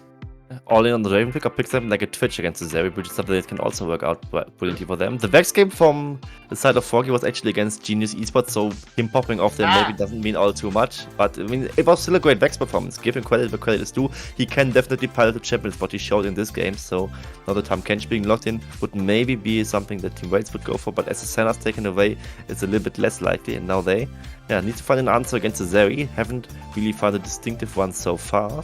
Maybe it will be the Draven, maybe it will be the Twitch. I'm very glad to see it. It is the Xayah actually. Now what do you want to support is what I'm asking myself. They could just go for Rakan and just play standard and just even try to kill the Tahm Kench early on. Use the great entrance to deny him from escaping with an Abyssal Dive. And it looks like Xayah Rakan for them. CBL seems very interested in it. It is a very important game for Wales. If they lose this game, they might just be out of players, as they have to play GAM tomorrow, and Hankai doesn't seem too generous, although he has predicted Wales to make the playoffs. It will, however, be the Nautilus, so very much focusing to get early 2v2 pressure against Zeri Tahm Kench, which is of course possible, as Xayah is a very much stronger laner than the Zeri would be, and Nautilus can still do something against Tahm Kench in the early game, where he is not that tanky yet. Yeah, going to be an interesting one. And now the Nah for Hasmed, a bit of a classic take into this Renekton. Again, fallen out of favor in general across the world, but now very comfortable to take that into this top lane. The spot lane feels so interesting. I'm not sure if I like the Xayah in this composition, because there's a lot of dashing in, lots of trying to get in and cause disruption, and then Xayah cannot quite follow their team. But can play safe, can be very self-sufficient against the Vex and against the Nah. So interested to see how they play this one out. SGB looking like a pretty comfortable draft across the board. Pretty much great top side from Team Wales, what they used to crush that first game. Game 3, this is it for all the marbles. It definitely is, and just great answers across the board from Sagan Buffalo is what I would want to say here. Vex against Ahri, good matchup. The Nah is similar to the Black in that sense that they are both likely just to be weak side by the team and will just be a team fight menace to some extent. The Nah in the current patch is very, very strong, that's undeniable. Can also use the range advantage to bully Renekton in the early game and kind of deny the strong point of the Renekton from early on. Gotta say though, Mini Nah, very, very easy to gank for the side of Killer Queen, also maybe even losing 1v1s against very furious Renekton on the side of Nagia. So they got Renekton this time, but did they get a better draft? I don't quite think so. Scaling wise, it's definitely Sagan Buffalo favored. But if this Xayah lane starts going strong, I still see windows where Wales can really punish it on the side of Sagan Buffalo and take this game home and then potentially clinch a playoffs ticket. But Team Wales has a lot of work to do. Regardless of that, they need to win this series and also work on beating the GAM tomorrow. Not that they have to beat them, but game score wise and head-to-head score wise, it is a very tough thing to say. It feels so tough for Team Wales because sure, they have the opportunity to beat GAM as just a little bit of friendship going on in the mid lane. Froggy getting the frog emote from Glory. And just it's so hard, it's so tough for Wales because if they win here, they still don't lock playoffs. They either have to beat GAM or bet on Secret. Now, Secret's a pretty safe bet. I do realize that we just saw them get thrashed. No, But you're wrong. Sorry, it's not Secret. Second Buffalo plays ASE, so you would assume Second Buffalo wins that one. ASE is not Secret. Yeah. No, I'm saying for Team Wales to get into playoffs. Team Wales need, because then they want Team Secret to beat SBTC. Oh yeah, speaking of the other team, Like in the Buffalo are potential probably going to get in because they get to play ASC. Yeah. Buffalo's in. Okay, yes, yeah, sure. Yeah. I was wrong. And- Sorry. Yeah. So, Team Wales got a tough road ahead of them. Secret should be able to beat SBTC, but even if they win here, they have still have an uphill battle to go. SGB, if they win, they can take it easy. They can take the rest of the split off. They can just vibe for their match against ASC. It doesn't really matter. You are not in control of your destiny of who you fight in playoffs round one. So just gonna put it all on the line here. It feels completely reasonable. And to elaborate on that a little bit longer, I don't want to stretch this point out too far, but what does Team Secret really have to play for? Right? They are locked in second place, just now lost to GAM, who is assuming they don't lose tomorrow. Assuming GAM doesn't lose to Wales, yes. Yeah, As a hook comes in, Team Secret it's very likely has nothing to play for. Yeah, so banking on a team that doesn't have anything to play for, Team Wales is definitely in a position where it will be hard for them. So Team Wales this game definitely needs to be very, very strong and make something in the early game, as this competition is absolutely dreadful from the side of Second Buffalo. This Zeri definitely needs a clear answer. Whether the Zaya is a clear answer remains to be seen. I think it kind of isn't, but maybe a variety can prove me wrong and show that he can defeat his old team. Yeah, we're trying to see, especially this top side. Nagia was able to win that first matchup, the Renekton into one, but when Hasmid took the opposite side, he kind of crushed Nagia harder than he got crushed himself. So this time he's got the counter matchup. He's actually confident on this Narpic. And here comes a dive very early on. It seems a little bit hard to pull off. Actually, scratch that. Just pops instantly. I was expecting it to take a little bit longer. But that's a kill. That's a teleport from Hasmed. That's not going to get anything. That gives so much free time for Nagia to just end up controlling a wave, crash this for free against the Gnar, and you kind of won both sides of the map with a great play. Exactly, both sides of the map are pretty much won now. I mean, the Renekton was struggling against the Gnar, now he's slightly ahead, can shove this wave, it will be denied against Hasmed, who just know, in order to TP just has to walk all the way back into the top lane. Kill goes over to Killer Queen regardless of that, and early kills on the lane is something you would usually like to have, but Killer Queen getting an early kill is also something that can be very good for them as Killer Queen here. We see him, wave is in, level 3 getting pretty classic, CC being locked down, Killer Queen goes for the play. CBL tanks the turret as he can do so on the Nautilus, so it's very playable for the side of Team Wales, and there's basically no counterplay on the side of Tagi, who just pretty much instantly dies despite being Tahm Kench. And Team Wales now 2 small advantages across the board, and Killer Queen having this early kill gets the early Sheen and Longsword.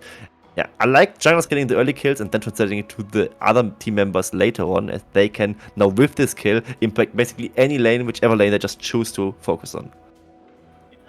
Gonna fall a little bit behind BJ right now in the experience department, as BJ was able to benefit and take away that wave that was crashing. So it's denied from Hasmed, picked up elsewhere. And this kill will be nice. I do agree. Early kills onto your jungler to get them into a good position where they can have that advantage towards that first Rift Herald at 8 minutes is absolutely crucial. And when it's someone like Killer Queen, who is a big star, big highlight of this roster, you definitely want to see him try and get the best advantage you can, especially if he pairs up with Glory in this mid lane. Now Froggy looking for something, but could overreach a bit. No, great trade, just forces Killer Queen down, chunks out a really, really heavy amount of damage for just a Doran Swing. Just a Doran Swing. Cooldown Bolt's not really helping the damage department, but Vex is just that strong. Especially Wukong is like very tanky, but mostly just tanky against AD threats, so the Vex not really caring about that at all. Right now, Killer Queen, of course, happy with his kill. tried to go for a chicken invade, but wasn't quite having any of that, as BJ and Foggy were, of course, stepping in. Killer Queen now still very, very angry, going for this Gromp on the other side of the map to just steal that one away, to deny something from BJ, as he is currently on his bread buff. Both junglers not really having the highest clear speed, so it can be done for him. And a new bot lane dive is not to be expected. I think the show is not that strong. And Killer Queen needs to be careful, as BJ is also arriving on his side of the jungle. Crash is just a bit too late. BJ will be interrupted by Glory, so this gives Killer Queen that angle, that time, that space he wanted to try and set it up, but now it's far too late. BJ, they know, is in the area. Quick back away. And all in all, it's just going to be a tower plate. That's still small victories coming together for Killer Queen and the side of Team Wales, but they can't quite blow it open into the lead that we're really looking for. You good? Alrighty is in trouble. Going to blow the heal. Cannot get the stun. The flash as well. This collapse. Alrighty just ate a lot of damage in those earlier trades and gets punished for it in the long haul. And Team Wales just kind of moving onto map without really getting anything. It was just this one plating by all this movement coming on for Killer Queen. But now BJ in a very awkward spot. Okay, interesting. Flashes because he realizes he is going to be collapsed on, and then you can dodge a lot, but you can't dodge the flash auto attack from CBL, and just finds himself in a bad position, does BJ, and this is going to be a pretty easy convert to a crash wave. Don't feel confident going for the dragon, so yeah. Small victories. It's just small victories, but small victories everywhere, and this is why I think Team Wales is in a very good position right now. It is Kill just now going towards Glory, Killer Queen having the other one, Nagia also getting the small advantage for this TP, fail by the side of Husband, and just across the board, Team Wales kind of propelling ahead.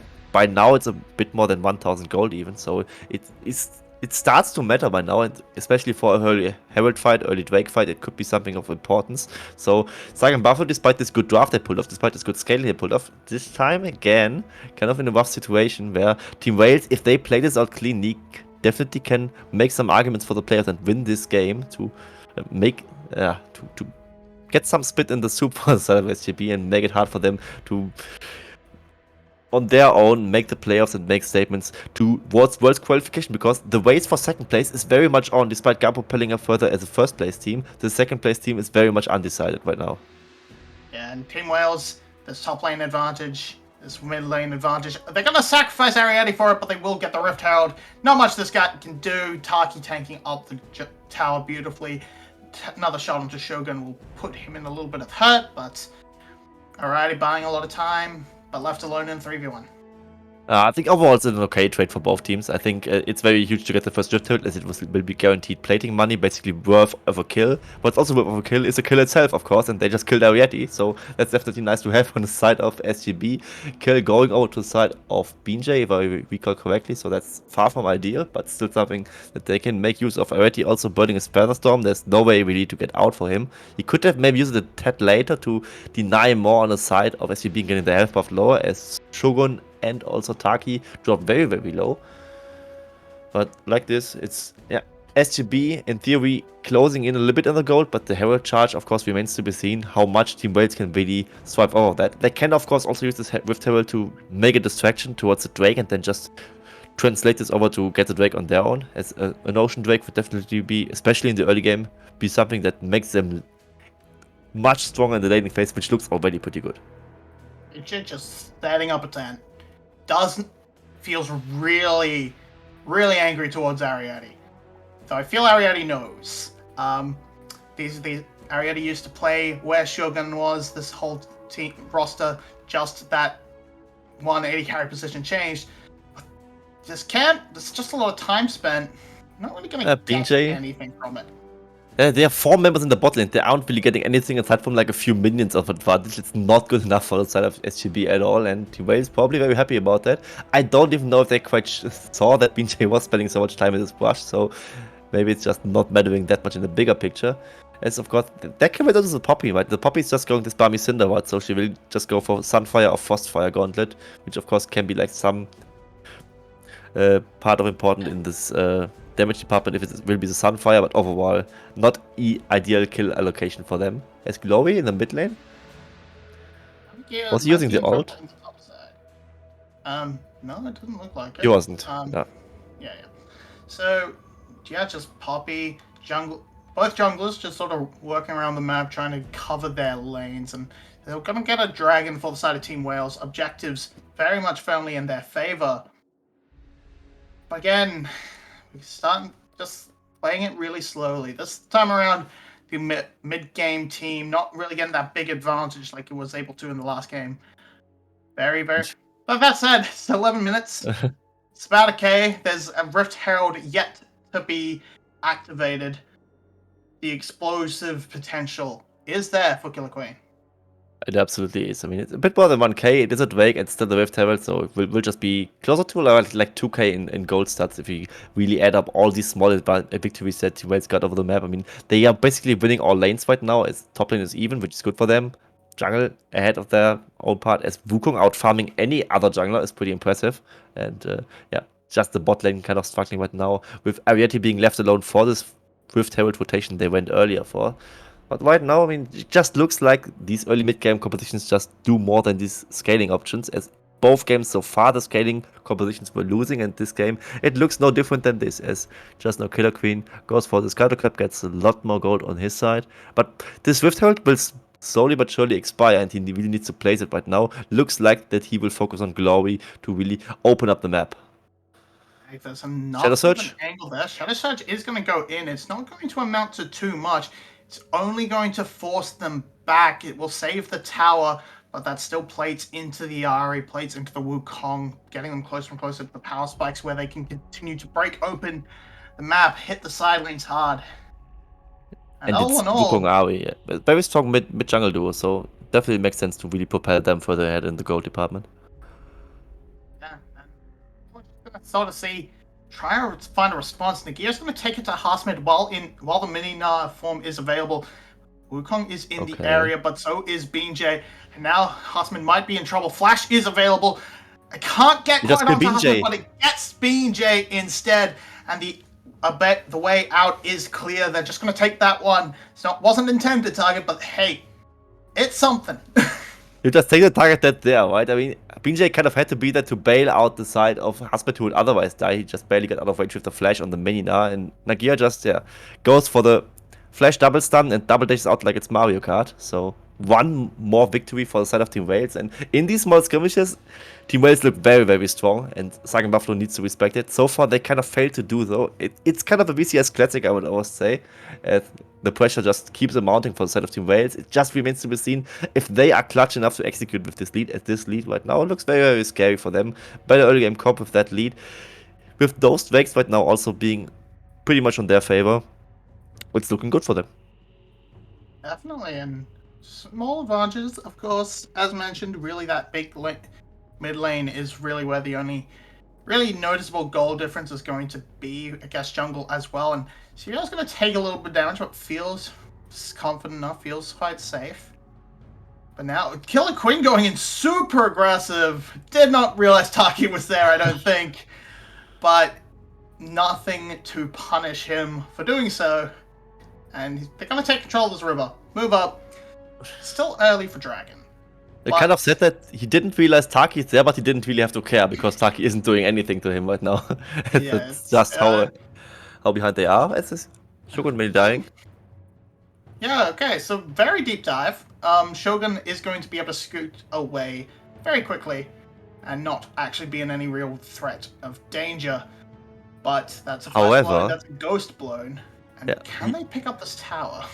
I think they can, using both Summoners on the AD carry when he's very close to the next Drake fight. Like 1 minute the Infernal Drake would be on the table. This looks very much Team Wales script, and they just grab 2 turrets, the mid lane tier 1 turret, bot lane tier 1 turret. The turret's close to the Drake falling, so Sagan Buffalo definitely struggling to find any sort of map control close to the Drake area. Just now, they got the second turret, but that's just kind of a consolation prize, I would say, with all the advantages that Team Wales put up. And another thing I want to highlight is we have 3 Renekton games on blue side and 3 Renekton builds. At this time, it will be the God Drinker for him, as just now, thank you VTV observers, show this one. This is like the more classic Renekton build. We have seen the solo key one-shot build last game, and the Sunfire Cape Giga Tank, Giga Shot build from Nagia in the first game that won them the game. This time, Nagia is going for a different option, the God Drinker, to just sustain through these fights and be like half tank, half carry, and just destroy the enemy team in the mid game. Yeah, definitely taking the option to just say, I need to be able to threaten Harsmed's in Menina, but I also want to be able to survive the poke from it as well. So, well, Gore Drinker, it's a classic for a reason. It's just kind of good, and this dragon now spawning for the side of Wales should be an easy pickup, and the collapse can come in. This entire bot side of the map belongs to them. You can see the deep vision. And just gonna see how SGB wants to respond. I imagine the top side play looks to be it. They have to respond in some way, and while the Drake focus is expected, you of course want to focus on the top side. They also still have the second Herald, remember, so they can at least go for like maybe a dive into a charge, or just the charge in general, to at least get one tier 1 to it. But so far Nagia is not having any of that, can just defend it on his own. But gotta say, Wales also not making an early move towards this Drake just yet, as we just see Glowy on the Disco Aoi with the Cleanse Ghost Summoner spells, pushing out this bot lane wave to establish the priority, and then they're moving for the Drake. Very disciplined call by the side of Team Wales to go for the no-risk play and get this second Drake under the belt, and then we will see which soul we will get, which map we will get, and I'm just happy to see that it will be a Cloud soul. Cloud again. And yeah, Cloud again. Cloud again. So more chase ability for an Aoi, for a Wukong, also nice to have. It's Atlas. Is he involved in this somehow with his Cloud Drake powers? I don't know. We got a third one. This is gonna, again, it's not necessarily a big game-winning Drake, but this could be a game-saving play for the side of SGB. Nagia in a lot of trouble. There's so much CC, and now with Taki to lock it down for sure.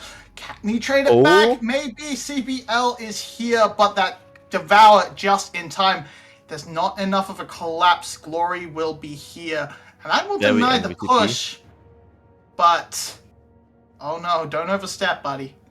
Yeah, don't overstep, don't use Ghost, don't chase into it. It's just kind of like the Husband TP very early in the game. Oh, but the whiff, but the flash to get the steadfast presence saves it, and that's a free pickup on the Glory. We pick up onto Glory, yeah. Just uses TP just to die over there. Very, very sad to see. And this is one way in for the side of SGB to get back into this game. They are on the scaling competition. They just closed down 1/4 of this gold deficit. And it is just Nagia slowly dying in the 1v3. Yeah, very good dive played here. Very much taking down by the side of Hasmet and BJ, just spreading out all the turret damage. And then when the turret is close to almost finish somebody off, the Devour is being there. And then, yeah, with CBL buying so much time, the call was maybe to just follow it up and clean up some members. Glowy was definitely trying to do something there. And he was trying to do too much. Overstayed. Assumed that the members from Sagan Buffalo were already leaving. But Flash that was present is there. So he can get stopped mid-dash. And with that, it's just Glory falling down. And Sagan Buffalo with their first small W in this game.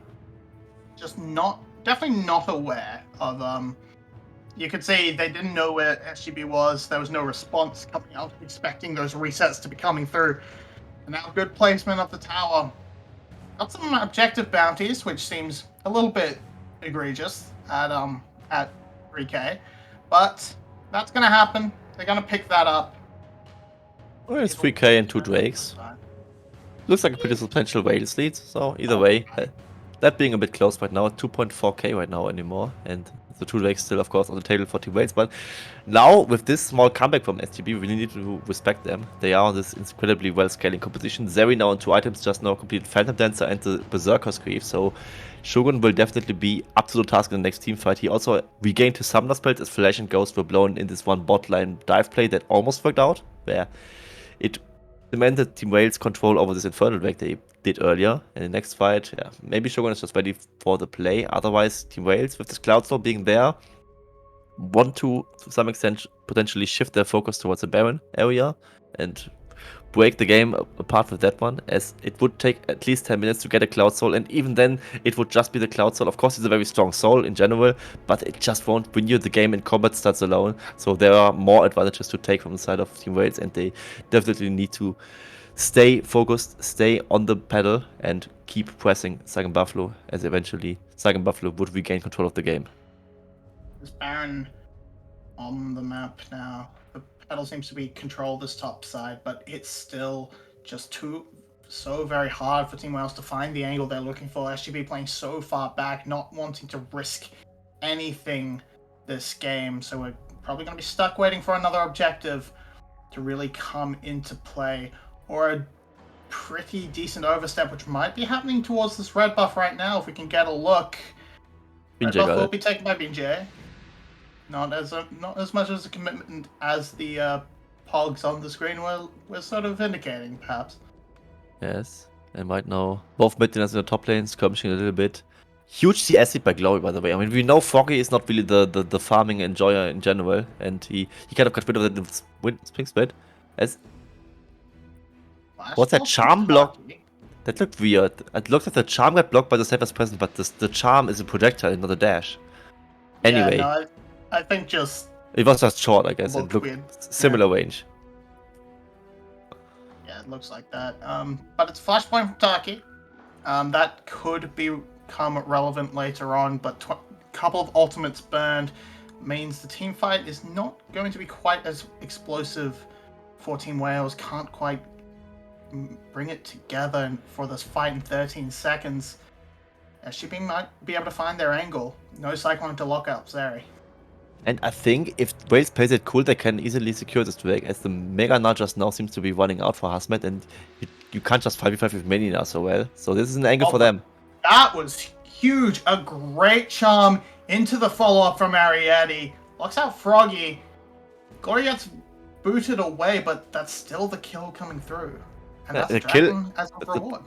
That's a Drake and a permanent soul point for the side of Team Wales. So now Saigon Buffalo definitely feels threatened by what Team Wales has up to the task here. And they just now maybe try to go for something like a Baron, but it looks to be not something they can afford to do. I mean, you don't have the damage for it. You could maybe take it up with BJ and Taki, but Zeri alone, especially this underfarmed Zeri, can't do much about it. So it will be the soul point for Team Wales. 3 Drakes in their arsenal now. Some movement speed, some slow distance is definitely nice to have in general, and just helps you move around the map, and even in fights itself can just be the difference maker to improve your kiting a little bit better. So now Team Wales still in a very comfortable position, but this gold lead isn't really extending. It's 3k gold right now. It also was like 4k gold like 5 minutes ago, and I want to see a clear answer for Team Wales to really break open this game in the next few minutes, where they likely play around the Baron. 4-3 at 23 minutes. Very, very slow.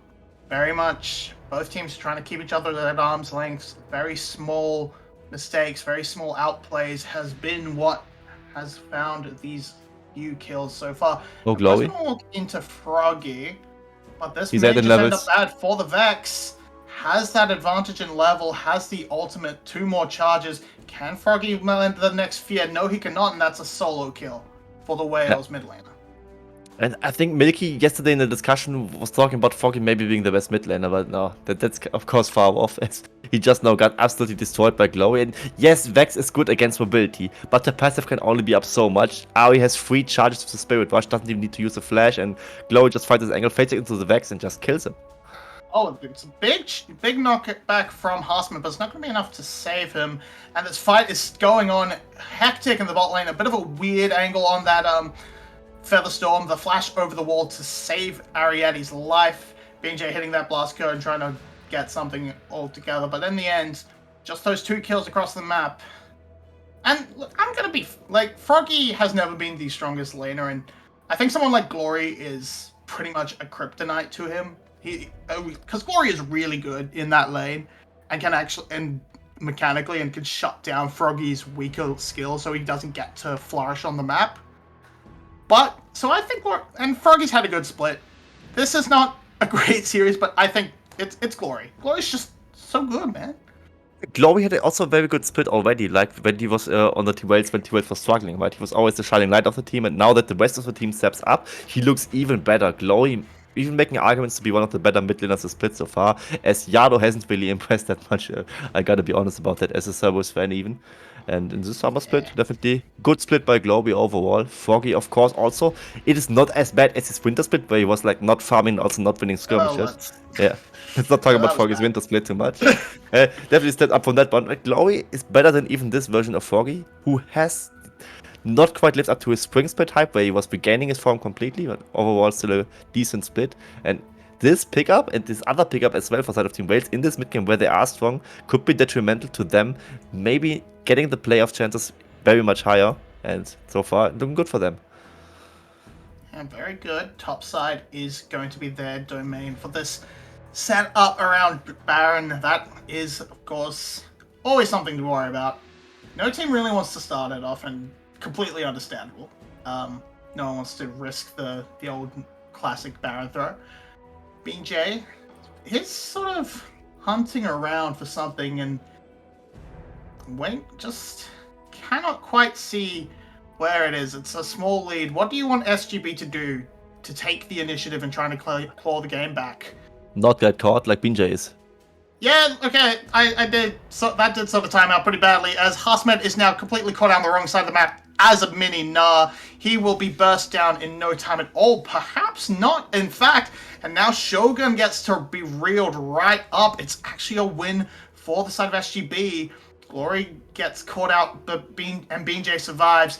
But they're going to have the pressure to take this tower, take this bounty.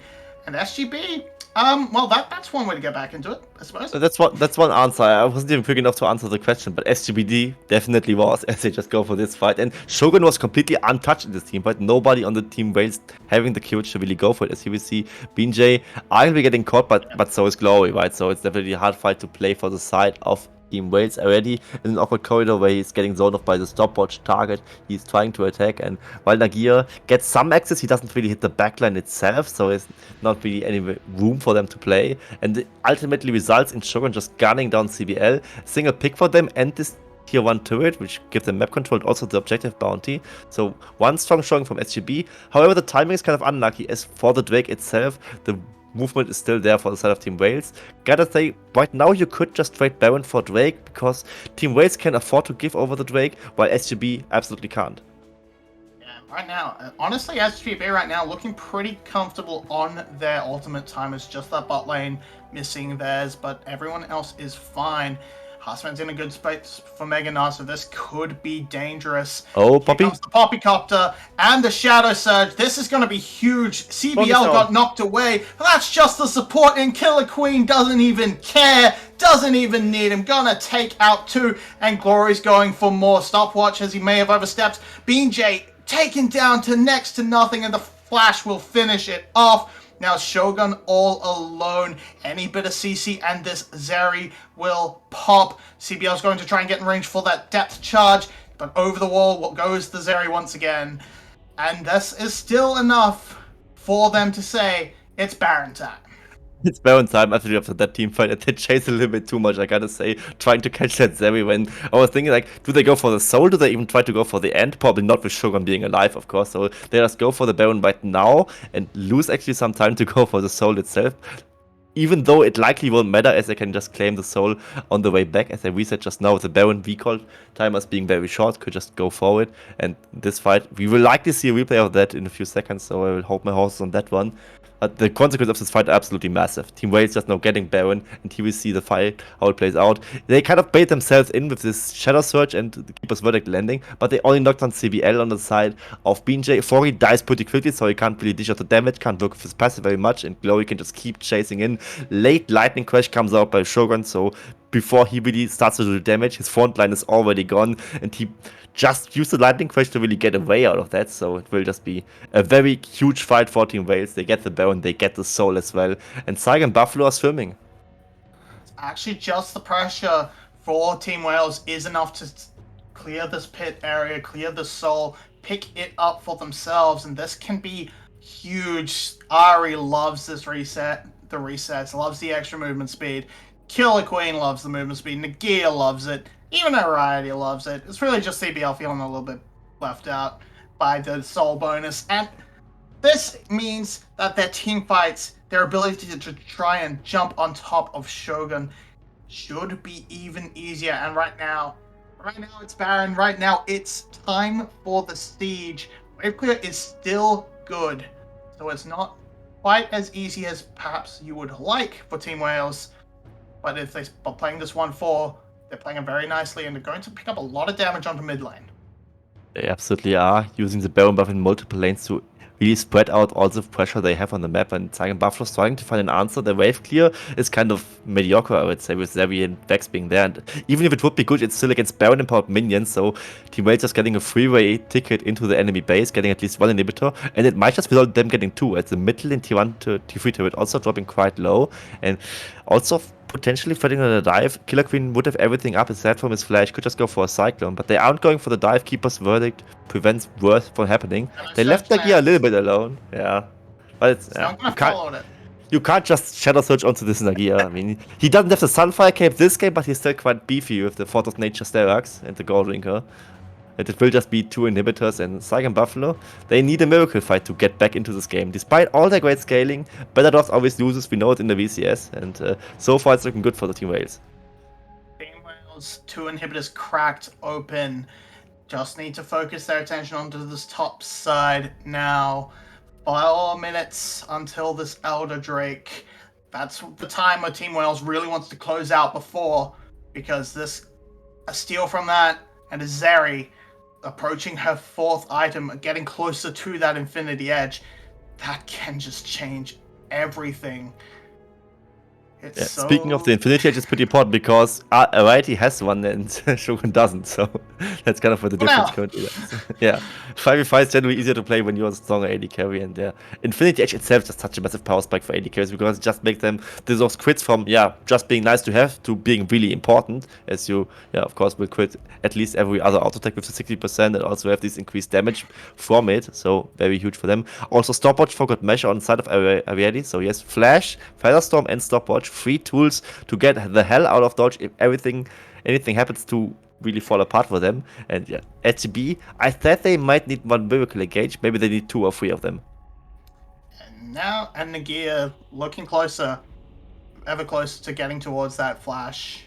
And when that gets up, he becomes that threat that Zeri has to really watch out for. That Flash, Ruthless Predator, can completely ruin what SGB wants to do. Final inhibitor turret is under siege. This will fall down shortly. And now we're getting close to the point where SGB are going to have to make a stand. I don't think they get to just hold on and wait for a Dragon Steel anymore. Last inhib, it's so important. You should make the last stand right here. Yeah, he gets knocked away. BJ is going to go in, but he is taken down so low, so quickly. Killer Queen goes right in, and the depth charges right onto Shogun. There's the Flash W from Nagia, and that's it. Good night, Shogun. Good night, Buffalo. And the playoff dreams are not dead for Team Wales. The Wales are circling. Beautiful finish of the 3rd game, getting this early game advantages and just keeping to press the medal. And Saigon Buffalo wasn't having any of that. Renekton, 3 games, 3 wins. Definitely the best champion in the game, apparently. And Croc is king. Yeah, Croc is king. We are in the Vietnamese Croc series here, and Team Wales just make a good argument to still make playoffs after a very disheartening first half of the split, a very strong second half of the split for sure.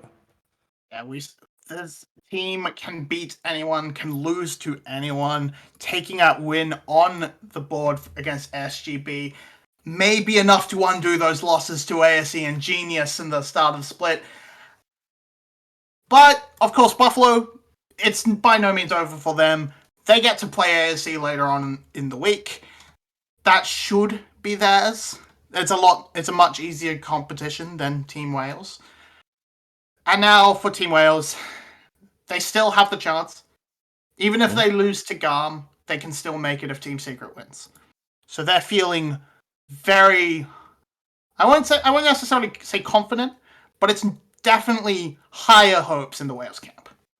Gotta say, like in the bigger picture, was it really Saigon Buffalo losing this series or was it SPTC losing this series? That remains to be seen on the last game day for sure. So, SPTC, I mean, we all know the SPTC Circle of Suck. I don't know if Sports can put it into the stream right now. I think he probably shouldn't. Either way, see on our Twitter account when you're really curious, you can see it there. And regardless of that, I mean, Wales looking strong right now, and if SPTC's recent form, losing to Cerberus 2-1, and it should have been a 3-0 for Cerberus, despite it being a best of 3. Wales look more welcoming to playoffs to me, I gotta say. I want to see Wales instead of SPTC if my opinion counts for anything, but of course that is not the case, and the overall score matters. On the plus side, we are going to have SPTC forced into a position where if they get to playoffs, they have to win at least one of their past 4 series. Because getting to playoffs after losing 4 series in a row, it feels bad. But now the pressure's on for the Chickens. Pressure's eased a little bit for the Whales. And I guess, unless you have anything else to say, I have. I just seen Okay. our analysis discussion that apparently due to the tie-breaking rules that Cerberus is not mathematically out of playoffs yet. So let's wait and see what's coming up. But this is a very happy news for me personally, of course, as I'm a Cerberus enjoyer. Other than that, I don't have anything to say except for Renekton Plush. okay. Renekton Plush. Renekton Plush. Renekton Plush. 3 games of Renekton Plush. And with that, good night. Hold your plushie tight.